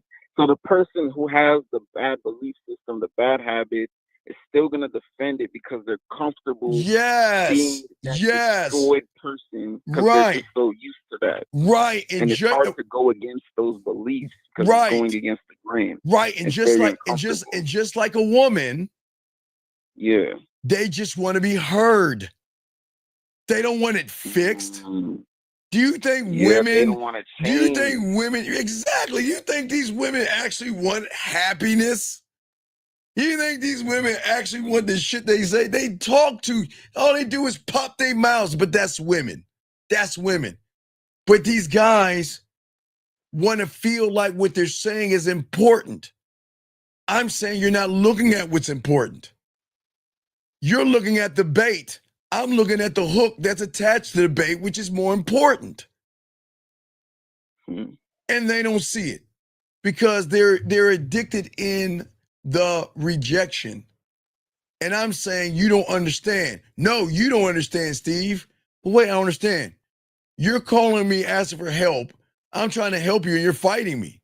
Steve, I got a question. All right, what's up? Well, you see, I was in this long-term relationship. No. Can you stop talking about that? But Steve, wait a second. I'm trying to explain myself to. Well, you don't have to explain yourself. That has nothing to do with your question. What's your question? Well, Steve, I want to know. I was talking to this woman. Okay, what were you talking about? What, Steve? That's not the question. You're not listening to me. I'm trying to get to the root of the problem. No, I'm trying to get to the root of the problem.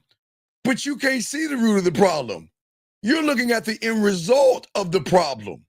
But the root of the problem is your fucking ass thinking. You see what I'm saying? The thinking. Yeah. It's the voice Yeah, that. I'm sorry. Go ahead real quick. Yeah. The person is really just calling in with no intention to change. They, like you said, they just want to be heard. So it's kind of like you already see that, and you're really just trying to get to the point of like, do you want help or not? And Well, you no. just wanna really talk. I'm doing something deeper. Okay. I'm doing something deeper. Okay. I'm trying to show them how men operate from their reality with fucking solutions. I was taught at 9 years old, always remember, motherfucker. That's how my mentor taught me. All right, motherfucker, check this out. When it comes to the game, you're gonna have issues, but not problems. They're gonna be people. You'll tell me there were people in the world, and it's true. You're gonna be people that's gonna hate you. You're gonna lose friends. You're gonna lose family. You're gonna lose friends and family because their women gonna want to fuck with you. Those are issues, but not problems. See, people don't understand the difference between an issue and a problem. So he educated me. He said a problem is something that you cannot control. And I will give me an example. He's like, okay, a meteor the size of Jupiter heading towards Earth. That's a fucking problem. But a woman, that's a simple solution. Women are solutions. They're simple solutions. They're never problems because you don't bring a problem into your world as a man because a woman can't even get in the goddamn door until she proves that she's not going to be a problem. See that? But you can control that narrative, but you can't control a meteor the size of Jupiter heading towards Earth. Does that make any sense? Yes, it does. So basically, that is the mindset I should have, but my mindset is, what can I do to get with her rather than having that standard Right, of because you should get to stop getting. You're right. What benefit do you get with getting with a woman? Oh, wait a second. Hold on. I'll tell you. Wait, because I don't want to blow. Hold on. Wait. Excuse me, ladies. All you ladies out there. Y'all know it's time. I got it. Hold on a second. I got it. Wait. Just gotta give me like 5 seconds. I just gotta make sure the women cover their ears and all this other shit. All right. Thank you, lady. Keep your ears covered. I'll let y'all know when it's up. I'll let y'all know when y'all let off. I'm saying is, what is the fucking benefit of kissing somebody's ass? What is the benefit of buying them dinner not to get any ass?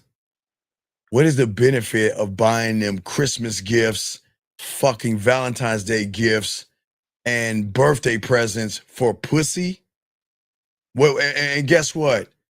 And what do they get you motherfuckers? What, they give you ass for Valentine's Day? They don't buy you a goddamn thing because they don't feel they need to give you anything except what's between their butt cheeks. What do you get? Oh, her time. Because that's how arrogant they can be. I don't have to give you a fucking gift, motherfucker. I can just show up in this Christmas, goddammit. I can show up in this New Year's.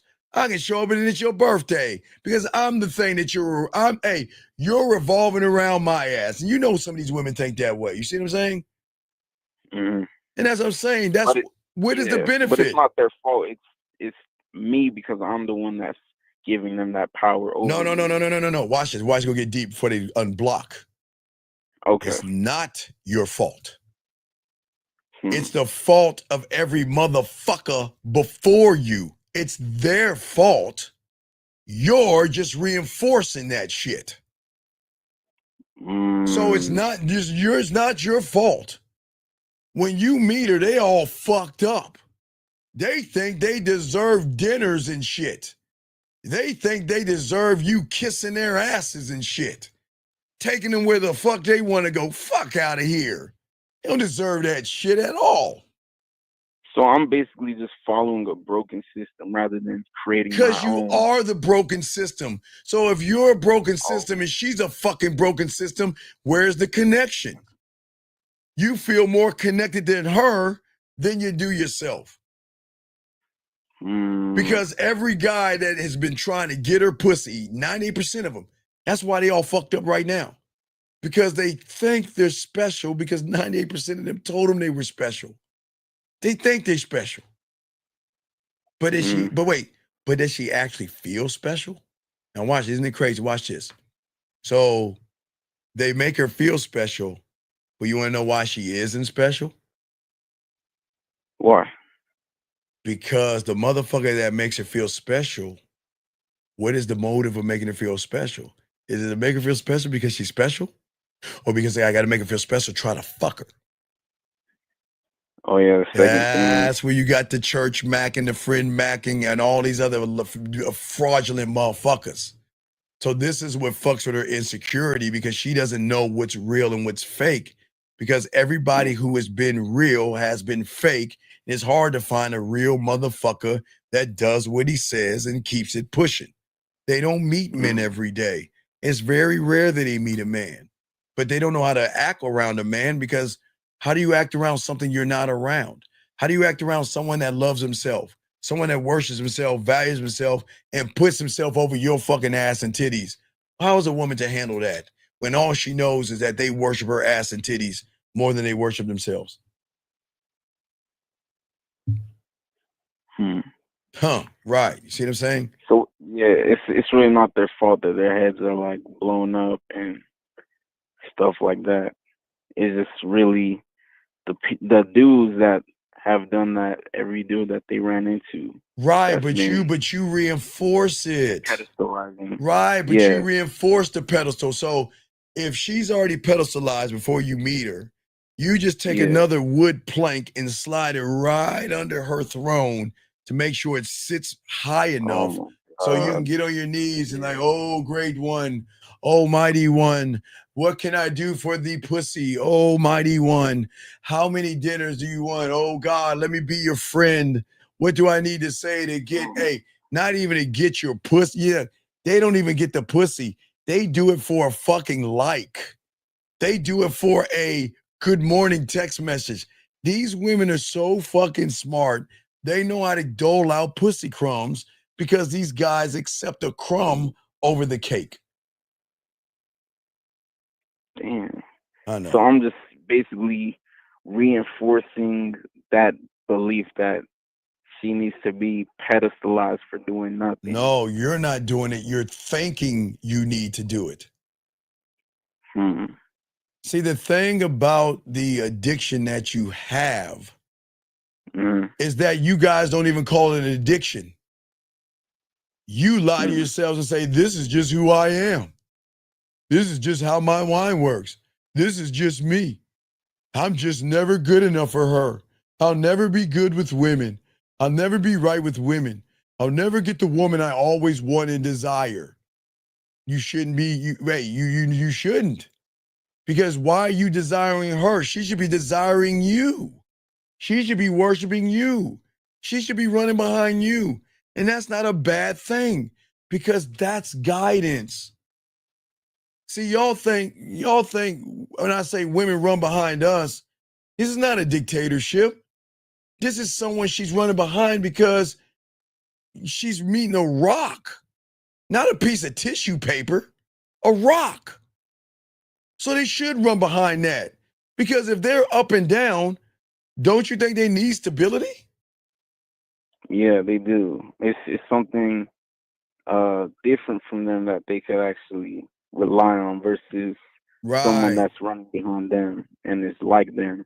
Right. So, okay, watch this. Women, do they not live outside of themselves? Yeah. Now watch this. Now watch this, gentlemen. This is called a double standard. Women are allowed to live outside of themselves. They're allowed to change up their purses and dresses and shoes and makeup. They're allowed to find push-up bras. They're allowed to find spandex and whatever they want. They're allowed to put weave on their hair and wear long Freddy Krueger fucking fingernails if their heart desires. Okay, that's what makes them fucking women.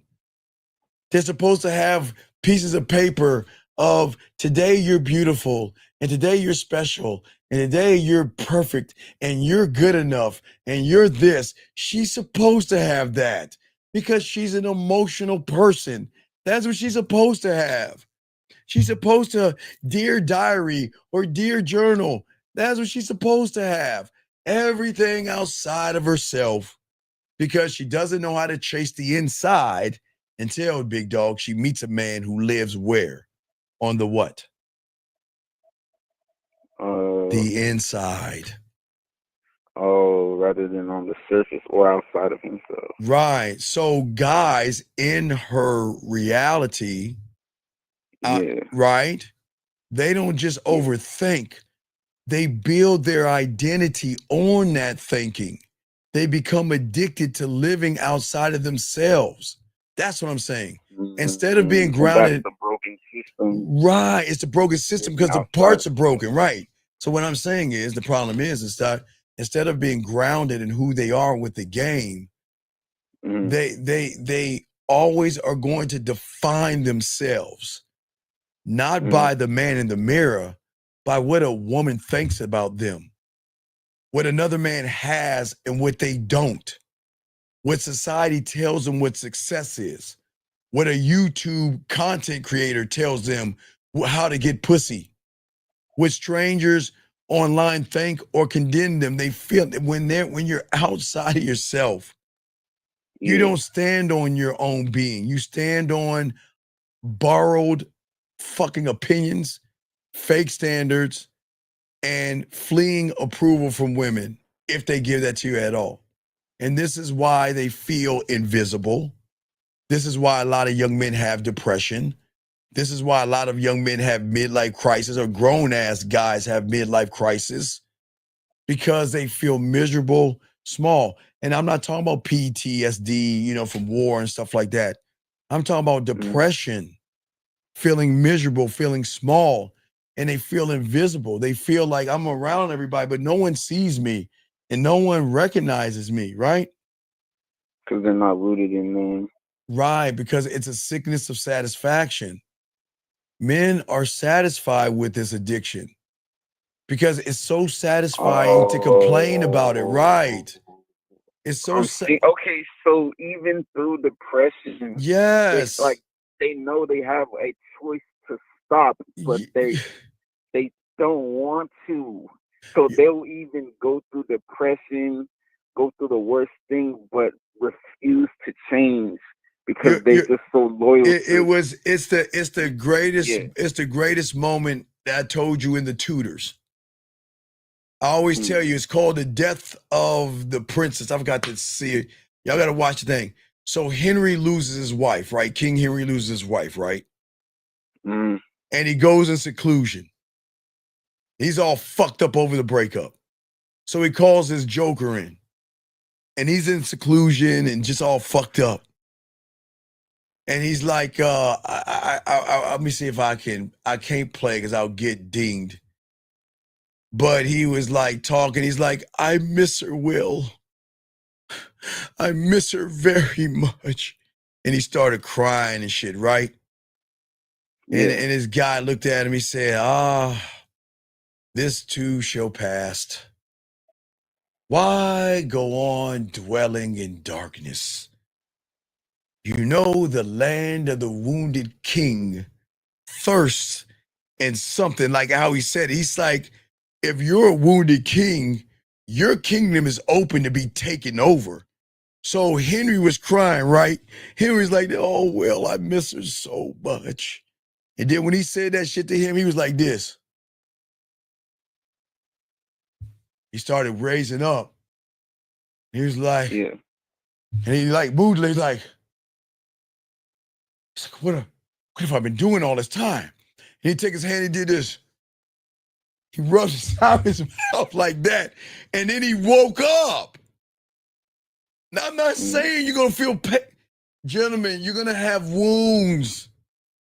You're going to have wounds because your wounds, you're always going to get knocked down by something.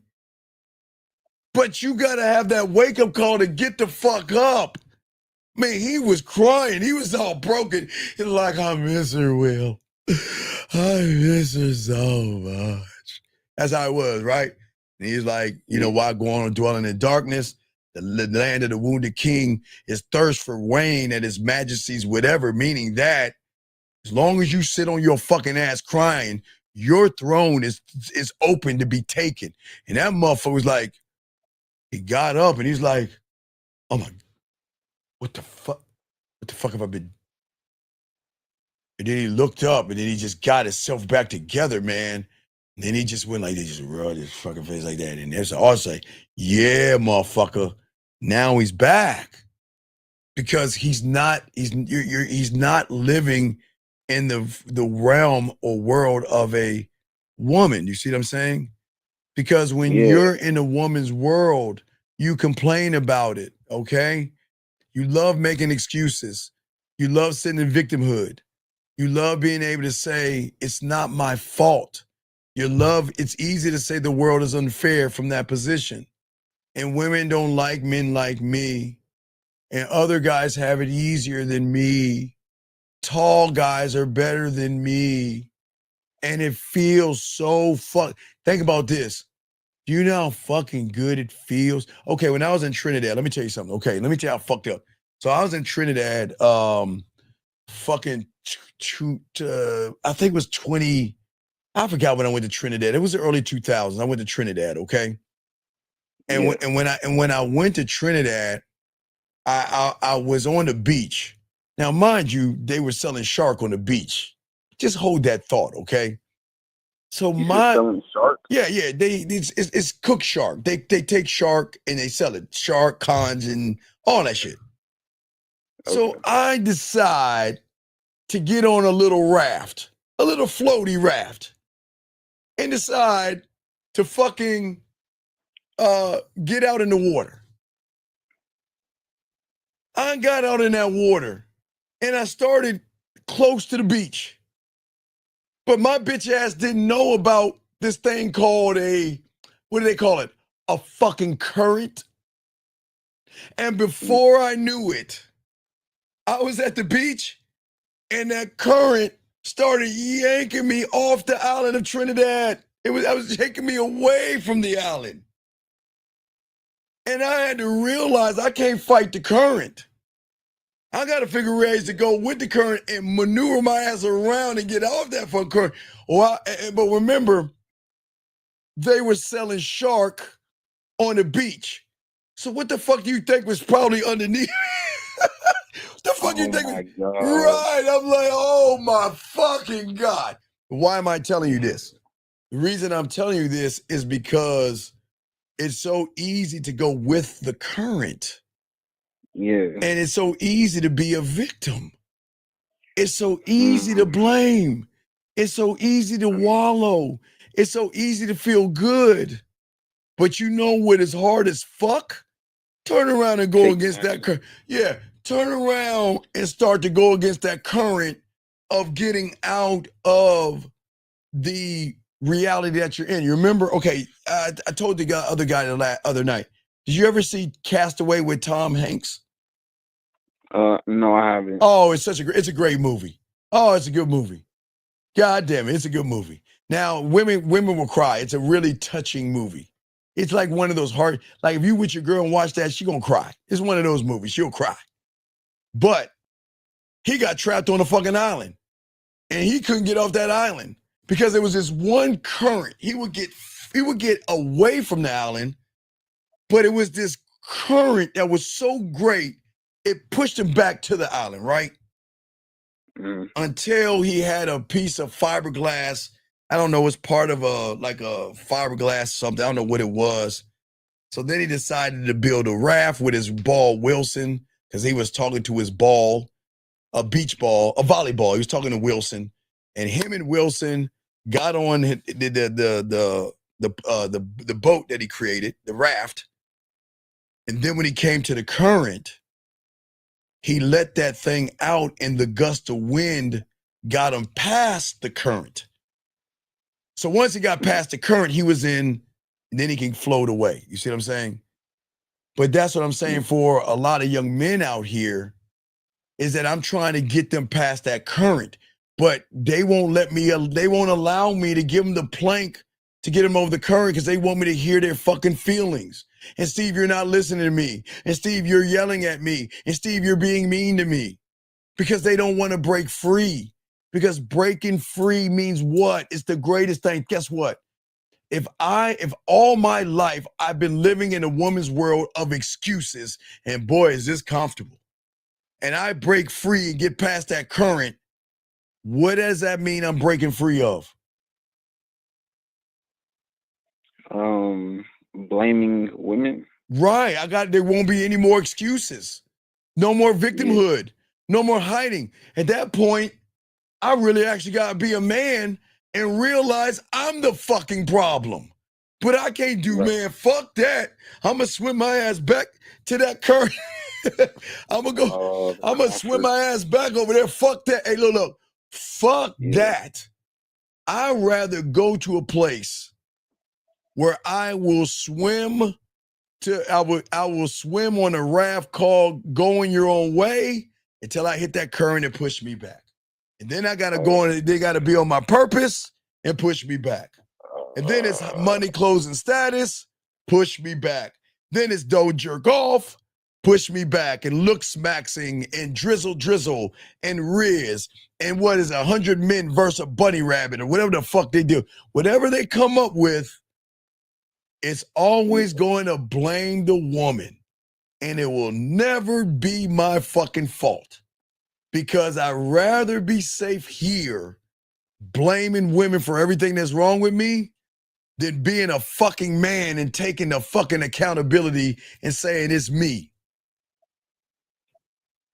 Oh, so you're basically saying, like, once you can break out of the current of just being comfortable blaming everyone else and scary. Like getting past the discomfort of change, it's scary. You can basically, I'm sorry? It's scary.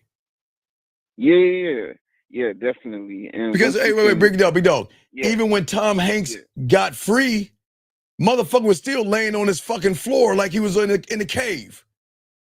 He was still doing the same shit because it couldn't get it. He still had that in his head. Yeah. The old patterns. The old patterns, right. Because there's a cycle we're going to break down. You see what I'm saying? Yeah. So one is pretty much so attached to like old habits and patterns. It's like, even if you're out of that, it's still there. Right. But what happens when a woman has those fucking old patterns and runs into a man? What happens to a woman who has low self-worth, low self-esteem, insecurities, and all that other shit? And then she gets a man and gets past that current into a peaceful place where she's like, you know what? I can really understand now that I'm with a real fucking man. That whole then you become her current. You motherfucker, right? Yes. So guess what we say? If you want to go back. Go back to the island. Hey, if you don't like it here, swim your ass back to the island of guys lying to you, manipulating you, and all that other shit. Because eventually you're going to want to swim your ass back to me. That's crazy. Okay. Nah, that's game, baby. That's game. Yeah. Okay, that's game. Yeah. All right. Okay. So I'll throw you back in. I'll continue, but I appreciate you, brother, okay? All right, appreciate it. All right, good call. All right, let's continue, guys. Lines open, guys. Let me break this down. So, guys, let's look at what's going on in your world. When you guys are not locked into who you are, okay, gentlemen, and your mind is doing everything to tell you that everything is wrong. But when you root yourself into a woman's world, you don't understand why you act more like a woman than a man because of your thinking. Just like a woman, a man is going to think endlessly like a woman. Look, A woman can think about a little bit of cellulite. A woman can think about a crow feet. A woman can think about a white piece of hair. A woman can think about a little bit of weight. That's what women do. But you guys start to do the same thing. You start to think endlessly about your failures, your flaws, your rejection, and your beliefs and the thoughts that you think are actually you think is the truth. And then what's going to happen is all of a sudden, what's going to trigger that is going to be a reinforcement of negative interpretations. Because guess what? Because you don't believe in yourself and you think a woman should believe in you, every situation you have that doesn't fit into the expectation, okay? Expectation we shouldn't have is proof that you're not. If she doesn't text you back, your negative interpretation is going to think that you're not good enough. You're not good enough. You're going to think that you're worthless. Okay? If your friend gets some pussy and you don't, it's because you're inferior and he's better. And what is he doing that I'm not doing? And I might need to copy him. That's what y'all do. And now don't raise your hand. Y'all know what the fuck I'm talking about. But then it's another reinforcement of victimhood. You start saying that the world is against me. Do you understand that? Do you know how many people, and this doesn't have a color or race. Everybody is always a victim. The world is against me. Women only want assholes and bad guys, and I just can't win. Women, the Tyrones and the Day-Days, and those assholes and jerks always win. I just can't win. But then what do you do to reinforce the reinforcement of the reinforcement? Go on the internet. Hey, how you doing? I'm some guy. And guys, let me tell you. Man, let me tell you, the hypergamous nature of those bitches ain't shit. Oh, they're modern. Oh, they're no good. All they're doing is fucking Chad and Tyrone and Day Day. See what I'm saying, man? Why would you get married? I mean, the first moment you meet her, she's gonna take you for all your money. The first moment you meet her, you're going to go to family court. You see why women are bad?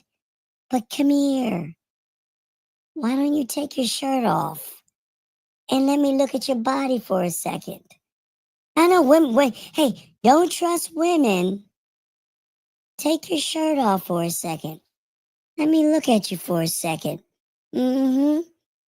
Wait a second. But no. Women are bad. Women are awful. Women are mean. Women are terrible.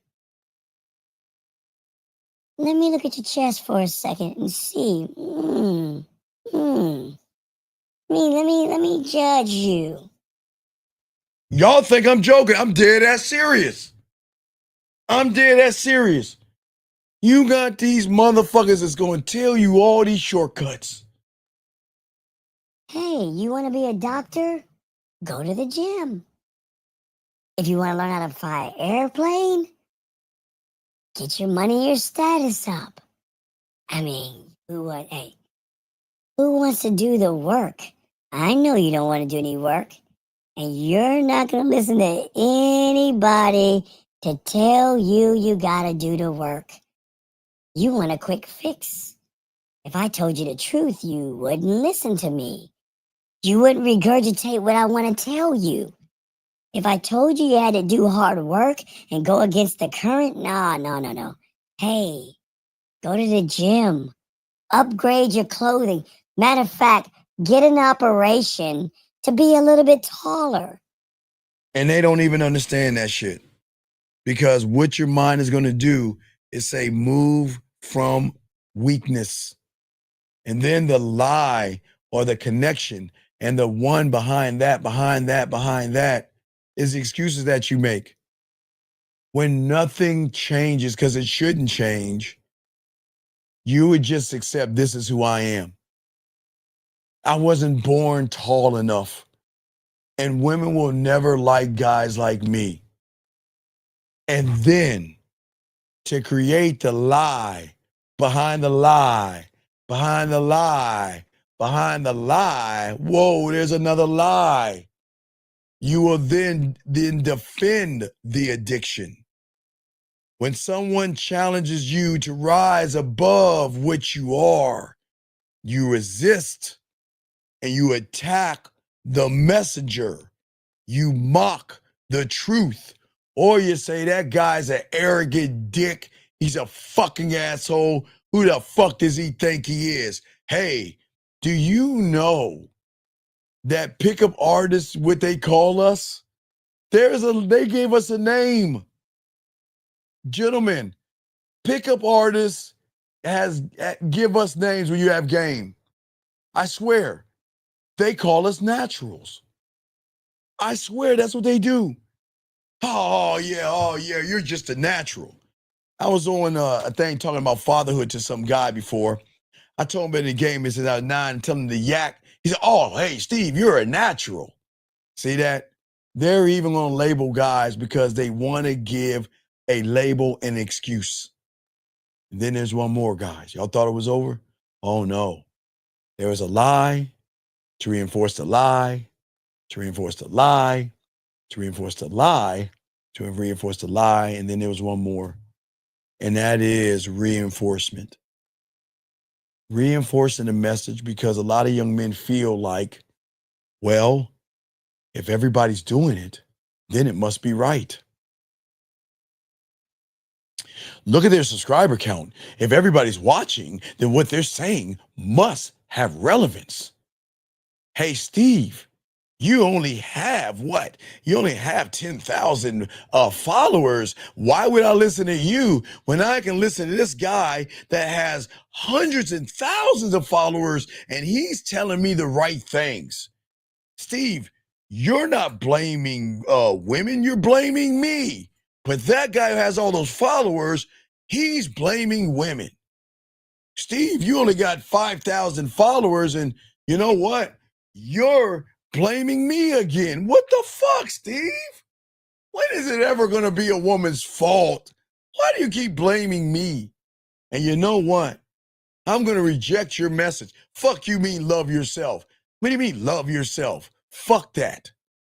I find strength in the addiction of blaming a woman. And guess what? And you keep on doing that, and the cycle keeps going on and on and on. Because, gentlemen, the rejection is not you getting rejected by the woman. The rejection is you're addicted to being the same fucking person. You know, women love fucking with me because they know, what Steve am I going to get today? I'm not going to get the same Steve. Steve is never going to be the same person. Oh, if you're lucky enough to get with Steve, you'll see Steve is not the same person. But this is the tragic part about you guys when you are living in a woman's world and you're worshiping her. You claim that you want to change, but you're addicted to being the same person. You really don't want to change because, again, change means discomfort. Change means the death of the old person that you are. Change means no more excuses. And that's terrifying. Guys, I get it. It is so fucking terrifying to feel like I'm by myself and fuck. I've got to actually take accountability. Instead of that, they settle. Let me grab this question. 678, what's your name? What's your question? How can I help you? 678, going once. 678. Hey, yes. my name's Aaron. Hold on, I got it playing in the background. Give me 1 second. Yeah. All right, can you hear me? Yes. And it's something you know what it's something I would tell you that I wouldn't tell a woman? Turn me down, brother. Turn me down. Turn me down. All right, so what's going on? What's going on, Aaron? What's up? All right, so I haven't seen Castaway. Yes. But I got a picture in my mind of what you're talking about. And it's a very good movie. I'm a Tom Hanks fan. He always have them really like Road to Perdition. I've got the one when he's like a gangster, but Castaway is really a good movie because what I love about it, real quick, Aaron, is that he really gets to communicate with himself, but he has to figure things out for himself and by himself. He's all alone on an island, and he's got the whole for the the beginning of the movie, then the end when he gets off the island. But the majority of the movie is him on that fucking island. But it's a very, very, it's not much dialogue. It's a very, very powerful movie because it's that fucking current that he can't get over. It's that thing that is holding him back from getting off that fucking island. But I can't give it all away. But I'm listening to you, Aaron. What's up?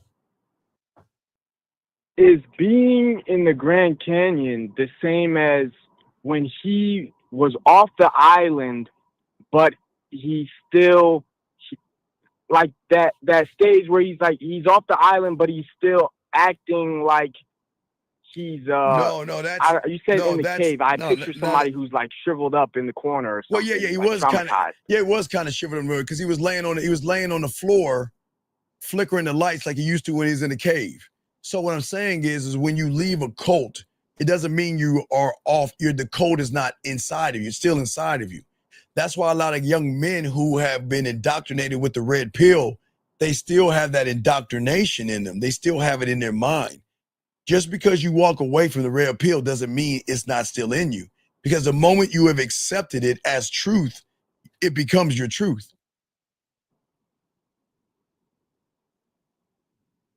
So, okay, so even in that instance, if you can say you want to learn, you can think and feel like you want to learn, but if you're still in the corner and flicking the light switch, then that's like kind of where you're at. Yeah, all right. I'll give you one from Star Trek. You ever see the one where Kirk died? It was Star Trek Generations. All right, so I'm a Trekkie. So there was this ripple in space called the Nexus, I think it was. I think it was a Nexus. So this ripple is if you ever went into that ripple, whatever you dream of will come true. Okay? So everybody was trying to get to that thing, right? So what happened was, I think Captain Kirk got caught up in that shit, right? So he was in this dream bubble. They have it like red pill. Whatever he wanted, he could get, right? So Picard got caught up in that motherfucker. They had to go find Kirk, right? And Picard kept trying to explain to Kirk that this place is not real. This shit is imaginary. This shit ain't real. But Kirk was on a horse and galloped off. And Kirk jumped over this ravine. And then Kirk then ran back to Picard and said, "Oh shit. You're right. This isn't real." And Picard is like, "How do you know it's not real?" He said, "You see that ravine I just jumped over?" He said, "I tried to jump that motherfucker 100 times with my horse and failed every time. And it's this one time I tried it and I succeeded, which means this isn't real." He said, "We got to get the fuck out of here." Because even when Kirk was walking away, far, far away was the perfect woman he had. He had the perfect woman. He had the perfect life. He had everything he wanted was perfect. See, Picard got caught in it, right? And Picard was in a world where he had kids and shit. And he was married. And he got that father, I love you, like he had kids and a family. But he looked at a fucking, I think it was something on the tree and realized it was an ornament and realized that, wait a second, this ain't real. And he's like, "Oh my God, I got to find Kirk." So he went to find Kirk, and Kirk had the perfect life. Kirk had the perfect life. He had the perfect eggs. He had the perfect woman and all this other shit. And the only way he could see it is by seeing himself. That's why you always say something. Don't believe me. See it for yourself. Yes. Kirk couldn't believe Picard because Kirk's like, "Fuck you, you're lying. Everything's perfect. I got the perfect woman, got the perfect eggs. I'm gonna make my woman some eggs and whatever, and I'm gonna go ride my horse. It's a perfect day outside and everything." Then Kirk jumped that little fucking ravine thing, that one thing. He jumped it. Watch, hey, dog. He jumped it one time, and then he turned around on his horse and jumped it again. and made it both times because he was like, what the fuck? And that's when something's off. Then something was off. And that was his wake-up call because he had to see it himself. This is why I always tell you guys, don't believe me, see it for yourself. But they're so busy told with, remember, a lot of young men, remember, mom and dad taught them how to think. Teachers taught them how to think. So the internet tells them how to think themselves. Think like me, but not be yourself. I'm saying be yourself. I'm not saying think like me. I'm saying create your own environment. So they have got to literally, somewhere in their lives, have to jump that ravine to realize that, wait a second, something is wrong here. I fucking made it. I'm not supposed to make it over that shit. And it's got to be a wake-up call. You see what I'm saying? I see.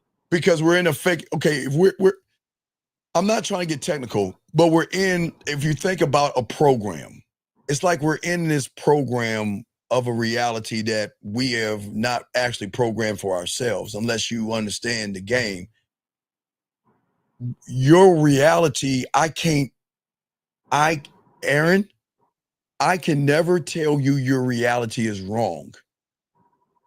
I can tell you it's wrong, but I can never tell you it's wrong. You have got to see it's wrong. But you're never going to see it's wrong when you think you're doing everything right and everything is wrong is because of them fucking women. That's where I can't break that cycle. You see what I'm saying? Because I'm everything's good. Everything's what I want it to be. I'm making eggs. I got the wife. No. Everything is good for where I'm at because I'm getting rejected because I reject myself. I don't love myself. I don't care about myself. I don't appreciate myself. I don't connect with myself. But I sure hope a woman will connect with me. But if she doesn't connect with me, it's her fucking fault. Because that's what the guy on YouTube told me. If she doesn't like me, if she's a modern woman, that's a high lay count, and she's fucking Bray Ray, Boom Boom, and Chuck and Charlie, or whoever the fuck those guys are they make up. You see what I'm saying? Mm-hmm. That's what I'm saying. So when they hear me say, I'm saying stop accepting who you are to you who has accepted who you've become, not who you are. You have not accepted who you are. You're in that nexus accepting what you've become. Because I can't accept who I am because I'm in the reality that Kurt was in. Right, believing this is who I am and reinforcing it by going to places that reinforce the reinforcement. See, your mind is remember I keep telling you, your mind is the enemy, man. Okay, remember I talked about, watch this one. Remember I told you about feeling, like how you feel, like if you feel, you've been listening to the show, right, Aaron? Yes. Okay, so you hear me talking about how you feel and that's bad, right? Right? Yeah, and don't be emotional. Right, so check this out, Aaron. Watch this. Let me show you how fucked up the mind is, okay? Now, when you see a woman, you feel those nervousness and that shit, which you shouldn't be feeling, right? Right? Yes. Okay. Do you know what the mind does, how the mind fucks you? Now, how do you think you feel when the mind told you about the red pill for the first time? You see how good that felt? You see how good? Yeah, it probably was good. Right, it was good because it opened up a rabbit hole. You can be like Alice in Wonderland and go all the way down this rabbit hole and continue to indoctrinate yourself to a point where you're talking like them, thinking like them, and thinking about other men. And not even once thinking about a woman. Because he's going to keep pushing that drug on you. But oh my God, wait a second. You want to do something on your own? Okay, let me trigger those feelings and bring your ass back. Wait, I see. Because they know that the reason that you even came to back to Star Trek, back to the dream reality, was because they knew that you didn't like things were wrong where you're at, and now they're using that to pull the strings to keep you in their world. Right, to make you think that it's your fucking idea. Your mind makes you think that you going red pill is your idea. But think about this. They talk about getting muscle, right? Yeah. But what's the criteria of muscle you have to have? They don't talk about that. They just say go to the gym and get muscle. But what's the criteria of muscle? So in order to get muscle, when I go into the gym, who do I got to look at and compare myself to? The weights or other men? Other men. Man, look at his chest. Man, look at his butt. He's got a real tight ass. And man, look at his legs. His legs are really tight. I sure like to have thighs like his. Man, look at the shape, the V shape of his back. I would love to have that kind of V shape. I swear, I'm not joking. You see how they got y'all looking at other men and shit? And then when you get to a club or party or bar mitzvah, you step in that motherfucker. You don't look at the women first. You start looking at the other men in there. Oh, man, he looked like, oh, he's going to be my competition. Man, look how he's dressed. Wow, that's a nice outfit. Man, those are nice shoes. Wow, that's a nice Man, you see that? It's the same thing that women do. And then when you don't get the woman, you go back. That's the trick. It's the addiction to being the same is such a bad thing because people don't want to get rid of their old self. So they're addicted to the excuses. I can't because I don't have time. Because listen, remember, I always talk to guys. I'm like, okay, so clients, they say, okay, they'll email me, okay? They'll say, Steve, I want to get coaching. I'll be free. Okay, they'll hit me on Monday, right? They'll say, Steve, I want to get coaching. I'll be free Thursday at this time. And I'm like, no, we're not doing that because that's your nexus, right? I said, no, you're free today. Well, yeah, that's not really the truth. That's right. You're free today. You're not busy. You're free. But you want to do it on your time, which is a bad thing. I got to break you out of that. So then we talk and I'm like, okay, are you really busy, big guy? Well, okay. Well, let's look at the time. Here's 24 hours. Tell me what you did in 24 hours. Show me where you're busy. All right, I slept for 8 hours. I say, God damn, I'm jealous of you. I wish I could sleep for 3. God damn it. I wish I can. Man, how does it feel sleeping for 7 hours? Man, I haven't slept for 7 hours since I was like fucking 9 years old. Shit, how does that fucking feel? Man, I'm jealous. So then you sleep for 7 hours. Then you go to work. But wait a second. Don't you take a lunch break? Well, yeah, but how long does it take for you to get to work? An hour? Well, don't you have 15 minutes in that hour? Well, I drive back home. Well, does it take you an hour?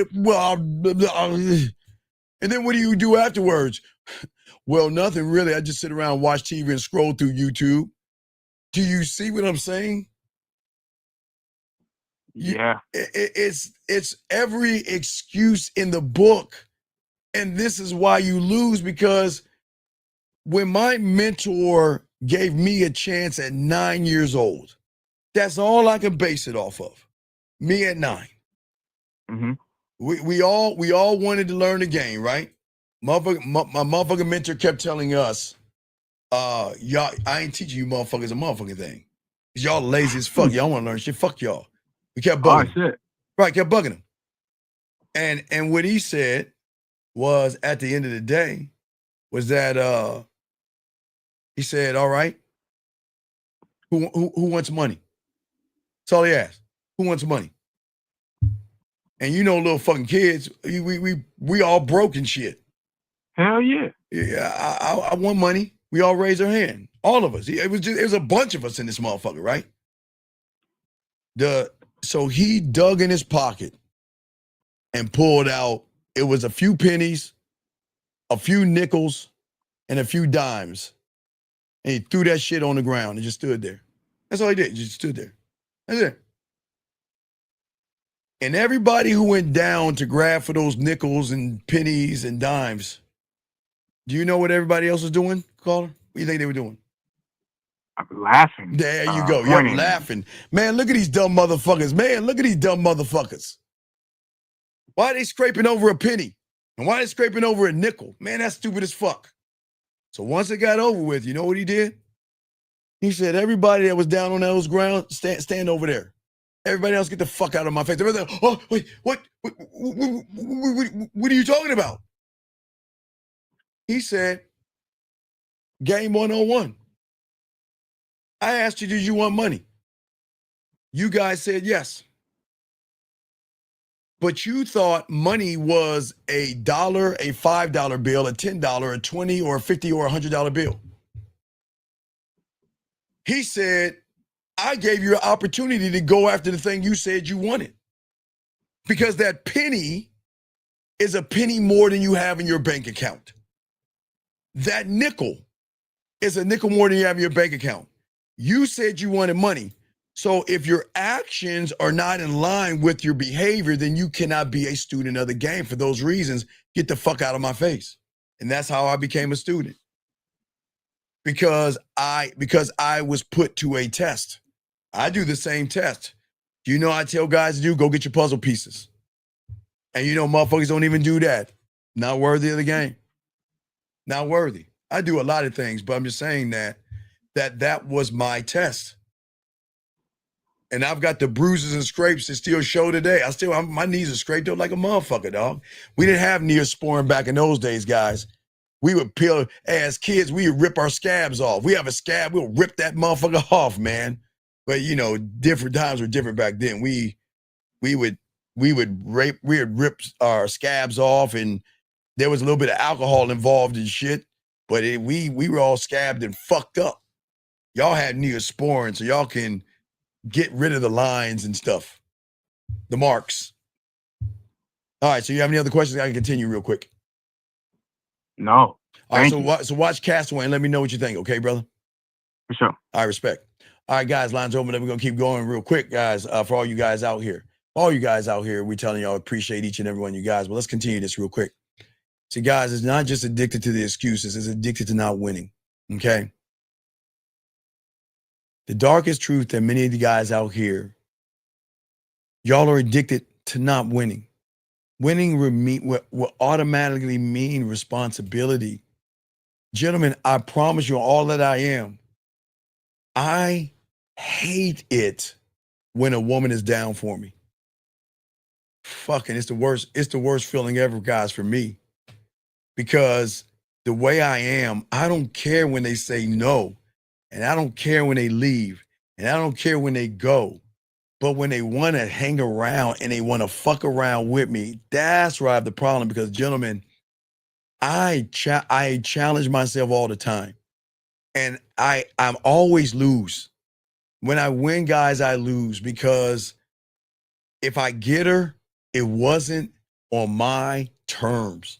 Because I set a bar that's so high. Because, gentlemen, y'all are going to get a lot of women. So I don't want you to be satisfied with the women that you get. Never be satisfied. Never be satisfied. Because the moment you're satisfied, you're putting a ceiling over your head. I'm never satisfied. Never. Now, if they say no, I'm cool with that shit. I sleep like a baby. But when you get them, man, oh my God, I've got to analyze this shit. Where the fuck did I go wrong? I know a lot of y'all guys think go wrong, but where the fuck did I go wrong? Yeah, Lauren, scars on my knee. Matter of fact, I got one on my forehead. I think I got one here. I got one right. I think it's here. I think you probably see it right here. I gotta look. And you want to know why? Because when I was in the DMV, when I was a little fucking kid, we couldn't really afford. It wasn't cold outside, and we couldn't really afford going to the ice skating ring. So we decided to put a little bit of fucking soap on the garage and put water on it, and we started skating around and shit like that all on it. Well, that's how broke people. We didn't have money. So I slipped and I hit my fucking forehead, man. I got a scar right here. It's somewhere right here. I got a scar. I don't know. Yeah, man. It was because when you're a kid, you just like to pick on it and shit like that. There was no Neosporin back in that day for us. But what I'm saying is that for all you guys out here, we come addicted to nothing and stuff like that. And so many guys sabotage themselves because they want to lose over and over and over again. But again, fighting with the messenger. And we talk about all these things. But gentlemen, the drug of thought at the end of the day is like heroin, because it's like heroin or fentanyl or anything like that. Because once somebody gets that hit of that thing, okay, all right, that hit, they feel alive. And that alive is, if I just think harder, maybe I'll find the answer. If I just reply and try to do the bare minimum, I will win. You see what I'm saying? Okay. Shout out from New Orleans. My parents are Cajun, Lake Charles. So I know about Boudin and all that other stuff, but I am not I got Cajun in me. I don't rep the South. And you know the one thing I hate about New Orleans or Louisiana. Hold on, young lady. I appreciate you. But you know what I hate about Louisiana is your fucking football team. I just want to let you know, I cannot stand Saint fans. Who that? The Saints. Respect to you. I appreciate you. But I cannot stand you Saint fans. I can't stand New Orleans. My God, I can't stand New Orleans. Anyway, it's all good. Boudin is good. Guys, we used to go to Bourbon Street. Now, I couldn't show you all the videos because the women taking off, ripping off their shirts and stuff like that. We used to interview before there was interviewing and stuff, before YouTube. We used to go down Bourbon Street and interview women and stuff like that and things like that. So we would always do that. But, it's all good. But I'm just saying for you guys out there, shout out to hey, only thing I shout out is my parents were born there. They're Cajun and French and Creole and all that shit. And I got all that shit in my blood. But you know what's so crazy about me? I can't fuck with spicy foods like you. Maybe I'm jealous of y'all because y'all like spicy food. I can't fuck with spicy food. So after this is over with, I might go to Taco Bell and get something when I can't even, mild sauce is too spicy for me. Fuck y'all, don't judge me. Y'all can call me a bitch. I'm being honest with it. Hey, that's my wound, okay? Hey, mild sauce at Taco Bell fucks me up. And I will never like jalapenos because I had the worst experience. And when I got fired from Kirby vacuum cleaner because I busted my ass for like 60 or 70 fucking hours and got a check for $7.16 because they fucked me over on that. And I had to take it to the check cashing place. So all I could do is afford Church's chicken. And that's why I don't eat Church's anymore. Because when they gave me Church's chicken, I thought they were little pickles. Now, please mind you, I didn't know about jalapenos because I really didn't eat pickles like that. But I was like, oh, look at the cute pickle. It's a cute little pickle. And they dug in there and they grabbed this little weird shaped pickle. I didn't know it was a pickle, but it looked pretty weird. And then what I decided on doing, because I was eating my fucking chicken. It was the worst thing because I had $7 and it was like $7.16. Don't judge me. But I scraped at the money and I got me some Church's chicken and with the little cute little pickle, which I didn't know was a fucking pickle. And I bit into that motherfucker. And there were seeds. It was like, I didn't know pickles had seeds, and I was chewing and crunching and I'm sorry, y'all can laugh at me all you want. I was selling Kirby. So I was selling the Kirby. They were like 12 to 1,500. And if people had bad credit score, we would get a lower cost. So I was selling Kirby vacuum cleaners, guys. I was smooth with it. I was killing it. And then I got my check. And it was like, it wasn't $7 because they took taxes out. So no, my check was like $7 something. But when they took the taxes out, never mind. I don't want to get into that. But that's my wound. That's my wound. But as I say for all you guys out there, shout out to you guys out there, man. Hey, Daniel, thank you, brother. Respect to you, brother.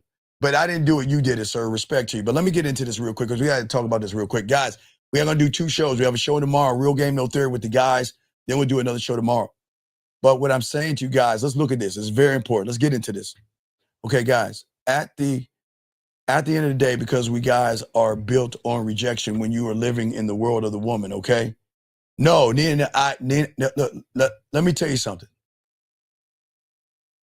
If you put one of those motherfuckers on nachos, I'll flick that motherfucker like a bee. I won't ever, I don't care if the jalapenos on a woman's titty, I'm gonna flick that motherfucker off. You're not burnt.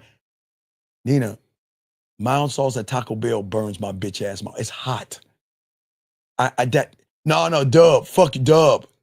Dub, that's why I have ketchup, because I squirt ketchup on everything. Not nacho, fucking nacho. That's my wound. I will not eat spicy foods. Y'all jalapeno motherfuckers, y'all can have that shit. Nah, buffalo wings, no, Brandon. Y'all can have look, just fry me some chicken and I'll put some ketchup on it. That's my condiment, ketchup. Or I'll take ketchup and mix it with ranch sauce or something, ranch, but I'll never do spicy. Can't do it. But anyway, what I'm saying to y'all guys out here, I want y'all to look at some of the things that happens to a lot of you guys out here, because the way you guys are looking at the world, because you're addicted to the rejection, is that you reject yourself and reject everything that goes on, okay? For many of you guys out here, because you reject yourselves and everything, is that you guys can never expect. Now, look, I know boudin has some spices in it, but I eat boudin with crackers and everything, man. I eat boudin with crackers. Now, hold on, wait. This guy's ass I beat. Watch this. I whipped his ass and he's mad. Watch this. Hello, mister, I whipped your ass last night. Bitch. Hey. I'm good after the show. I got you. You want another beat down? Man, what time your show over? I'll be over in probably like 30 more minutes. I was gonna give me some kibbles, but I'm up all night. Dog, you still want your ass whipped tonight? I'm gonna fuck you up. No, don't get mad. Don't get mad. I didn't want to bust the Cowboys out, but you asked for this ass whooping.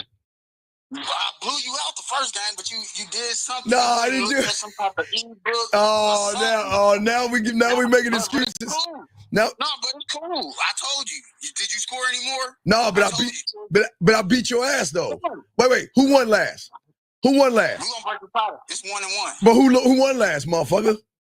It's all good. Yeah, but hey, are we playing in bumfuck Kansas City? It's like playing in nasty ass New Orleans. But are we playing in bumfuck Kansas City? Or are you coming to Cal? You coming to Dallas? What we doing? We're gonna go to Jerry Shack house so I can clown the real America's team, the Chiefs. Man, now you really talk. Man, I always told you, man. You know what? Talk about my animals, man. Don't talk about my team like that's really fucking hurtful. That's mean that shit, dog. Fuck them whack ass niggas. They gonna go 8-8 this year. All right, see that? All right, okay. You know what? I was gonna let you score first, but now I'm at the fuck you. I don't even know if I'm gonna let you score now. Yeah, don't let me score. Don't remember to stand on that. All right, motherfucker, hang tight, man. Hey, set the room up. I got you, man. Let me finish this show up, and I'm gonna beat your bitch ass. I was gonna give me some kibbles, but you know what? I might not even get no kibbles. I'm gonna beat your ass. Hey, say less. All right, motherfucker, I'll call you in a bit, man. I got you. Hey, you online, right? I will be here in a second. All right, well, get your bitch ass online and don't make no excuses like you were tired, because I'll put your ass to sleep with this cleat kill. Look, niggas always stealing my quotes. I'm about to start copyrighting my shit. White ass bitch. All right, motherfucker, I'll get back with your punk ass. Oh, he hung up. See, guys, this shit we talk, man. It's competitive over there, dog. We play for money and shit. I just want to let y'all know, man. We play for money, dog. We talk shit. We play for money. I'm on a win streak. I beat my one boy today. I beat my other boy early this morning. Now I'm gonna go get me something to eat. I think I'm gonna go to Jack in the Box and grab something to eat real quick and then come back and beat his ass. But anyway, let me continue with y'all guys out here. All right, guys, here we go. But what I'm saying to y'all guys out here was very important for many of you guys to soak up what's happening. We want to talk real quick about some of the things that can happen when you are not locked in and something happens with a woman, okay? And for many of you guys out here, there are things that y'all look at, and we have to make sure that for all you guys out there, because y'all reject yourselves, when you meet a woman, because you're in her reality, a lot of y'all, fuck them Raiders. A lot of y'all, sorry, KDK. Thought you, man, I don't like the Raiders either. I don't like anybody's team except America's team. Lauren, I know. Lauren, I know. Why you always tell me to eat? Lauren, I'm gonna eat. Lauren, after the show's over, I'll probably go to Jack in the Box and grab me some kibbles. All right, guys, lines are open. What I'm saying to you guys out here, check it out. So, guys, when y'all meet women and y'all are in a woman's reality, guys, the greatest turnoff that she is going to have is that y'all conform to her lifestyle demands. When you guys out here bend your lifestyle and your habits and your goals and everything to match a woman's expectations, that is showing weakness to a woman. It's not something she likes. Women do not want you to match their energy. Women don't want that. They're going to tell you they want that shit. Never believe the bullshit a woman says. Never believe that. All you guys out here. If she's eating vegan, don't eat it.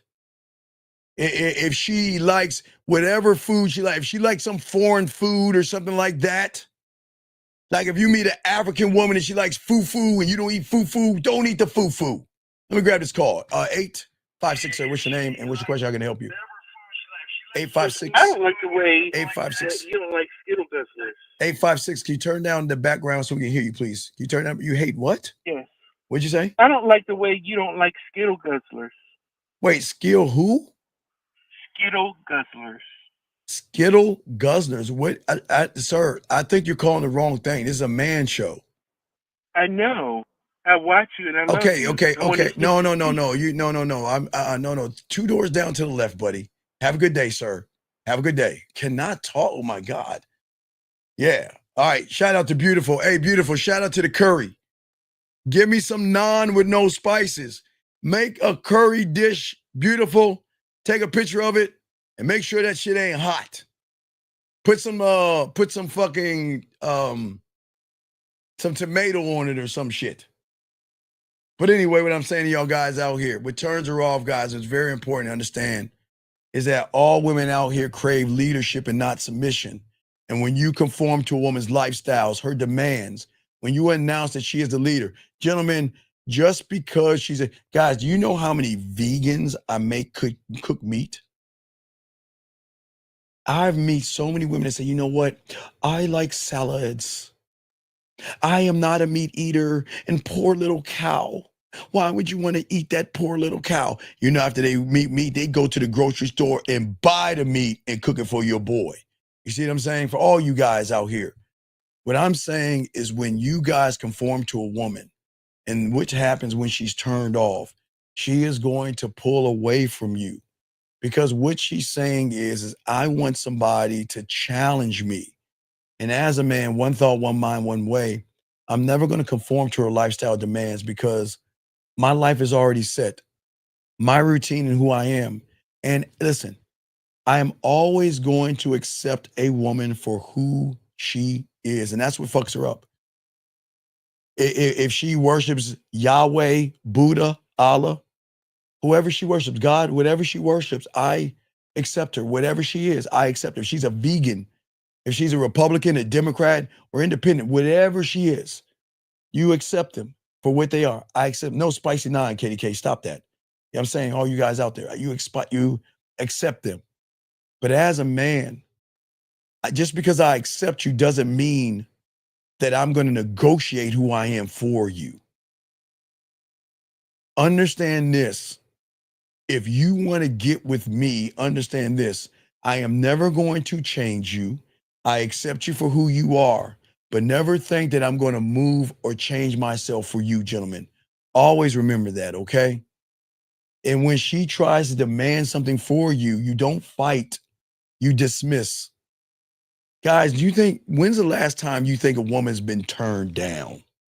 I'm probably, every woman that heard that word probably fell out they fucking seat. What the fuck does that mean, Steve?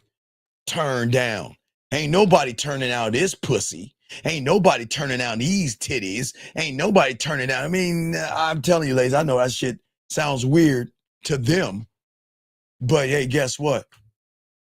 If a woman says to me, hey, Steve, why are you watching wrestling? And why are you playing video games?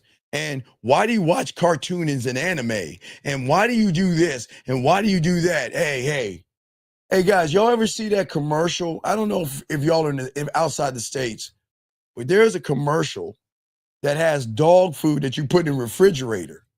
And they've got these commercial ads where the guy's on a date with a woman. She's like, oh my God, I can't believe that you would put dog food in the refrigerator. You know what the guy does? He kicks her out of the house. That's how you do it. No means no, gentlemen. Write that down. This is very important for you guys to remember. Now, gentlemen, another thing that turns women off, gentlemen, you have to learn this. Is very important, gentlemen. Listen to me. Another thing that turns a woman off is living in a mirage, a fantasy world that you have created about this woman that you don't even know. And the thing that turns a woman off is a woman knows the difference between a man who reads reality versus a man who invents fantasies. This is very important, guys. This might be the most important one right here. I'm going to say it again. A woman knows the difference between a man who can live in a reality versus a male who invents fantasies. When she is simply being polite, friendly, social, okay? Listen, gentlemen, this is very important. Matter of fact, hold on. Wait, guys, I don't even want the women to hear this. Hold on, ladies, real quick. Hurry up, ladies. Cover your ears. Don't listen. Ladies, don't listen. Cover your ears. Don't want to hear this shit. Stay away, ladies. Don't listen. Cover your ears. Guys, let me tell you about these motherfucking women. When they are being polite, friendly, social, and kind, what she expects is a man to recognize it for what it is. But when you mistake her politeness for seduction, she will see you as delusional. If she's being polite, that doesn't mean she wants to suck your dick. This is why I take the women out, because they need to hear this dirty ass talk. When she's being friendly, that doesn't mean she wants to bend over and spread her butt cheeks and let you hit it from the back. And when she's being social, that doesn't mean she wants you to jerk off in her face. It doesn't. Because if she recognizes that in you, gentlemen, it's going to reveal desperation, and it shows that you are so hungry and so desperate and so starved for female attention that you build a castle in the sky out of fucking pussy ass crumbs. When she says, how you doing? She might say, you look nice today. That's a nice haircut that you have on. Oh, are those new shoes that you have? Wow, that's a nice outfit you have on. Wow, you look really nice in that outfit. That doesn't mean she wants to fuck or suck your dick. Okay? It tells her that there's something off and you don't live in reality. You live in this story that you created in your head, and women can never respect a man who can't see that clearly. Please listen to me. Listen to me, please. It's very important. Because a man that lives in this mirage can't lead a woman. He can't protect her, and he can't inspire her because he can't even face the truth to what is happening right in front of his face right now. Guys, we have like 15 more minutes. So guys, you got a question, let me know, put a thing, okay? Okay? All right, it's very important, okay? And what I'm saying to all you guys, this is why the game is so important. Because how does she act when he finds out? Again, I keep telling you she's gonna distance herself. She's gonna get a little colder, and she's gonna lose respect. And why you young men don't get this shit? Because look, guys, I get it. I'm not gonna down you because you guys are y'all not used to women saying anything to you. Only woman that says something to you is maybe your mom, your grandmother, or your sister. You know what I mean? You're always gonna be your mama's baby. She's always gonna tell you how cute you are and all that mommy shit. But I know you guys want to hear a woman say something to you. And sometimes a woman doesn't. And I get it. I understand a lot of your guys are desperate for hope because you don't get much attention from a woman. So when a woman finally gives you some type of politeness, you cling to it because you feel that she actually is interested in you. If she smiles at you, you think she's interested. If she says thank you, you think she's flirting with you. And she laughs at your jokes, you think she wants something more meaningful and deeper with you. And that's not the case. Guys, I had a client the other day, and it's a few of y'all guys do the same thing. Y'all business back with a woman that y'all trying to fuck, and the woman starts acting overly nice. And I had to tell my client to wake up. Some women are running games. Some women want your business. And if a woman wants your business, she is going to be overly nice. Guys, let me show you what these women do. While they in their car, they get their lipstick, they want to check it, they rub it, they make sure it's perfect. They do a breast check, they want to make sure their titties are up enough. Sometimes they want to make sure they have enough cleavage so you see some of the titty. Oh, these women go out the way. They do this at the bars, they do this at clubs, and that's why I told women not to listen, because I'm not trying to blow up their spot. But I'm telling you, when you guys think of fantasy as reality, it's the fantasy that actually ruins you, because it's the moment that, guess what? You treat kindness as attraction. And she feels the weight of your desperation. But let me tell you how a man does it. Guys, we got about a few more minutes, but let me tell you how a man does it. I never, ever am in a mirage with a woman because I never assume that a woman is interested in me, because I'm an interesting person. So I don't assume shit, but I never mistake her politeness for desire. Okay. I am in a reality because I don't interact with women as friends and things like that, gentlemen. If she smiles, okay, I'm not going to jump to a conclusion. You know, you're going to see a woman and smile, and you're going to say hello and keep it moving. If she laughs at me, I'm not going to take it as a guarantee. All right. I'm not going to do that. I observe and I take notes. I never project, but I just want to let you know what makes me dangerous in her eyes is because I'm not easily to be fooled. She can't fool me with jamming her titties and letting them pop out of her turtleneck. You know what I mean? She can't manipulate me with her ass, her titties, or kind words, or words of, oh my God, I really think about you, and I really miss you, and I really want to see you. It doesn't work that way in the game. She can't trick me with interest. I don't care. And guess what? I'm never going to live up to her fantasy because I stay in my truth. That's all I do. There's nothing wrong with that. But guys, you got to be careful. If you don't have game, you're going to be a mark. And women respect men who stand on their motherfucking square, which means is that I don't want a relationship with you, and I'm not going to change for you. And if you don't like that, then we're going to end things right now. That's why they come back to us, because they love the honesty and they love how we handle ourselves. And this is how I say how you handle it. If a woman is being friendly, don't ever interpret it as attraction. That's just her being friendly. Okay? That's just her being human. That's just a reaction. She'll smile, she'll be friendly. But that's all it means. But the reason I don't look at it one way if she is or she isn't, because if I want to talk to her and put my bid in, motherfucker, I'm going to put my bid in. I don't care if she's interested or not, and I'm not guessing. If I want to give her the opportunity to get on this dick, I'm going to take all the chips, go shh, right in the middle, and I'm bet on me. And I don't care if she likes me or not. I'm still going to talk to her and give her a chance to get up on this dick. And what I'm saying is, for all you guys out there, even if she is down to talk to me and interact with me, but she doesn't move the way she needs to move around me, I'm going to remove myself from the situation.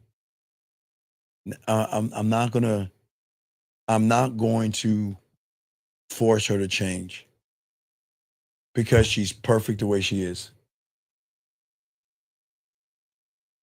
Hey, wait, you called your auntie and said hey, tell your auntie to take out the spices and put some more tomato in there. Less spices, more tomato. And tell her, hey, I want more spinach in my naan. I like spinach and onions in my naan. I want it all. But as I said for you guys out here, thank you, beautiful. Tell your auntie I'm sorry, but you know what? Tell her don't shake her head. I'm special. Tell her I'm special. And tell her I'm lovable. Man, you got to, come on, beautiful. You got to do a better job. Tell her, listen, you need to listen to him. He's such a lovable guy. I watch him on there. He's such a lovable guy. Just take the spices out for him, auntie. That's how you talk to her. That's how you talk to her, beautiful. Then you take your finger and you stick it right in the middle of that naan and say, what you gonna do? You better do it.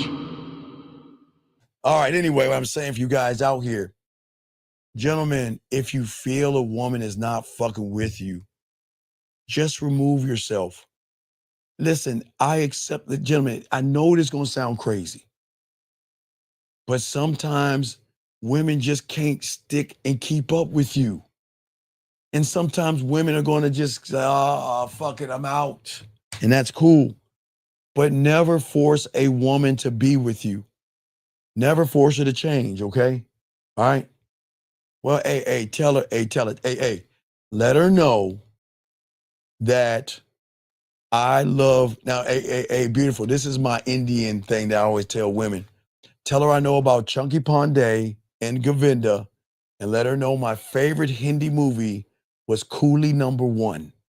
Tell her about Chunky Pandey and Govinda, and tell her my favorite is Coolie #1. She should know what I'm talking about. And she'd be like, oh shit, I'm gonna make it. Just tell her about Chunky Pandey and Govinda, and tell her my favorite Hindi movie is Coolie #1. Tell her about that. Anyway, as I said for you guys out here, gentlemen, accept women for what they are, okay? Oh, she can hear me? Oh, hey, auntie, you hear me? Govinda, Chunky Pandey, Coolie #1. Coolie #1. Coolie #1. I don't know. Fuck it. Anyway, I hope she didn't see that. She probably say that motherfucker ain't dance. Anyway, but what I'm saying to y'all guys out here, let me grab this call real quick. Shout out to the auntie. Make that courage. Stop spicing it up. 831, last call. What's your name, sir, and how can I help you, brother? What's up? Oh, what's up, Steve? It's Jacob. I'm 23 years old. I'm from California. What's going on, Big Jake? What's going on? How can you do? What's going on, brother? How can I help you, man? Yeah, I'm doing good, man. So I have a question. So basically, I'm not even afraid of rejection or even approaching a woman. Yes. What I am afraid of is like coming across a psychopath woman. Okay. That's the only fear I have, man. Wait. Brother. What is a psychopath woman? I mean, she's not really right in the head. Like a woman that's like not psychologically right. Okay, but aren't you judging? It's because just by appearance you wouldn't know. Okay, but like, my friend, buddy, you're not listening to me. Accept a woman for what she is, right? Yeah. And when she displays behaviors that are not with you, you charge it to the game, buddy. You'll never. Okay, young man. Let me tell you something. Okay, you want to talk about psycho women? Wait, young man. When we get done, I need you to go to and fix your smoke alarm. Okay, that's what grown-ups do. Okay, fix your smoke alarm. Okay. Anyway, so what I'm saying to you is that I understand you don't like crazy women, but women don't like crazy guys, right? Yeah. And behind every woman who's been abused, hit on, and beat down mentally, right? Do you think that everybody pretended to be nice and sweet and kind? You see what I'm saying? So you're never going to know what a woman is until she feels comfortable enough to show you what she is, okay? So we can't sit around and say, because a woman's not going to walk up to your caller and say, 8831, hey, I'm a fucked up ass woman and I'm going to stab you in your sleep. You think they're going to say that to you? Nah. No, so we can't, right. So we can't assume, you saying, okay? Yeah, well, that was my only question, man, sir, and sir, I'm looking forward to getting some coaching too. All right, sir, but the alarm, hey, Smokey, only you could be reinforced fire. So what I want you to do is get a ladder and take that motherfucker down and unplug the plug and change the smoker, because that's a turn off to women, okay? Okay? Yeah. All right. Thank you, man. All right, Nate, stop. Oh, wait. Lady Sam said something. Call you there? Yeah. All right, so oh my God, I'll hurry it up because it beat. Okay, so Lady Sam made a comment about you projecting about women, and she's got a point. She said maybe it's a projection. Who says not the what is it, the crazy one and the addict crazy? Wait, what is it? Wait, what is that? Wait, who says you're not the? Oh, you're not the crazy one. She means the crazy. Okay, right. Okay, so let me say. Okay, call it. Let me chase it. Ready? I get what she's saying now. Okay, I had to break that shit down. Okay, this is what she's saying. She's saying that you're saying you don't like crazy women, right? Yeah. But what she's saying is, who's to say if a woman gave you some pussy, who's to say you ain't gonna be the one acting crazy? Nah, I'm not crazy. No, she's crazy. No, you ain't crazy. No, you ain't crazy to a woman. You know, some women know how to take their pussy and grip your dick. Have you ever had your dick gripped? Yeah. Yeah, I know you. How much pussy have you? Come on, dog. You ain't been fucking. Come on, dog. Not recently. Yeah. Yeah. So I'm just saying that you might get pussy. Get some game, you know? All right. Well, I appreciate you, man. But go fix that smoke alarm, okay? All right. Thanks, man. Thanks for the call. All right, you too, man. Fix the smoke alarm. Okay, guys, real quick. So getting back to the last part. At the end of the day, gentlemen, here's the truth, okay? We cannot live in a mirage of thinking that women want to fuck with us because they're kind to us. Kindness doesn't mean pussy, okay? Gentlemen, women are going to be nice to you because women are nice people until they're not. But just because a woman is nice to you doesn't mean she wants to have sex with you. That's a delusion, okay? All women want at the end of the day is be around a man who can distinguish between friendliness and attraction. And a woman doesn't want to feel like being polite to you means that she wants to sleep with you. So gentlemen, this is very important. The next time you go to the gym, the lady at the counter says good morning, good afternoon, and says hello, how you doing? You see what I'm saying? Don't assume, okay, gentlemen?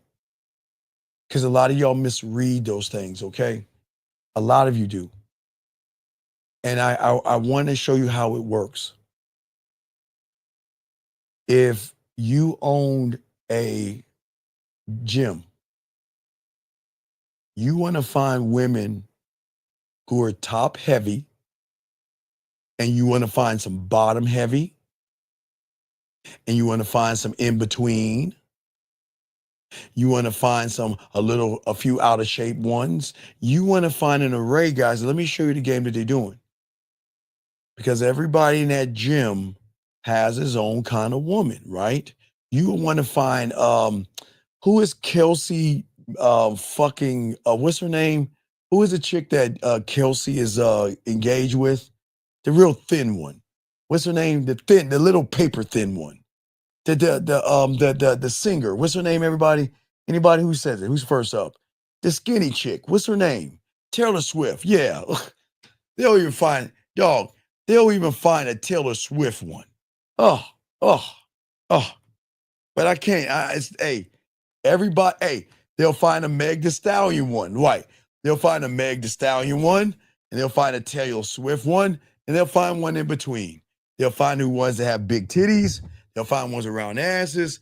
But everybody knows this one thing, is that whoever comes through that door, you got to make him feel like he's got a chance to get that ass. And that's how customers and companies sell themselves. They always want to have somebody that is decent looking on the front end, that is pleasing to your eyes, that makes you feel that you know you're somebody special. And that's how they get you, okay? So I just want to let y'all guys know that. But at the end of the day, guys, y'all have to remember, guys, everything that we do, just remember, as I said before, you guys just remember, you have to remember at the end of the day, if you are sick, as I said it before in the morning and before earlier today, if you are sick, your body is going to tell you that I'm about to prepare you for getting whatever is inside of you out of us. And I'm going to make you nauseous, make you sick, and I'll make you throw it up. Or I'm going to make you feel nauseous, and you can take a laxative or you can take something and get me out. It's going to come out one way or the other, but it's coming out that it's a poison inside you. Why am I saying it, guys? Because all you guys out here, Lauren, Taylor Swift is it Taylor Swift? Oh, she's a singer. Just a little thin piece of paper. But anyway, what I'm saying, all you guys out here, is that what is important is that, guys, this is a chance for you to gauge rejection. And this is for you to gauge where you're at. If anytime you see a woman and anytime you feel some kind of a way around that woman, if there is a worry, a doubt, a thirst for sex, or if you want to lie to her or anything, you're playing in her reality. Stand on your square and be who you are at the end of the day, and you guys are going to win. That's the beautiful thing about the game, okay? So, gentlemen, I've got a game to play. My boy talking that shit. I got to go get me some kibbles. And after I get my kibbles, I gotta play my boy. Cause he mad. Hey, guys, I told you I'm on the street now. I'm whipping their asses now. But guys, we do have a show at 12 noon. Then we have another show Sunday night. So guys, y'all soak the game up. Guys, if you need me, themanmindset@gmail.com, themanmindset@gmail.com. Guys, don't forget, in 15 days or 16 days, we're gonna release the Sex-O-Ween and the costume game for you guys out there to pretend, not to pretend, but to get ready and get those costumes ready so you guys can have a good time at the clubs for Halloween. We want to make sure we do everything at least a month and some change so you guys can't make no excuses. So in September, middle of September, and guys, homework assignments, please guys, start going to the poetry clubs. Go to the art district and check out about nude modeling. You can make between $16 and $32 an hour. But that can open some doors for you guys. I'm just showing y'all just different things that y'all can do, okay? Guys, if y'all need me, get at me, man. But hey, you know what? Let me go get these kibbles so I can go in there and whip my boy's ass, man. He been itching for this. He been itching for this ass whipping. So guys, I'm gonna get in this game, man. Shout out to all you guys. I appreciate you guys. Please, no. Vittles is your cat. I get kibbles. No. I'm from Maryland. No. I'm from Maryland. Maryland, I get some kibbles. I say kibbles. Vittles is the name I use as cat, your cat. Like if you have a cat, I would call it Vittles. I don't know what you women name your damn cats or your dogs or whatever, but I say your cat Vittles. But I'm going to get some kibbles, not Vittles, kibbles. All right, so yeah. So I appreciate y'all, man. Y'all are good. Please be good to yourselves. If you need me, get at me, guys. Shout out to all you people out there. manmindset@gmail.com. Guys, I appreciate you. Get at your boy. Man, let's do Dougie. I gotta go Dougie. I gotta get the fuck out of here. Dougie, let's get it, man. Yo, what's up, y'all? This is Doug E. Fresh. And I want you to know, without a shadow of a doubt, this is what it's all about. You're listening to themanmindset.com. Dating help for men with your host, Steve the Dean Williams, as we go a little something like this. Hit it. What up, though? It's your boy, Paige Kennedy. You already know what it is. And you're listening to themanmindset.com. Dating help for men with your host, Steve the Dean Williams. What's up? This is T.O. and you're listening to the manmindset.com dating help for men with your host, Steve the Dean Williams. This is the Shark Damon John, and you're listening to themanmindset.com dating help for men with your host,